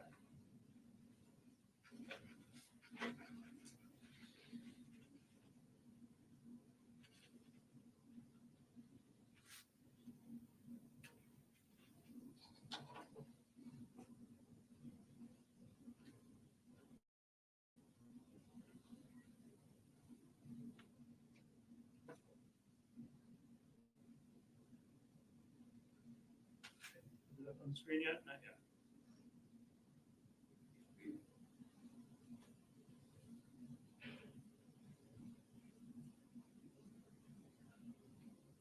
Okay. Oh. Sorry.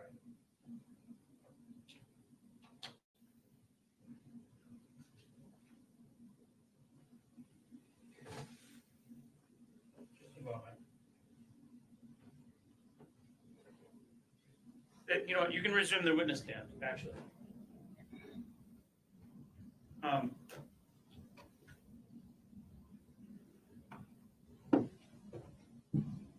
When you went up to the bar to get a second drink, originally it was you and Nicole only that had gone up to the bar, right? And Abby and John stayed behind, right? Yes. And the area that Abby and John were staying behind was at the bottom of that ramp, right? Yes. And those videos that we were just watching, that was like a little bit past the bottom of the ramp, right? Yeah. So if you were walking from the main bar down the ramp, you would keep going a little bit to get to the place where the videos were that we were just watching, right? But John and Abby were standing a little bit closer to the very bottom of the ramp, right? Yes. And how long were you at the bar before Abby joined you? Not very long, at most 30 seconds. And when Abby joined you, were Timothy and Michael already at the bar at that point? No, Abby came up to us, said John tried to kiss her, so she wanted to stay with us. And as we were kind of talking to her about what he had told us, is when Timmy and Michael came back up to us again. Okay. And you don't know whether Timothy and Michael overheard Abby's comment about John trying to kiss her, do you? I don't think they heard, just because it's a very loud environment. But do you know one way or the other for sure? No. And let's talk about the environment. Did you see how Timmy was sort of like trying to reach up to get closer to John's face? When they were speaking? Yes. Yeah. Fair to say there's a band playing in there, right? Yes. And it's pretty crowded in there. Yep. So is it fair to say this is a noisy environment? Yes. So while you're at the bar,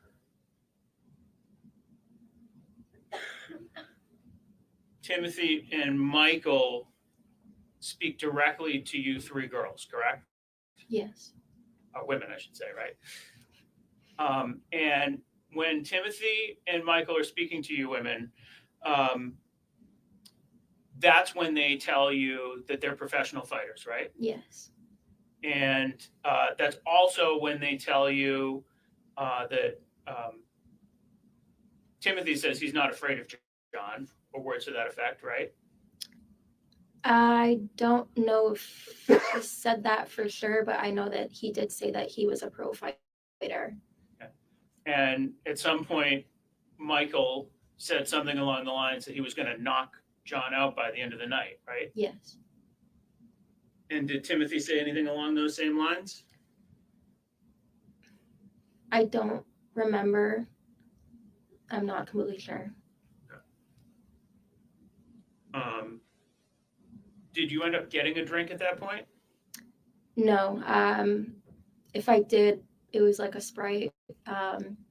But I mostly just went with Nicole up there because she wanted a drink and I didn't want her to go alone. Did Nicole get a drink at the time? Yes. Okay. Did you leave the bar after you had gotten the drink, or did you leave the bar early in order to get back to tell John what had happened? No, once Nicole had gotten her drink, we walked back down to where John was. And did all three of you women tell John what had transpired up at the bar? No, just Abby.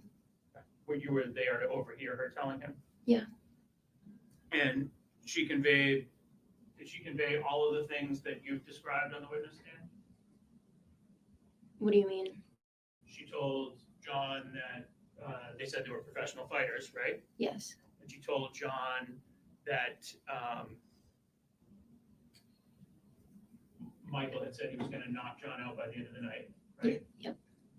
And she told John generally to watch his back, right? Yes.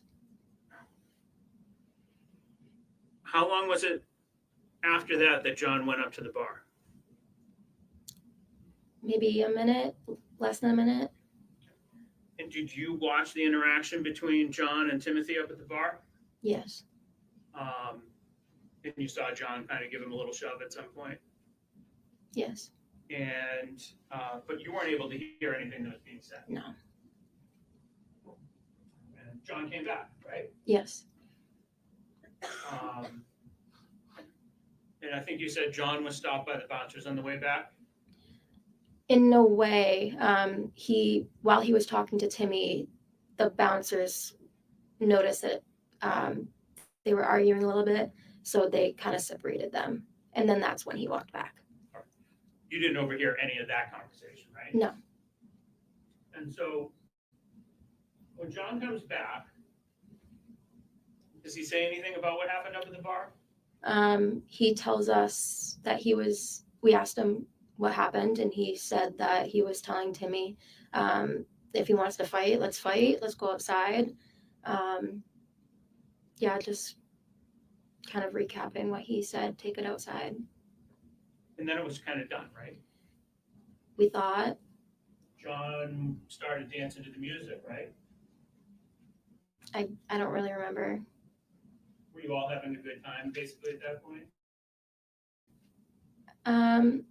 In a way, yeah. We kind of assumed that nothing else was going to happen.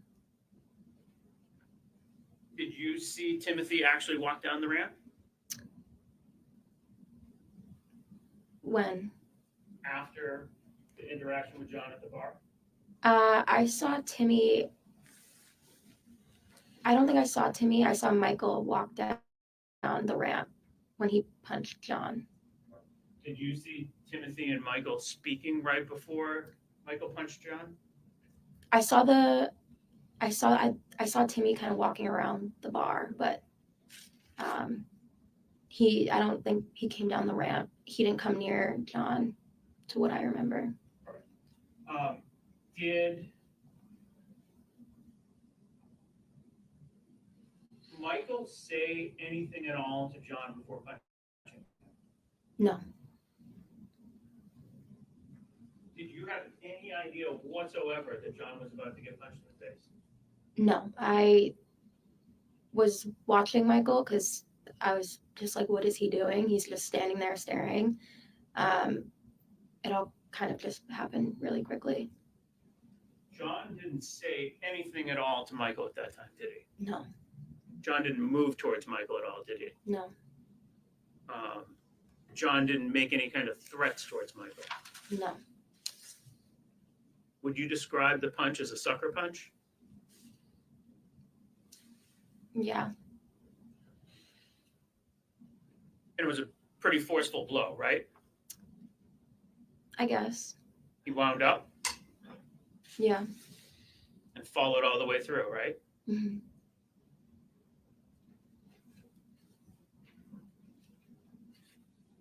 Did you see whether Michael was wearing any rings at the time?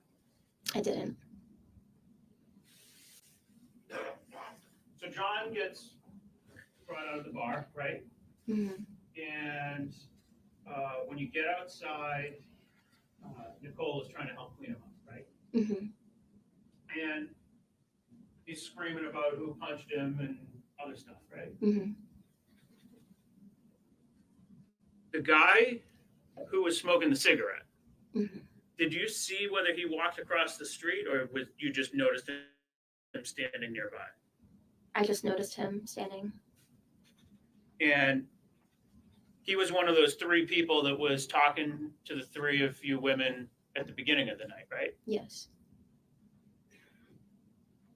What did he say when you first noticed him? What did the man with the cigarette say? Yeah. I don't think he said anything. At some point, did he end up in a conversation with John?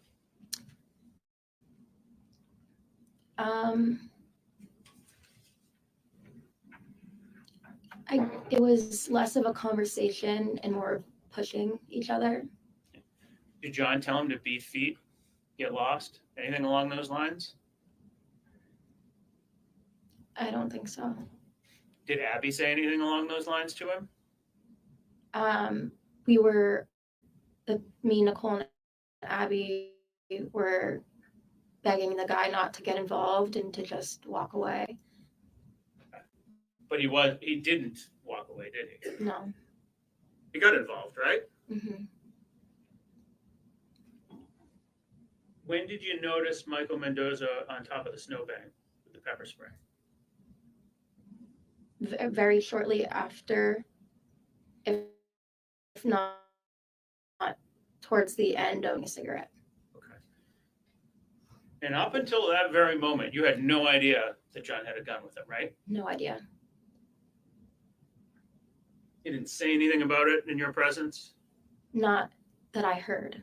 And he didn't show it to you, or he didn't display it in a public way, right? He didn't display it to me.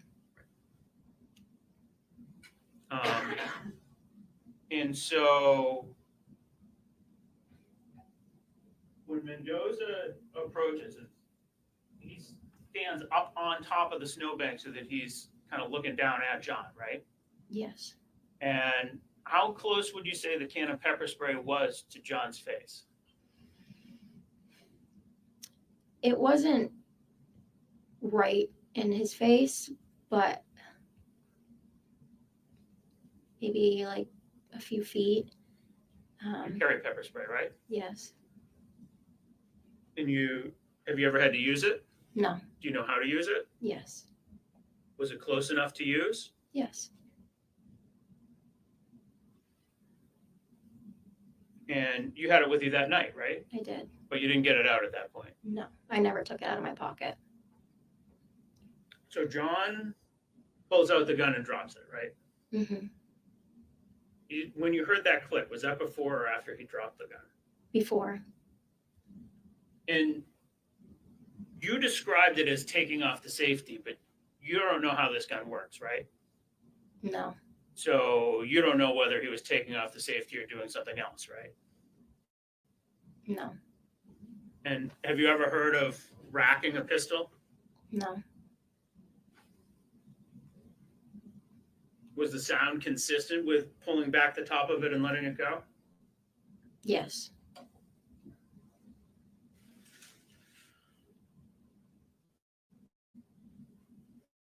When he picked up the gun off the ground, did he point it at Michael Mendoza? No, he pointed it at him when he first took it out of his pocket, but when he picked it back off the ground, he just held it kind of by his leg. And that's when Michael backed up, right? Yes.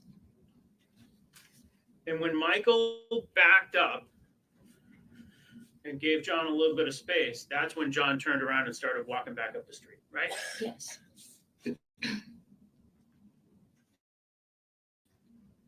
John, Matthew, and Gage walked up the street, right? Yes. And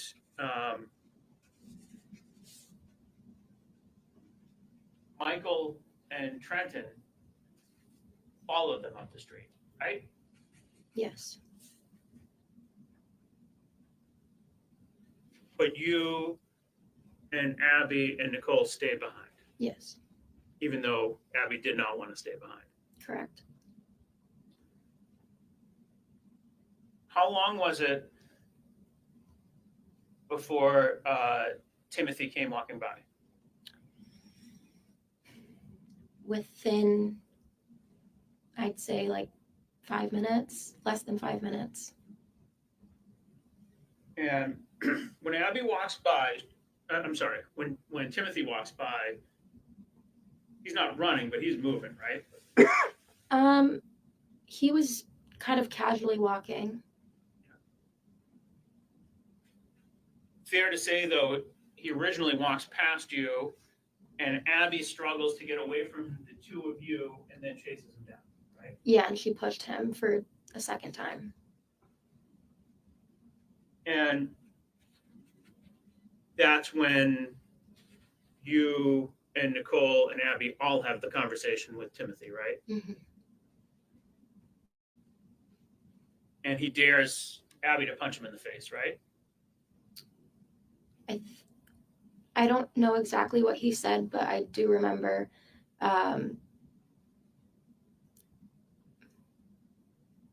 there being a little arguing. I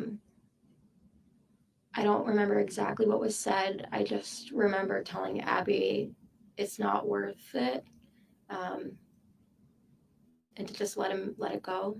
She didn't punch him in the face, did she? No. But she did try to tell Timothy not to follow John, right? I don't know. I don't remember. At any rate, he got away from Abby, right? Mm-hmm. And followed John up the street. Yes.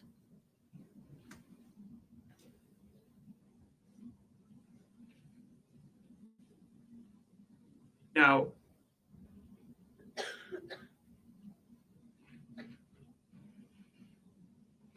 at some point after the shooting, you bumped in to Trenton Nash, didn't you? Yes, as we were leaving to walk back to the car.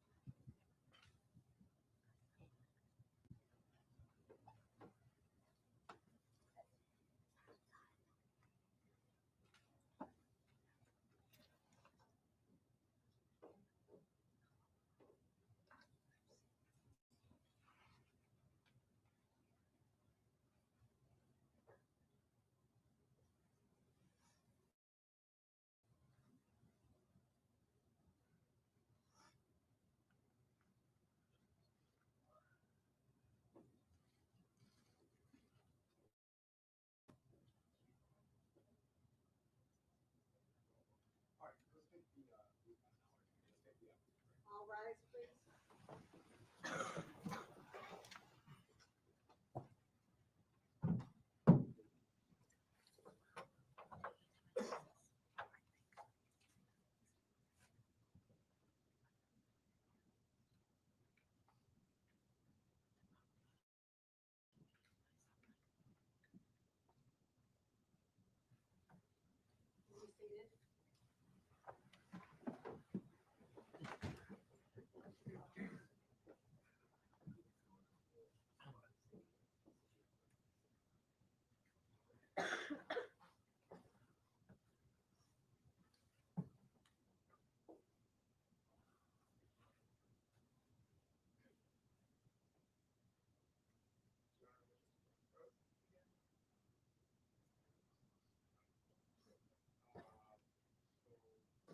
All right, the objection is relevance, and so, Attorney Faulkner, what's the relevance? And so again, Mr. Nash is involved in joint activity with Mr. Mendoza and with Timothy Pouliot. Is expressing remorse for his conduct moments after the shooting demonstrates both consciousness of guilt. It is it's clearly an addition against his interest, penal interest, and also it just demonstrates that the mindset that he knew that he and Mendoza and Pouliot were in the wrong. All the same reasons that I said up there. Yeah, I mean, I'm not, I don't, to the extent it's relevant, I think the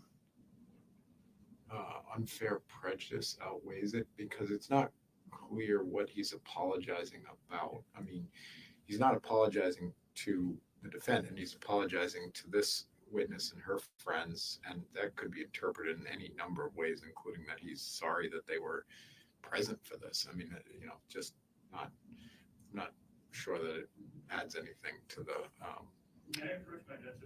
Sure. Okay, if there's more detail, sure.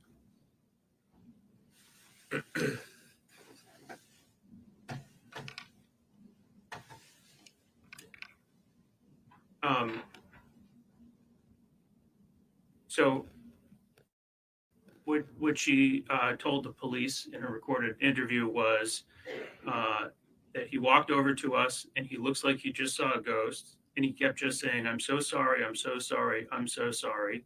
And she asked him, "Did anybody get hurt?" And he just looks at me and he's like, "You don't want to know." That's what Trenton Nash tells to Olivia Leonardo. That's not, to the extent it's relevant, the unfair prejudice outweighs the relevance, so I'm not going to. Okay, all right, so we'll take a recess, be back in 10 past. Just for ministerial last night, we have a short witness after this, and then our next witness is fairly long, and there'll be a lot of text stuff, so we may need a second break just to get that set up.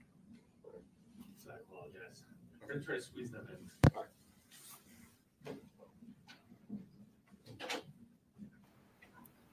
I think he said 10 past. That's not a, that's a very short break. Okay, let's go back over and see what's going on in the amendment occurred right before the state rested at the end of the case, and then knowing that this issue was in the indictment here,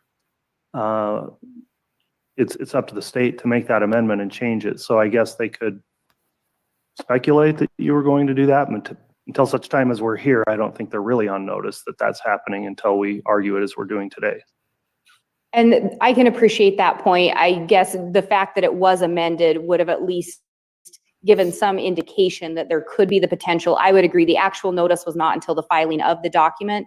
There had been some discussions amongst the state and defense counsel that we would be filing a motion to amend the indictment, but I would agree until the actual filing, it isn't considered official notice. But I think they were aware of that occurrence during the co-defendant's trial.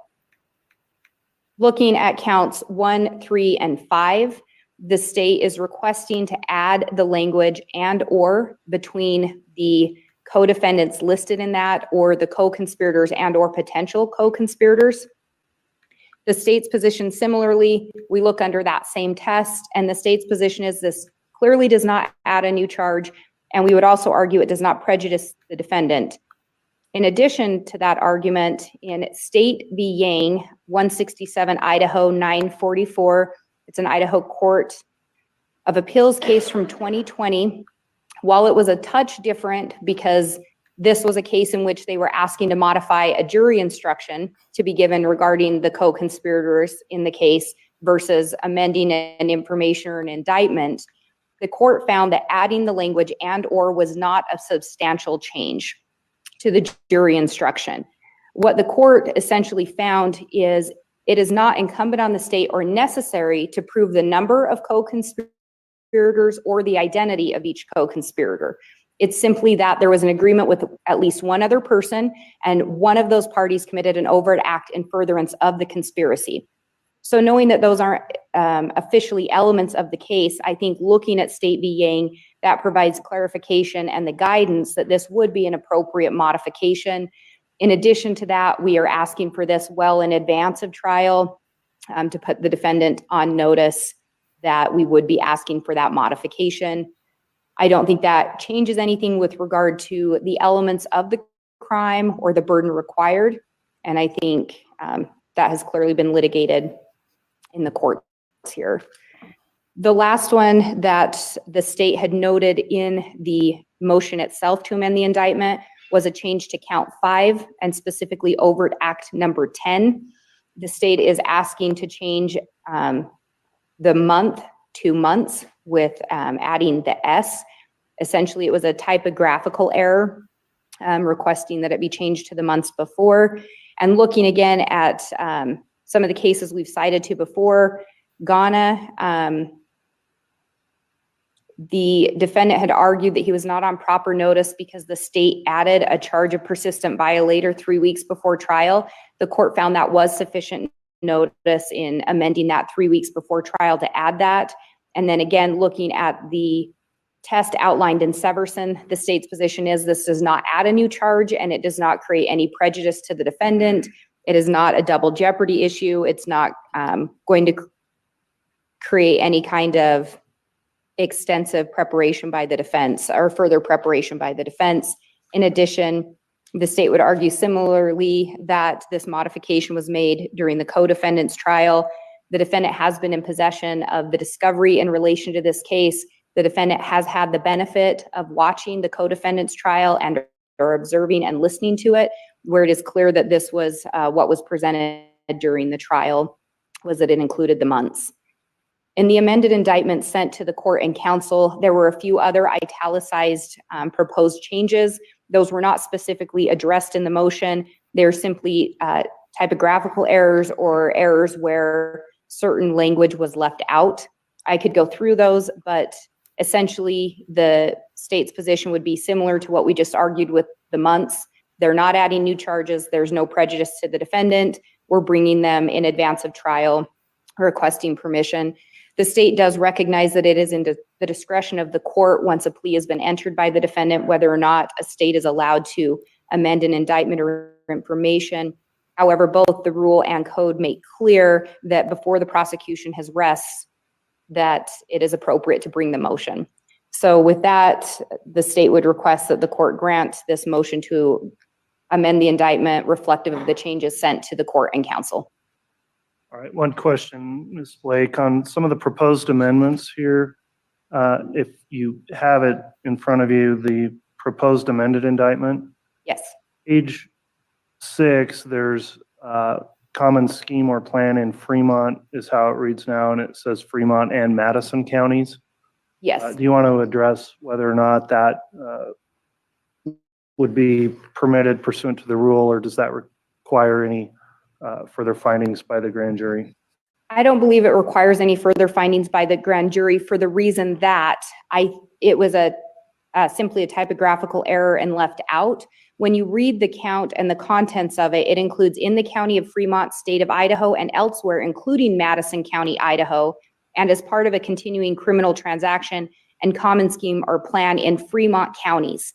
So, and Madison was simply left out of there. In the same body of that count itself, it includes Madison County already. So it was simply to correct the confusion that may be from Fremont and then having counties, and Madison was simply left out. But the rest of the indictment and the information presented included acts in both Fremont and Madison County, and that's what has always been purported and alleged by the state. So I would argue similarly, it doesn't modify anything. It doesn't prejudice, or excuse me, it doesn't modify it as far as a new charge, and it doesn't prejudice the defendant. I don't think it creates any kind of a venue or jurisdiction issue either, especially given what's in the body of the rest of the indictment. It would simply be to alleviate any confusion that may be seen there by having simply Fremont and then the plurality. All right, thanks for the response on that. All right, the state submitted its argument in support of the motion. Mr. Pryor, if you'd like to present your argument in opposition, you may. Judge, there's no doubt that the prosecuting attorney has a right to amend the indictment right up before the close of their case. And again, I was aware of some of these. I'm not going to argue the month or months. I think that's, given what they've represented, that's appropriate. In addition, in terms of the overt acts that they talk about, including the language of Madison County, I guess. Could you just pull the mic a little closer there? Sorry, we're not picking up the recording. That was not good. Alternative, you can argue standing or from council table either way.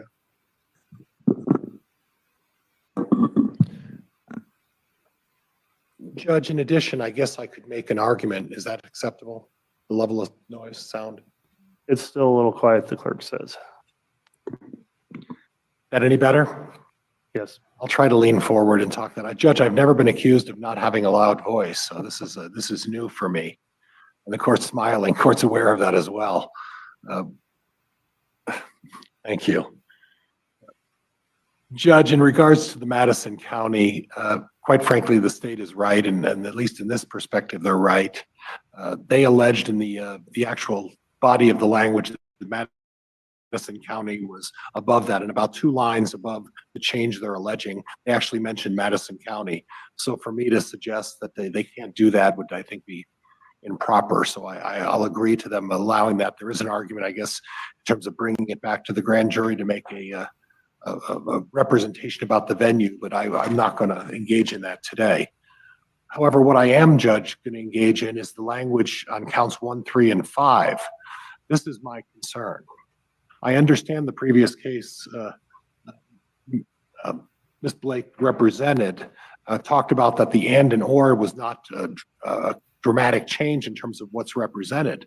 But the concern I have with this, Judge, is if you look at the actual indictment and look at the language, they're alleging that Lori Vallow and or Chad Daybell and or Alex Cox and or the other conspirators that were involved in this case. Now, to date, and we've dealt with this before, we have no idea who the names of these other conspirators are, or at least the state hasn't disclosed the other conspirators that were involved in this case.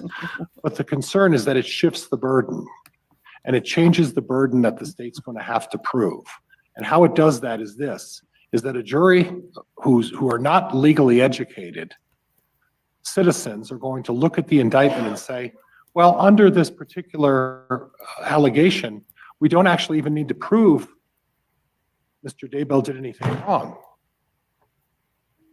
What we have to prove is that, well, it could have been Lori Vallow or Alex Cox or the other conspirators.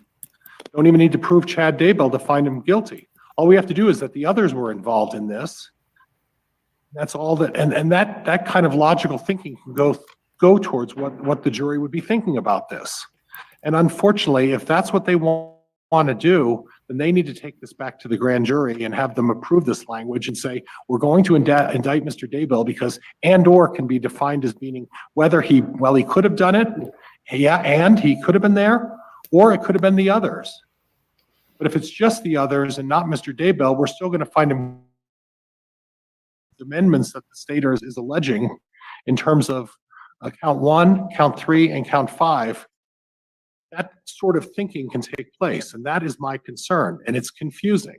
And I know Mr. Archibald touched on this at the time, and the court allowed these changes to go forward. But my concern again is this, Judge, is that the plain reading of that language, by including and or between the unnamed co-conspirators that we don't know I don't know who the names are, Alex Cox, Lori Vallow, and Chad Daybell, the state put and or on all of the names, change that, and that in essence changes how the plain reading of that particular phrase could be interpreted. That is my concern.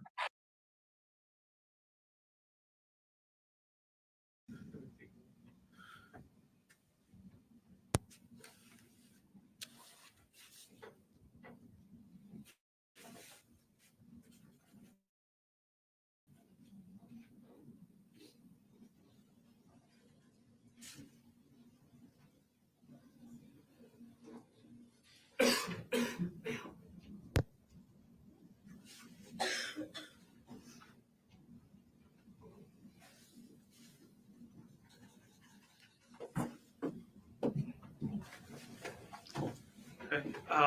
Ms. Leonardo, I have no further questions of you, but I understand the state may have some. Okay, thank you.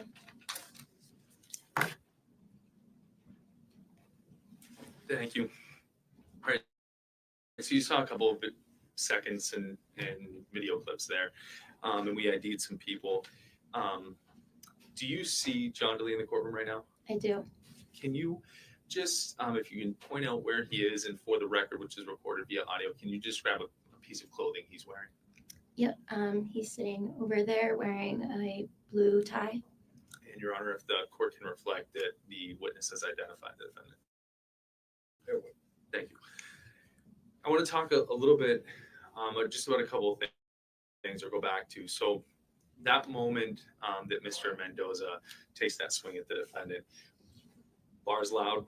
We heard you testifying to that. Yes. Okay. Would you consider that moment fairly chaotic? Yes. Was there a lot going on? Yes. Okay. And you had testified you weren't anticipating on seeing a fight right then? No. Okay. Similarly, when you're outside and this happens with the man with the cigarette and the defendant, a lot going on? Yes. You reference the defendant, he's screaming, yelling, Yes. right? And there's Abby is screaming. Yes. Okay, there's a lot going on. With every Yes. Sorry. apologize. Given that everything's going on chaotic, would you be surprised if there's some things, just hypothetically, that were different if they were captured on video than exactly you're saying right now? Ms. Leonardo, if the video showed, for example, that Mr. Nash did not actually swing at the defendant, does your memory reflect something differently?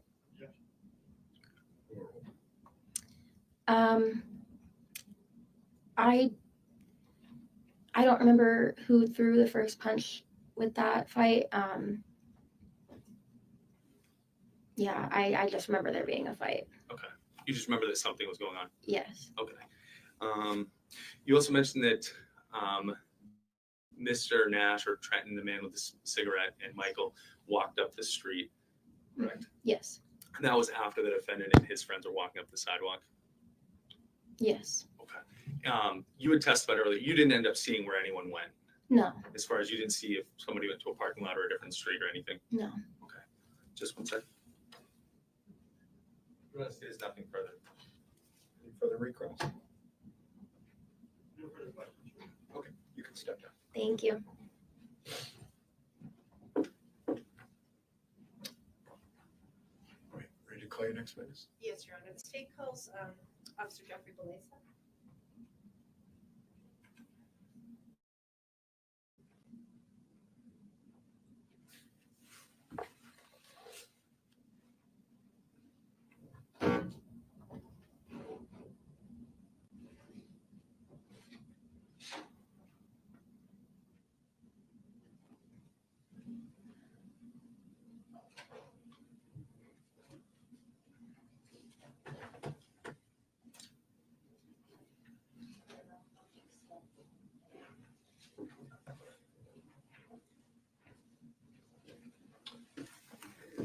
Just raise your right hand. Do you solemnly swear the testimony you're about to give will be the truth, the whole truth, and nothing but the truth, so help you God? I swear.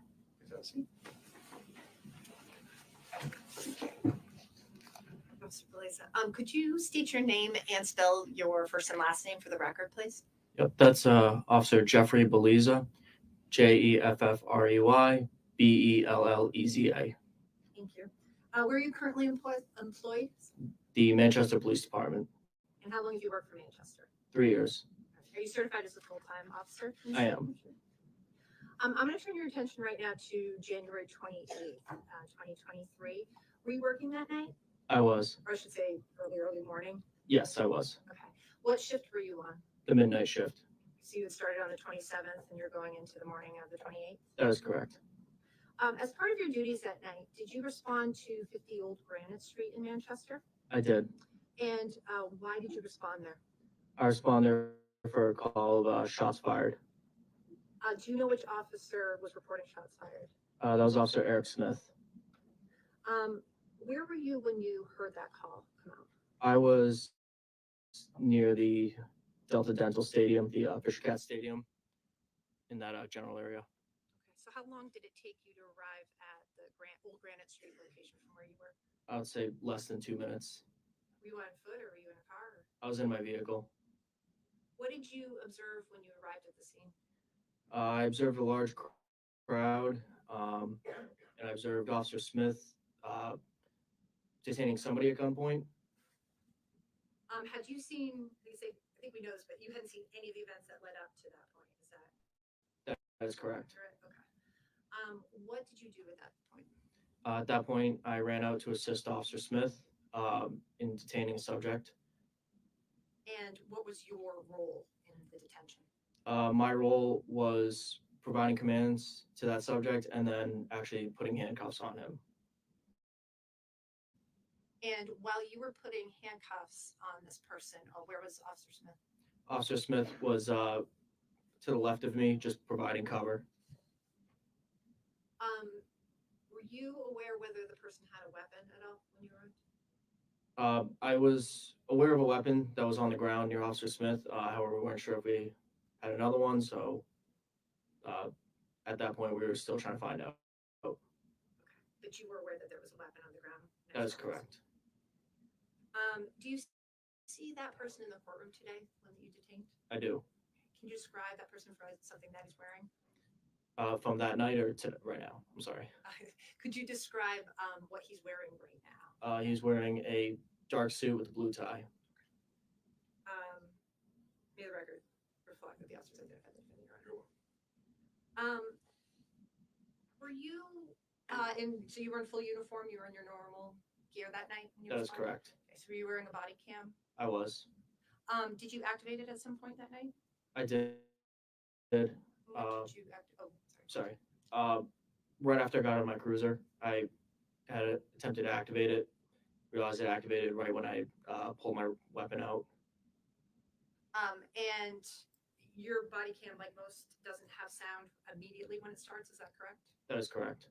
So there's the video, but not the audio immediately. That is correct. Have you had the opportunity to review your body cam footage from this period of the night where you detained the defendant? I have. So I'm going to show you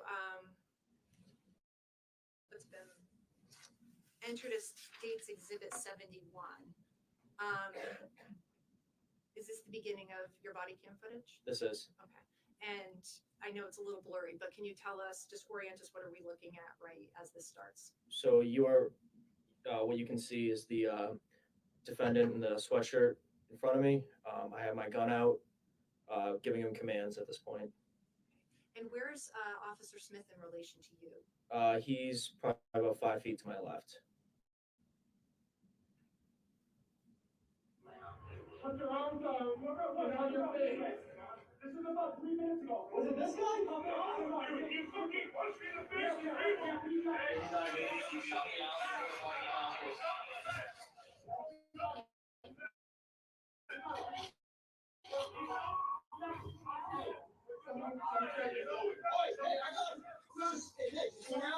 For now, just turn around.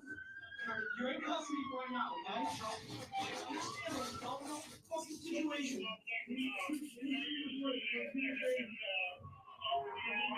Where's your gun?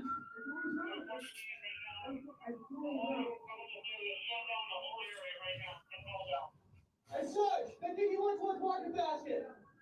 No, dude. What's the restriction? Where's the fucking other guy? Dude, no. I have no idea. Stand up. Just stand up. Okay, hey, you're in cuffs right now, so just shut up.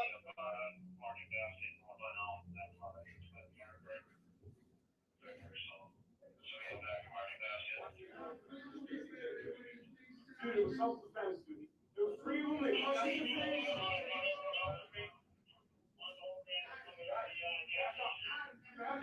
Back the fuck up! Go that way! Back up! Guys, get down! It was self-defense, I swear. Take it that way, please. Got it.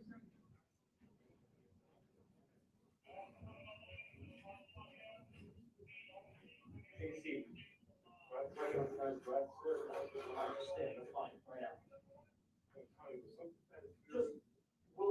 We're gonna ask you a bunch of questions. Just you already take. So your body cam continued after that point, correct? That is correct.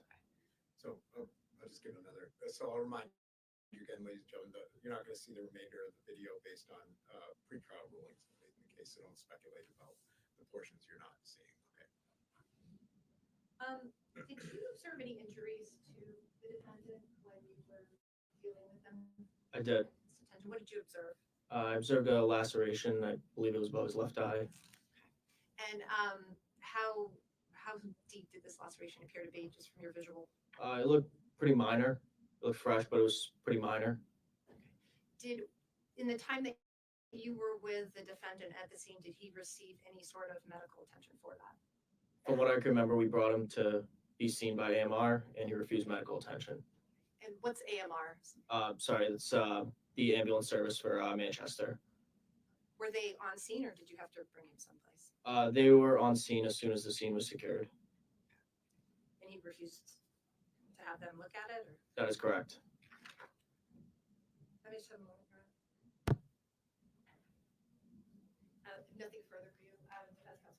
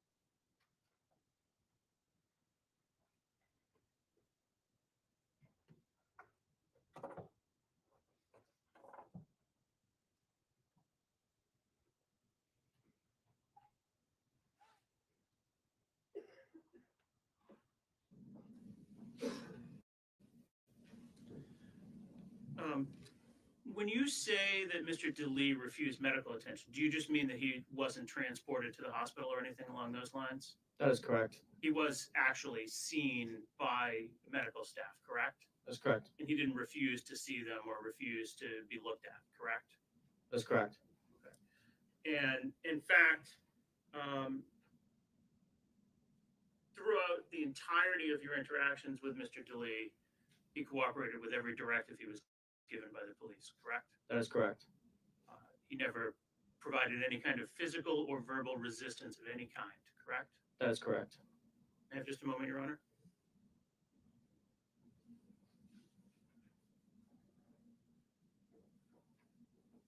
No further questions, Your Honor. Further? Okay. You can step back. Yeah, do you want to take a immediate break? Yes. All right, so we're going to just take a short break so we're not watching lawyers fumble with technology again. So hopefully we can get it going without us all staring at them. Okay, so take a short break.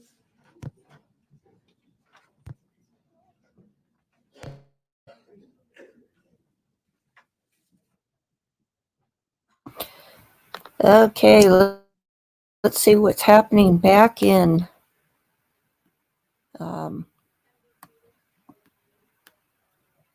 Chad Daybell's hearing.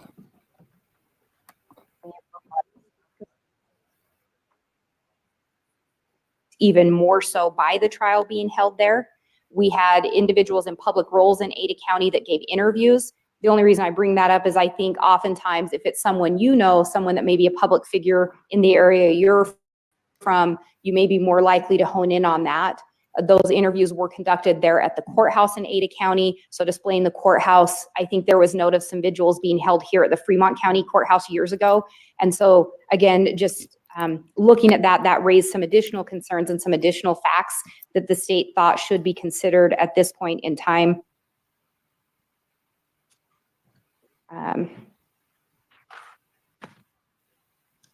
And I think, again, just really focusing on the defendant's initial arguments in his motion to change venue. Essentially, it was a motion to change it out of the 7th Judicial District because there was really nothing presented specific to Fremont County. So the state's position is Fremont County does have a smaller population than Ada County, and we absolutely recognize that. But we do believe, given that we were able to seat a grand jury, given the passage of time from some of the main events occurring here, and I will give the court, with the exception of the sentencing, the other main events that have occurred here, there's been a longer passage of time from when we had this massive trial. The court had also focused on the media coverage regarding the co-defendant in the initial order granting the change of venue. That coverage only intensified during the trial there in Ada County. Again, the state does recognize that coverage was here in the 7th Judicial District as well. But again, nothing specific with Fremont County has been presented or located regarding that. We do believe that a fair and impartial jury could be chosen here in Fremont County. I know this matter has been brought up in a motion to reconsider, but of course also factoring in the cost to the county. Judge, I'm going to object at this point. They didn't bring up the cost specific. The fact of the matter is their argument was based literally to the media coverage. And if they're going to be allowed to expand on this, then I want a continuance, and I'm going to go back to every little item, and we'll have to go through this again. So at this point, I'm objecting to this financial argument because they did not make any mention of that.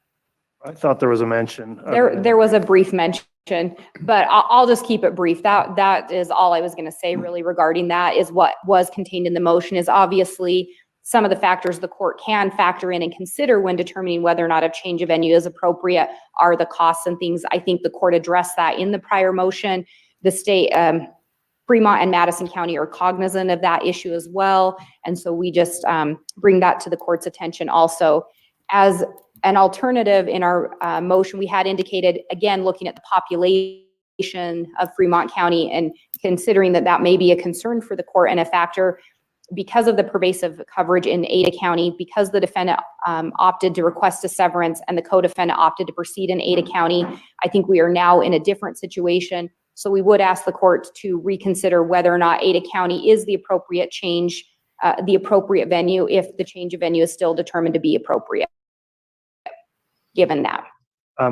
Ms. Blake, do you have I don't know for sure the number. Do you know currently what is the population of Fremont County? I mean, I should know. I think it's around 14,000 people. That sounds about accurate. I don't know when the last census was done. I should have that information, but that sounds accurate, which I do think is a large enough number to pull in 1,800 potential jurors if we were to follow what we did in Ada County. All right, and I would need to confirm. I had heard at one point from a jury commissioner here that I thought there were around 2,000 qualified jurors total out of Fremont County. And at our last trial, we pulled 1,800 for starters, and that was not a capital case. And we may have to look at additional issues that come up with juror disqualifications with a capital case. Just looking at the numbers there though, but if we're looking at around that 2,000 qualified jurors, and I just note that something I did look into and have to consider, despite the media coverage in Ada County, I mean, it's a whole nother world in terms of population there. They have approximately between 275 and 300,000 qualified jurors out of Ada County. So it's, 100 times, I guess, the amount of potential jury pool there. And I'm just making some commentary here, and I'm not deciding the motion at this point, just making some commentary, but I'm fully cognizant of the burden and cost and expense and concerned about that as well. So I do appreciate you raising that. The court has to take those issues seriously when determining the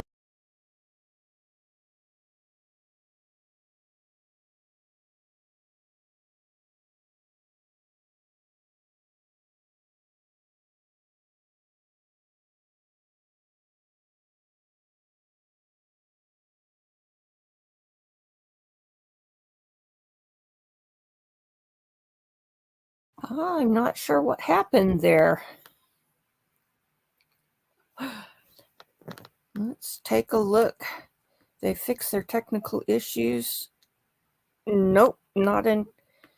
So we've got a shot of the skylights in New Hampshire, and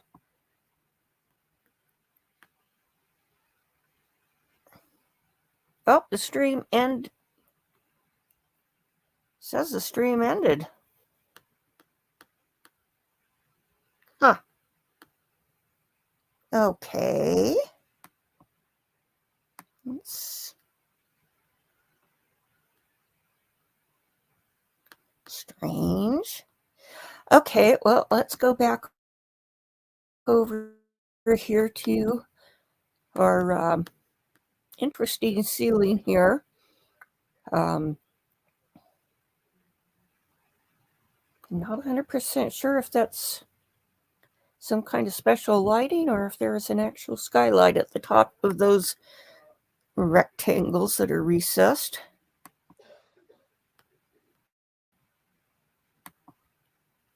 Let's see. I was listening to some commentary yesterday on end games. Had said that Meghan Markle thought that she should have a prominent role in the coronation, like carrying the sword. Yeah, that's a really great idea. Oops, we had an accident and lopped off Charles's head. I guess Harry gets to be king, right? Uh-huh. No, I don't think I don't think so. Okay, let's see. Do we have anything interesting which has popped up on YouTube?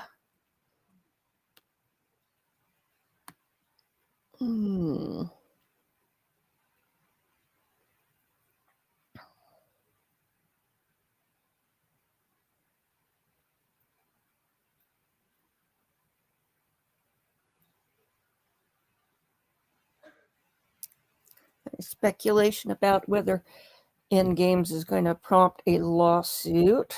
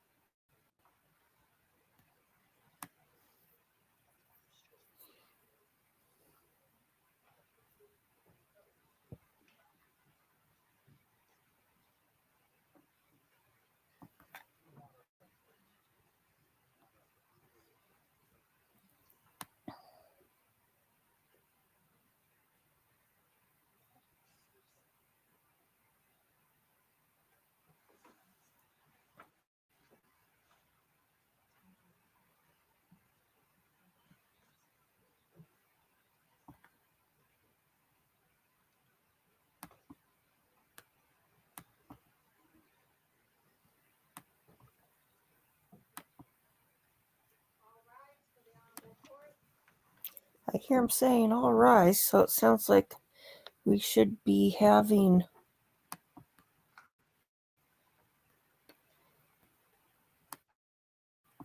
something. Well, it looks like the hearing is still going on. The court TV feed on the Daybell trial ended. We have another break. I'll go back to the... The state calls Detective Brendan Langton. Detective, just watch her step over those cords and then just be up by the TV.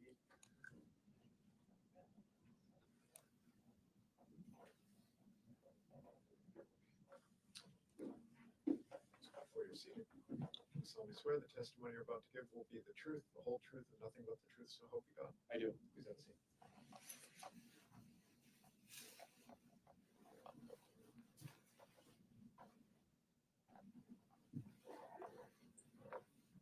Thank you, Detective Langton. For the record, can you just state and spell your last name for the record? Brendan Langton, Langton. And Detective, where do you work? The Manchester, New Hampshire Police Department. And how long have you worked there for? Over 7.5 years. 7.5 years. Is this your first law enforcement job? Yes, it is.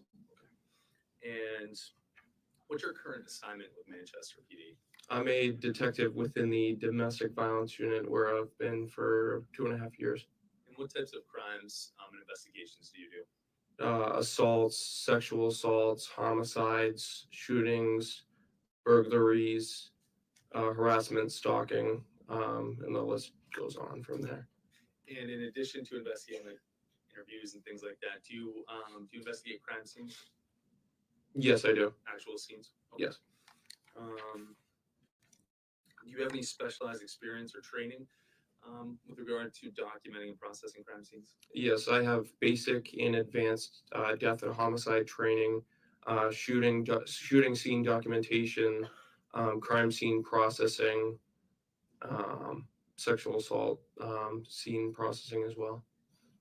I want to take you back to Saturday, January 28th. Were you assigned to assist with the shooting of Timothy Pouliot?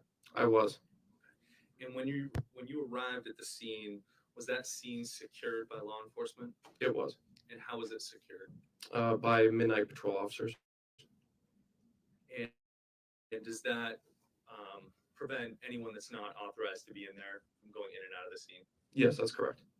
And why is it important to restrict access like that to the scene? To preserve the scene itself. And with regard to that specific investigation, what was your role? Evidence collection and scene processing. And what areas of the scene did you investigate? Where there were articles of evidence articles that we deemed to be evidence to be documented and secured. And was that along Old Granite Street? It was, yes.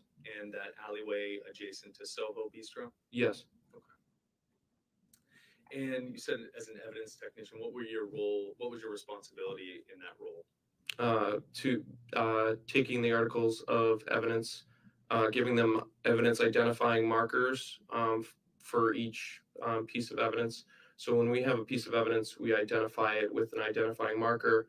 All my evidence, I identify it as BML. Those are my initials with a dash, and then follows a numerical system identifying each piece of evidence. And so what were your initials? I apologize if you said BML. BML. Okay. Yes. And what? Who else helped process the scene that night? Were there other officers, or was it just you? Detective Bombard and Detective Bergeron Rosa. And were you at the scene when it was photographed and measured? I was, yes.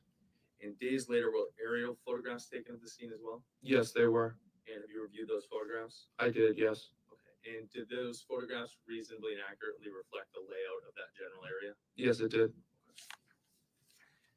And roughly how many photographs were taken? Dozens, hundreds of photographs of the scene? Hundreds. Okay. I'm not going to ask you to go through every single one, so we'll just go through some here today. So I want to start with, this is State's Exhibit 2.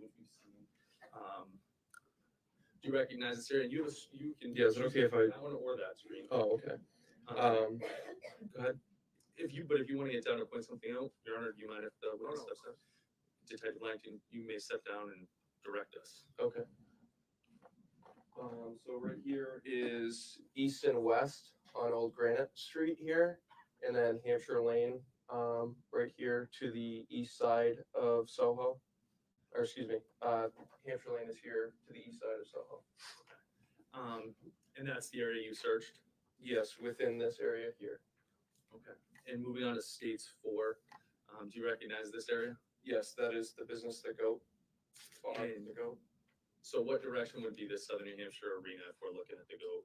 Easterly. So this is west of the Southern New Hampshire arena. And moving on to States 5, this area, what is this? This is just east of where the goat is, heading towards this new arena. And what business is depicted in that photograph? Manchester Makers Space. All right. Moving on to States Exhibit 6. Can you just help orient us and describe what we're seeing in this photograph? This is in the center of Old Granite Street, facing easterly. As you can see, the Southern New Hampshire arena here is in the backdrop. Okay, and I want to just point out a few things that we can see. There's across the middle of the screen is a yellow tape or ribbon. What is that? That's cordoning off where our crime scene is. Okay. And just beyond that, between that and the Southern New Hampshire arena, we can see a white object in the middle of the street. Yes, And what is that object? that is the body of Timothy Pouliot. Okay. And then just beyond there, and we'll have some closer photographs, but we can see some things in the roadway. What are those? Those are evidence markers. Okay. Moving on to state 7. Is this the same general direction, but also capturing the Bank of America parking lot? It is, yes, facing northeasterly. And state 8. What is this a photograph from? This is in front of Hampshire Lane, northeast of Soho, where the body was located. And is that yellow? General area. I apologize. Does that yellow circle depict that area where that Timothy's body was? Yes. And state 9, can you just orient us? This is facing northerly. This is the same general area as the previous photo, but we're just facing north here. And the Southern New Hampshire arena would be right here. And moving on to states 10, this is a little bit closer of that footage, or excuse me, that angle we saw earlier, correct? That's correct, yes. And now we can start to see those yellow markers that you were talking about a little bit better. Yes. States 11, can you tell us where we're looking from? This is facing westerly. Elm Street is just behind where this photograph was taken. The Conoco gas station is just off of right here. And this is that same alleyway from the other photos that I've been talking about. Moving a little bit closer, states 12. Is this just a close-up? Yes, it is a mid-range photo in front of Soho. And again, we can see those yellow markers. That's correct, yes. And we'll talk a little bit more about each one, but just generally, what were those evidence markers? Why were they placed in those locations? Those are identifying where pieces of evidence that we were to collect, where they were located within the scene. And you recall generally what those pieces of evidence were? Yes, generally, yes. And what were they? Shell casings, bullet defects that we did not collect, but we photographed, and personal belongings as well. When you say bullet defects, can you describe for us what you mean by that? A divot within the road that we identify or believe to be bullet defects. Okay. And states 13, what is this a photograph of? Personal effects from Timothy Pouliot. So these are the contents of his pockets. Yes. Any weapons? No. Moving on to states 14, starting to look to the right a little bit, correct? Yes, this is looking south, a little southwest across from Soho. And the Bank of America parking lot is right here. And then from this perspective on states 15, is this looking to our left from that previous position? Yes. In state 16, can you just describe for record purposes what we're seeing in this photograph? Evidence markers that are in the center of Old Granite Street, just north of the alleyway. And top of the picture, is that looking down Hampshire Lane? It is, yes, southerly. And now state 17, where's this photograph taken from? Looking northerly, so the previous photo was taken facing southerly up by where that manhole cover is to where the detective is shooting northerly here. And states 18? This is just north of where that manhole cover was that we saw in the previous photo, facing southeast where the Conoco gas station is. And moving on to states 19, can you just tell us what we're seeing in this photograph? This is the sidewalk on the north side of Conoco, an evidence marker BML1. The firearm is seen within this photograph. So in that yellow box right there? Yes, that's correct. And was that firearm collected? Yes, it was. And did you give it one of those evidence numbers that you had spoken about earlier? I did. And what was that evidence number? BML1. And did that firearm have a magazine in it? It did, yes. And did that also get a separate evidence number? Yes. And what was that evidence number? BML1A.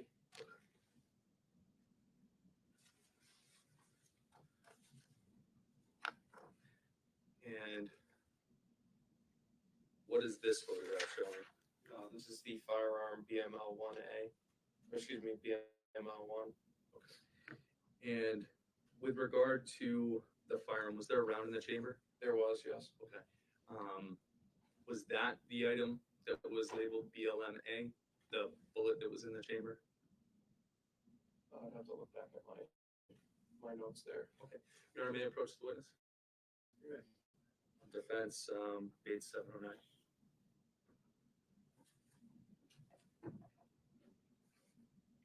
So let me have that help refresher real quick. So the magazine was BML1B, and the chamber round was A. Did that refresher? It did, yes. And just to clarify the record, can you just describe for us or tell us what the evidence number was for the magazine? The magazine was BML1B. And the round in the chamber? BML1A. Thank you.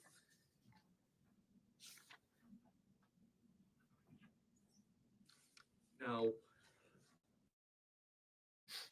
this firearm is a semi-automatic firearm, correct? That's correct, yes. When a casing is ejected from the firearm, does every casing go to the exact same spot? No. And what are some of the things that can happen when a casing is ejected onto, say, a hard surface like a piece of pavement? It can roll depending on the weather. If it's windy, it'll be within a general area. But when the cartridge casing's ejected, it can hit the ground. It could hit the curb or granite curbing and then deflect off of that or whatever surface that it's striking. It could end up deflecting or rolling away, but you'll be able to see a general area where the cartridge casings end up landing. And if there's people walking through, running through, things like that, are the casings easily disturbed or are they not easily disturbed? They could potentially be easily disturbed depending on the amount of people that are running through that area. So the casing location just gives you, I think you said, a general area where the gun fired. Yes, that's correct. Okay. So going back to those, going on to that next photograph. So you said the magazine was BLM1B. Yeah, BML1B, yes, was the magazine. Okay. And do you see that in the photograph? I do, yes, right here. Okay. And you just pointed to the right side of the photograph? I did, yes. And State's Exhibit 22, is this just a close-up of those evidence markers and Timothy's body that we talked about earlier? It is, yes.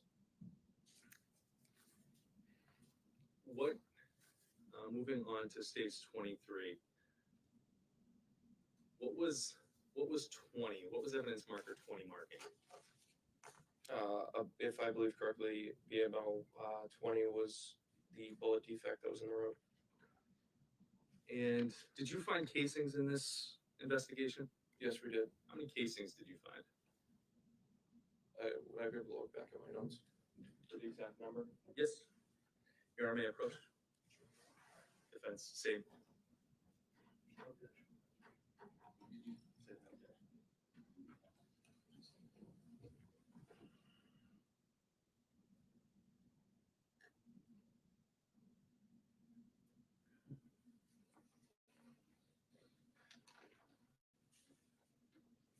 Dr. Langton, how many casings did you find? There were 9 cartridge casings. Okay. And were each one of those photographed and marked with a evidence marker? Yes, they were. Okay.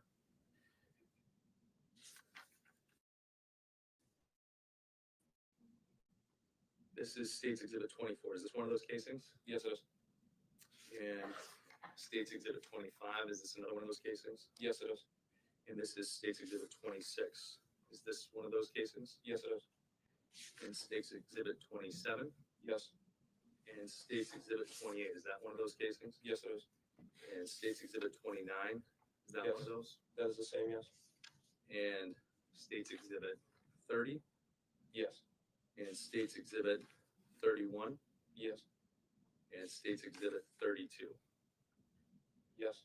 And those were the 9 casings that you found? That's correct, yes. And those were found in the general area where we saw the yellow markers around the corner of Soho Bistro? Yes, that's correct. Just one second.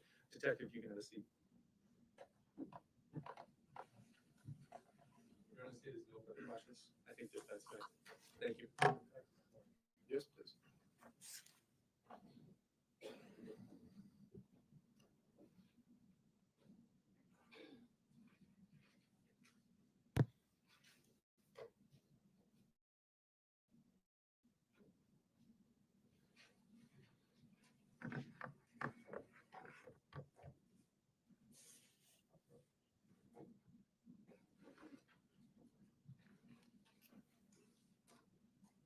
Judge, we have a number of exhibits that I may ask to be published to the jury as I go through them. They're exhibits that are already in evidence, so unless there's any objection to that. Okay.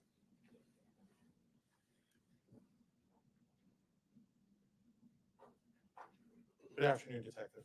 Good afternoon, sir. So, Detective, just to set the scene for us, how soon after the incident call out did you arrive? I don't recall exactly how long, but it was a few hours, if I remember correctly, sir. Okay. So, you typically get a call how long after an incident takes place to collect evidence? It really depends on how quickly the evidence gets relayed from the patrol division to supervisors, and then the supervisors then call us. It could be a half hour, it could be an hour. It really all depends on the information that's coming in, sir. And when you arrived on scene, I believe you already testified to the fact that the scene had been secured by members of the patrol division? That's correct, yes. And when you mean secured, you mean that officers had, for instance, put up things like yellow tape, correct? That's correct, yes. Is it you or another detective that puts down evidence markers, or are those put down by the patrol division? Some were put down by the patrol division, and then others were put down throughout our evidence collection, sir. When you arrived on scene, were some of those evidence markers already there? Yes. You identified a number of photographs previously. I'd like you to take a look at them again. This is State's Exhibit 11, if I could approach Judge. Yes. You previously identified this, and I just ask you to describe it again for the jury. So this photo is facing westerly in the center of Old Granite Street in front of Soho. Now, this area is well lit, correct? That is correct, yes. Okay, so there are street lights here? Yes. I could publish this to the jury.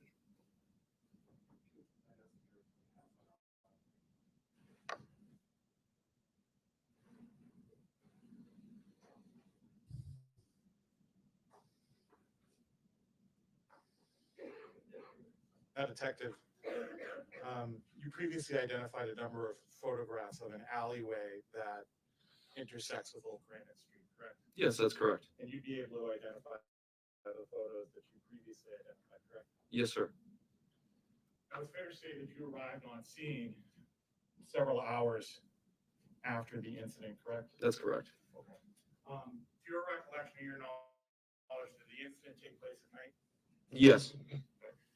Those two photographs that I've just handed you, are those consistent with the photographs you just identified on behalf of the state? That's correct, yes. Are those two photographs pictures of the alleyway that abuts with Old Granite with the Soho Bistro on the corner? Yes. Okay. And those were taken at night, correct? Yes. Okay.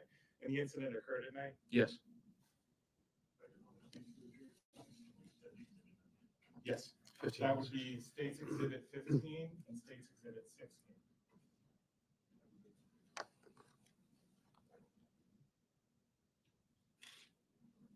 Now, when you arrive on scene, part of your job was to take pictures of what the scene looked like, correct? Yeah, that's correct. And that was to adequately document what everything looked like at the moment that patrol officers arrived on scene, correct? Yes, that's correct. And that's to document it so that it could be shown to the jury as best as possible what the scene looked like when you arrived. Yes. Okay.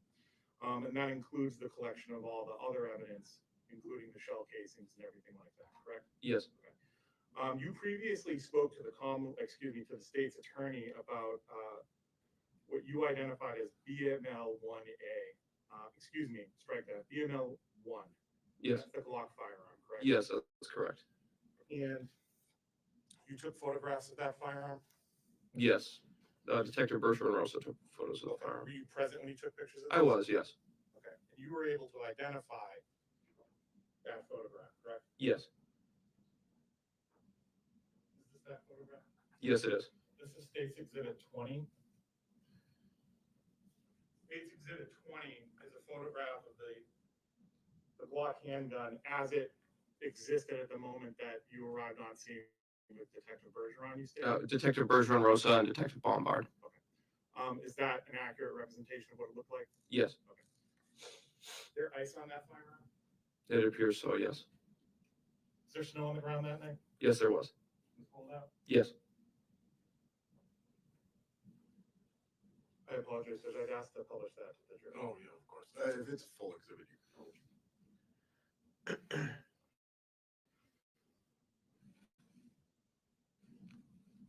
Are you the detective that secured that firearm to be essentially turned into evidence? Yes, that's correct. Okay. When you secure a firearm, do you follow a standard procedure prescribed by the Manchester Police Department? I clear the firearm to any firearm that I come in contact with. I clear it to make it safe prior to putting it into evidence. Okay. So you document where you find the firearm on the ground by taking a picture of it? Yes. Okay.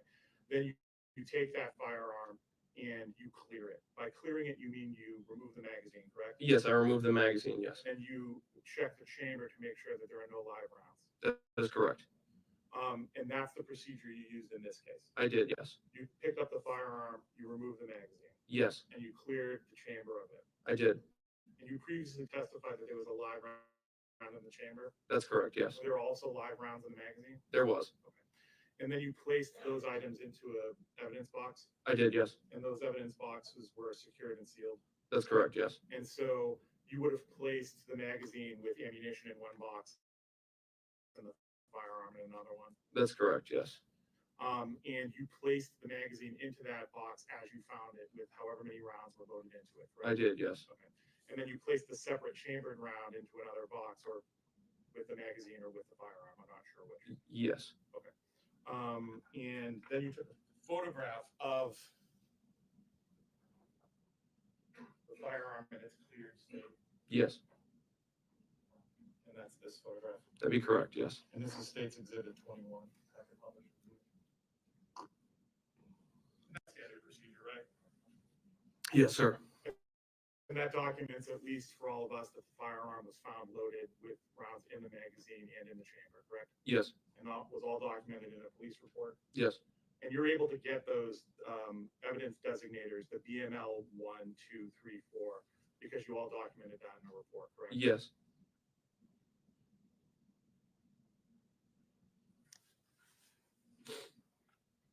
Just one moment.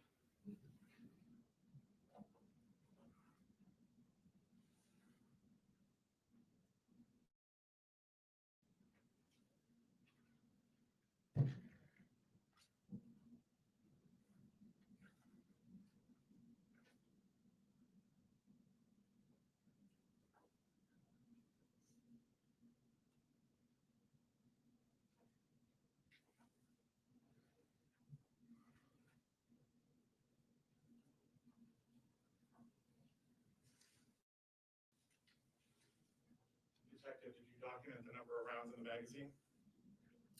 I don't recall, sir. Would it be in your report? I would have to look back at my report, sir. Do you have your report in front of you by any chance? I do not.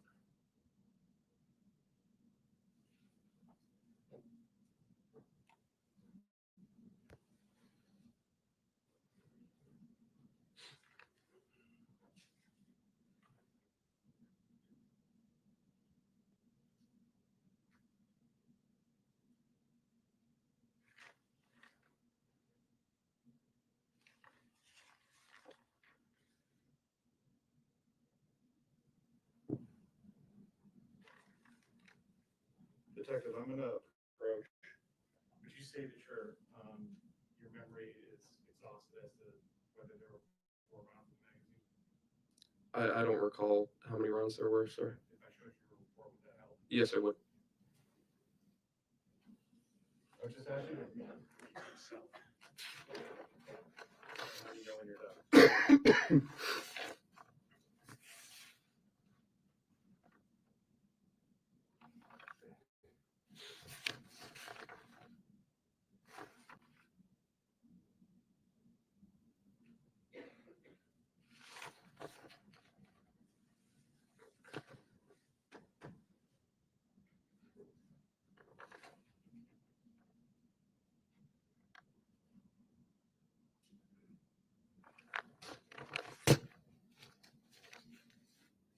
Were you able to locate that anywhere in your report? Yes. how many rounds were in the magazine? I listed it as unknown number of rounds Okay, so you didn't within my you report. didn't unload the magazine, No, I did not. but there were rounds in the magazine, Yes, and there was one live round in the chamber. yes. No further questions.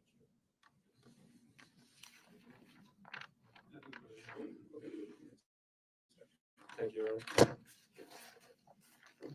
Actually, if you want to just give that report back to the attorney. Yes.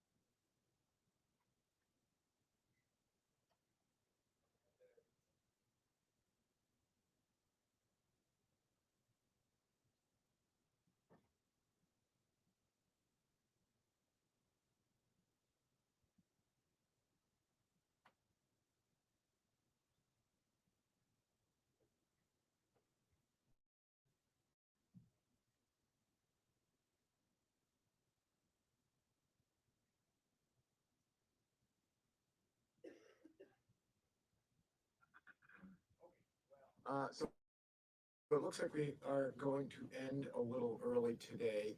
They're going to take a witness out of order here. So due to availability of a witness who had other non-negotiable plans, the defense is going to call a witness at this point, or next, first thing tomorrow morning. So we're going to interrupt the state's case at this point, but allow the defense to put on a witness. It happens sometimes in cases. And then the state will resume with its evidence. Okay, so we will see you tomorrow morning at 10 o'clock. And we're still on track. So we're still on track for timing. So okay, thank you. Okay. So did I understand that right? That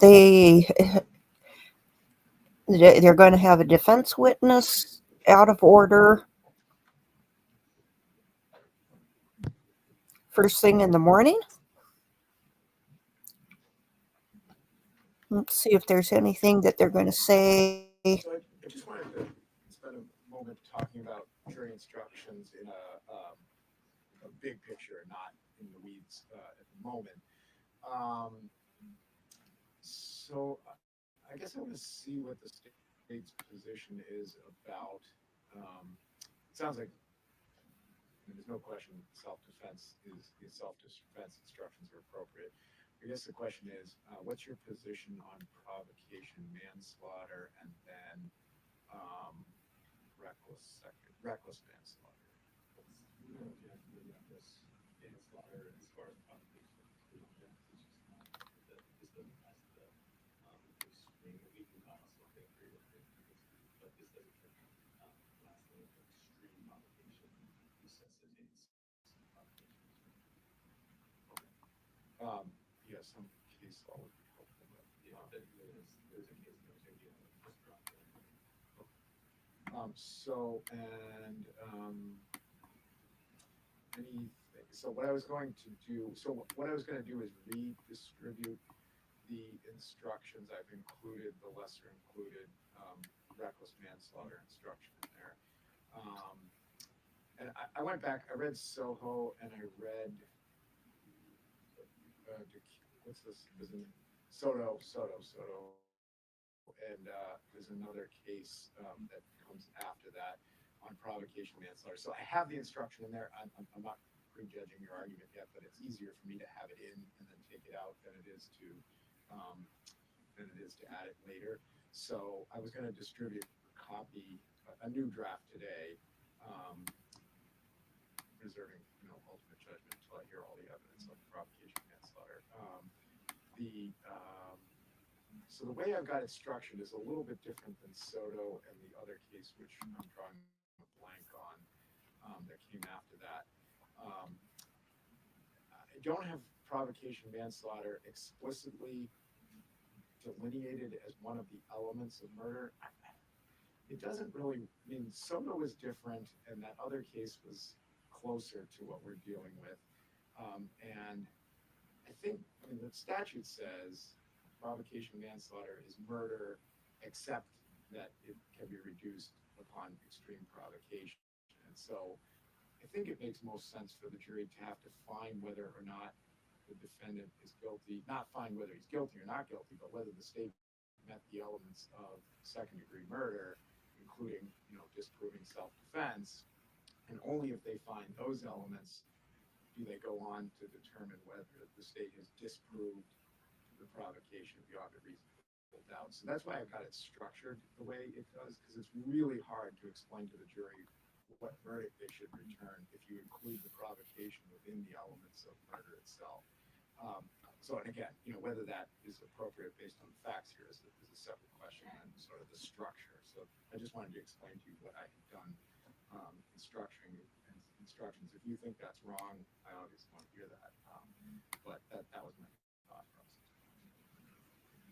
So my reaction to that is,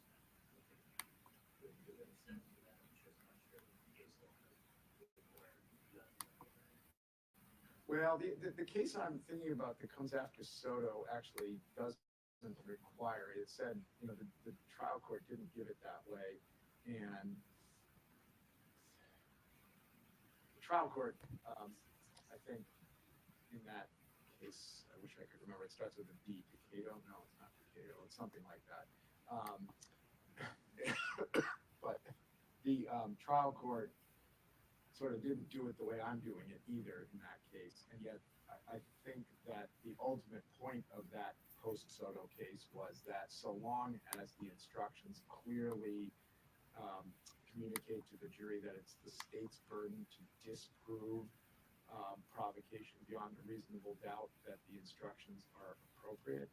And for the reasons I said, I think including the provocation within one of the delineated elements of murder makes it incredibly complicated and confusing for the jury to understand it. So I think based on that subsequent case, it's an appropriate instruction that I think it's easier for the jury to understand what they're supposed to do that way.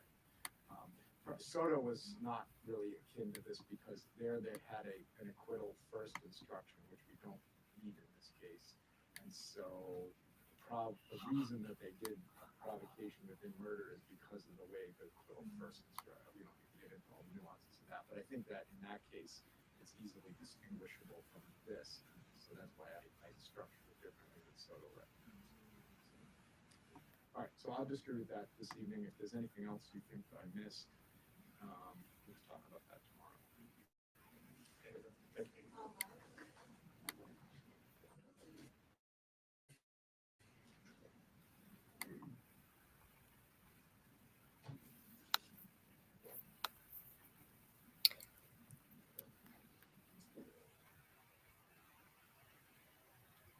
Okay, I think that concludes that. So maybe we'll pop over to watch some more Daybell.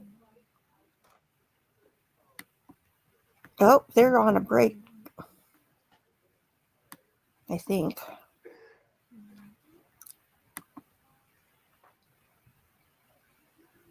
Are they done?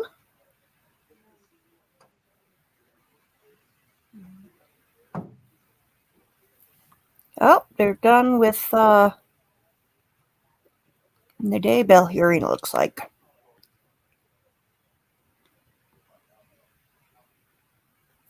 Let me just confirm that.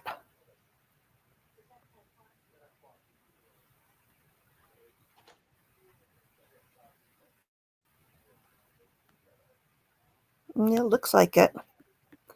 Okay.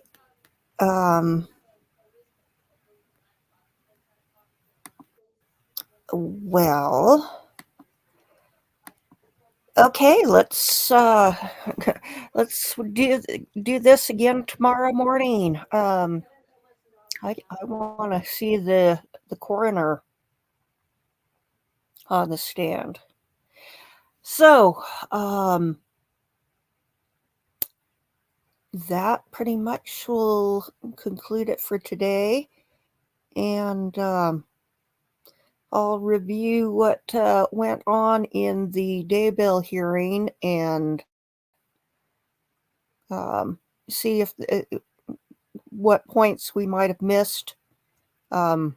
We do know that we're going to have the cameras in the courtroom, that the state is not limited to the arguments that they made in Lori's trial, i.e., Lori was the ringleader, so therefore Chad is less culpable.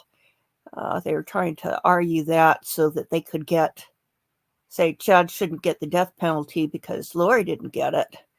And Lori is the ringleader according to the state. So I think they're both equally culpable for different reasons. So I didn't get a sense on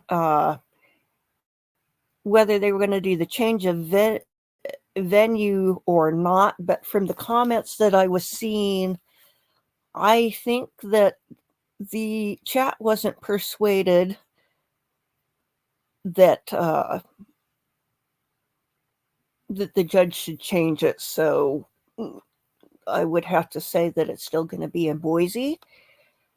And I'm not sure if there were any other issues, so I'll review that and we'll go over that tomorrow.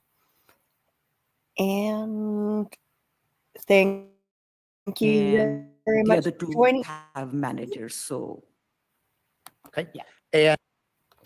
And Thanks for joining me, and we'll see you tomorrow. Have a great day. Bye-bye. Bye, Gizzy Sue.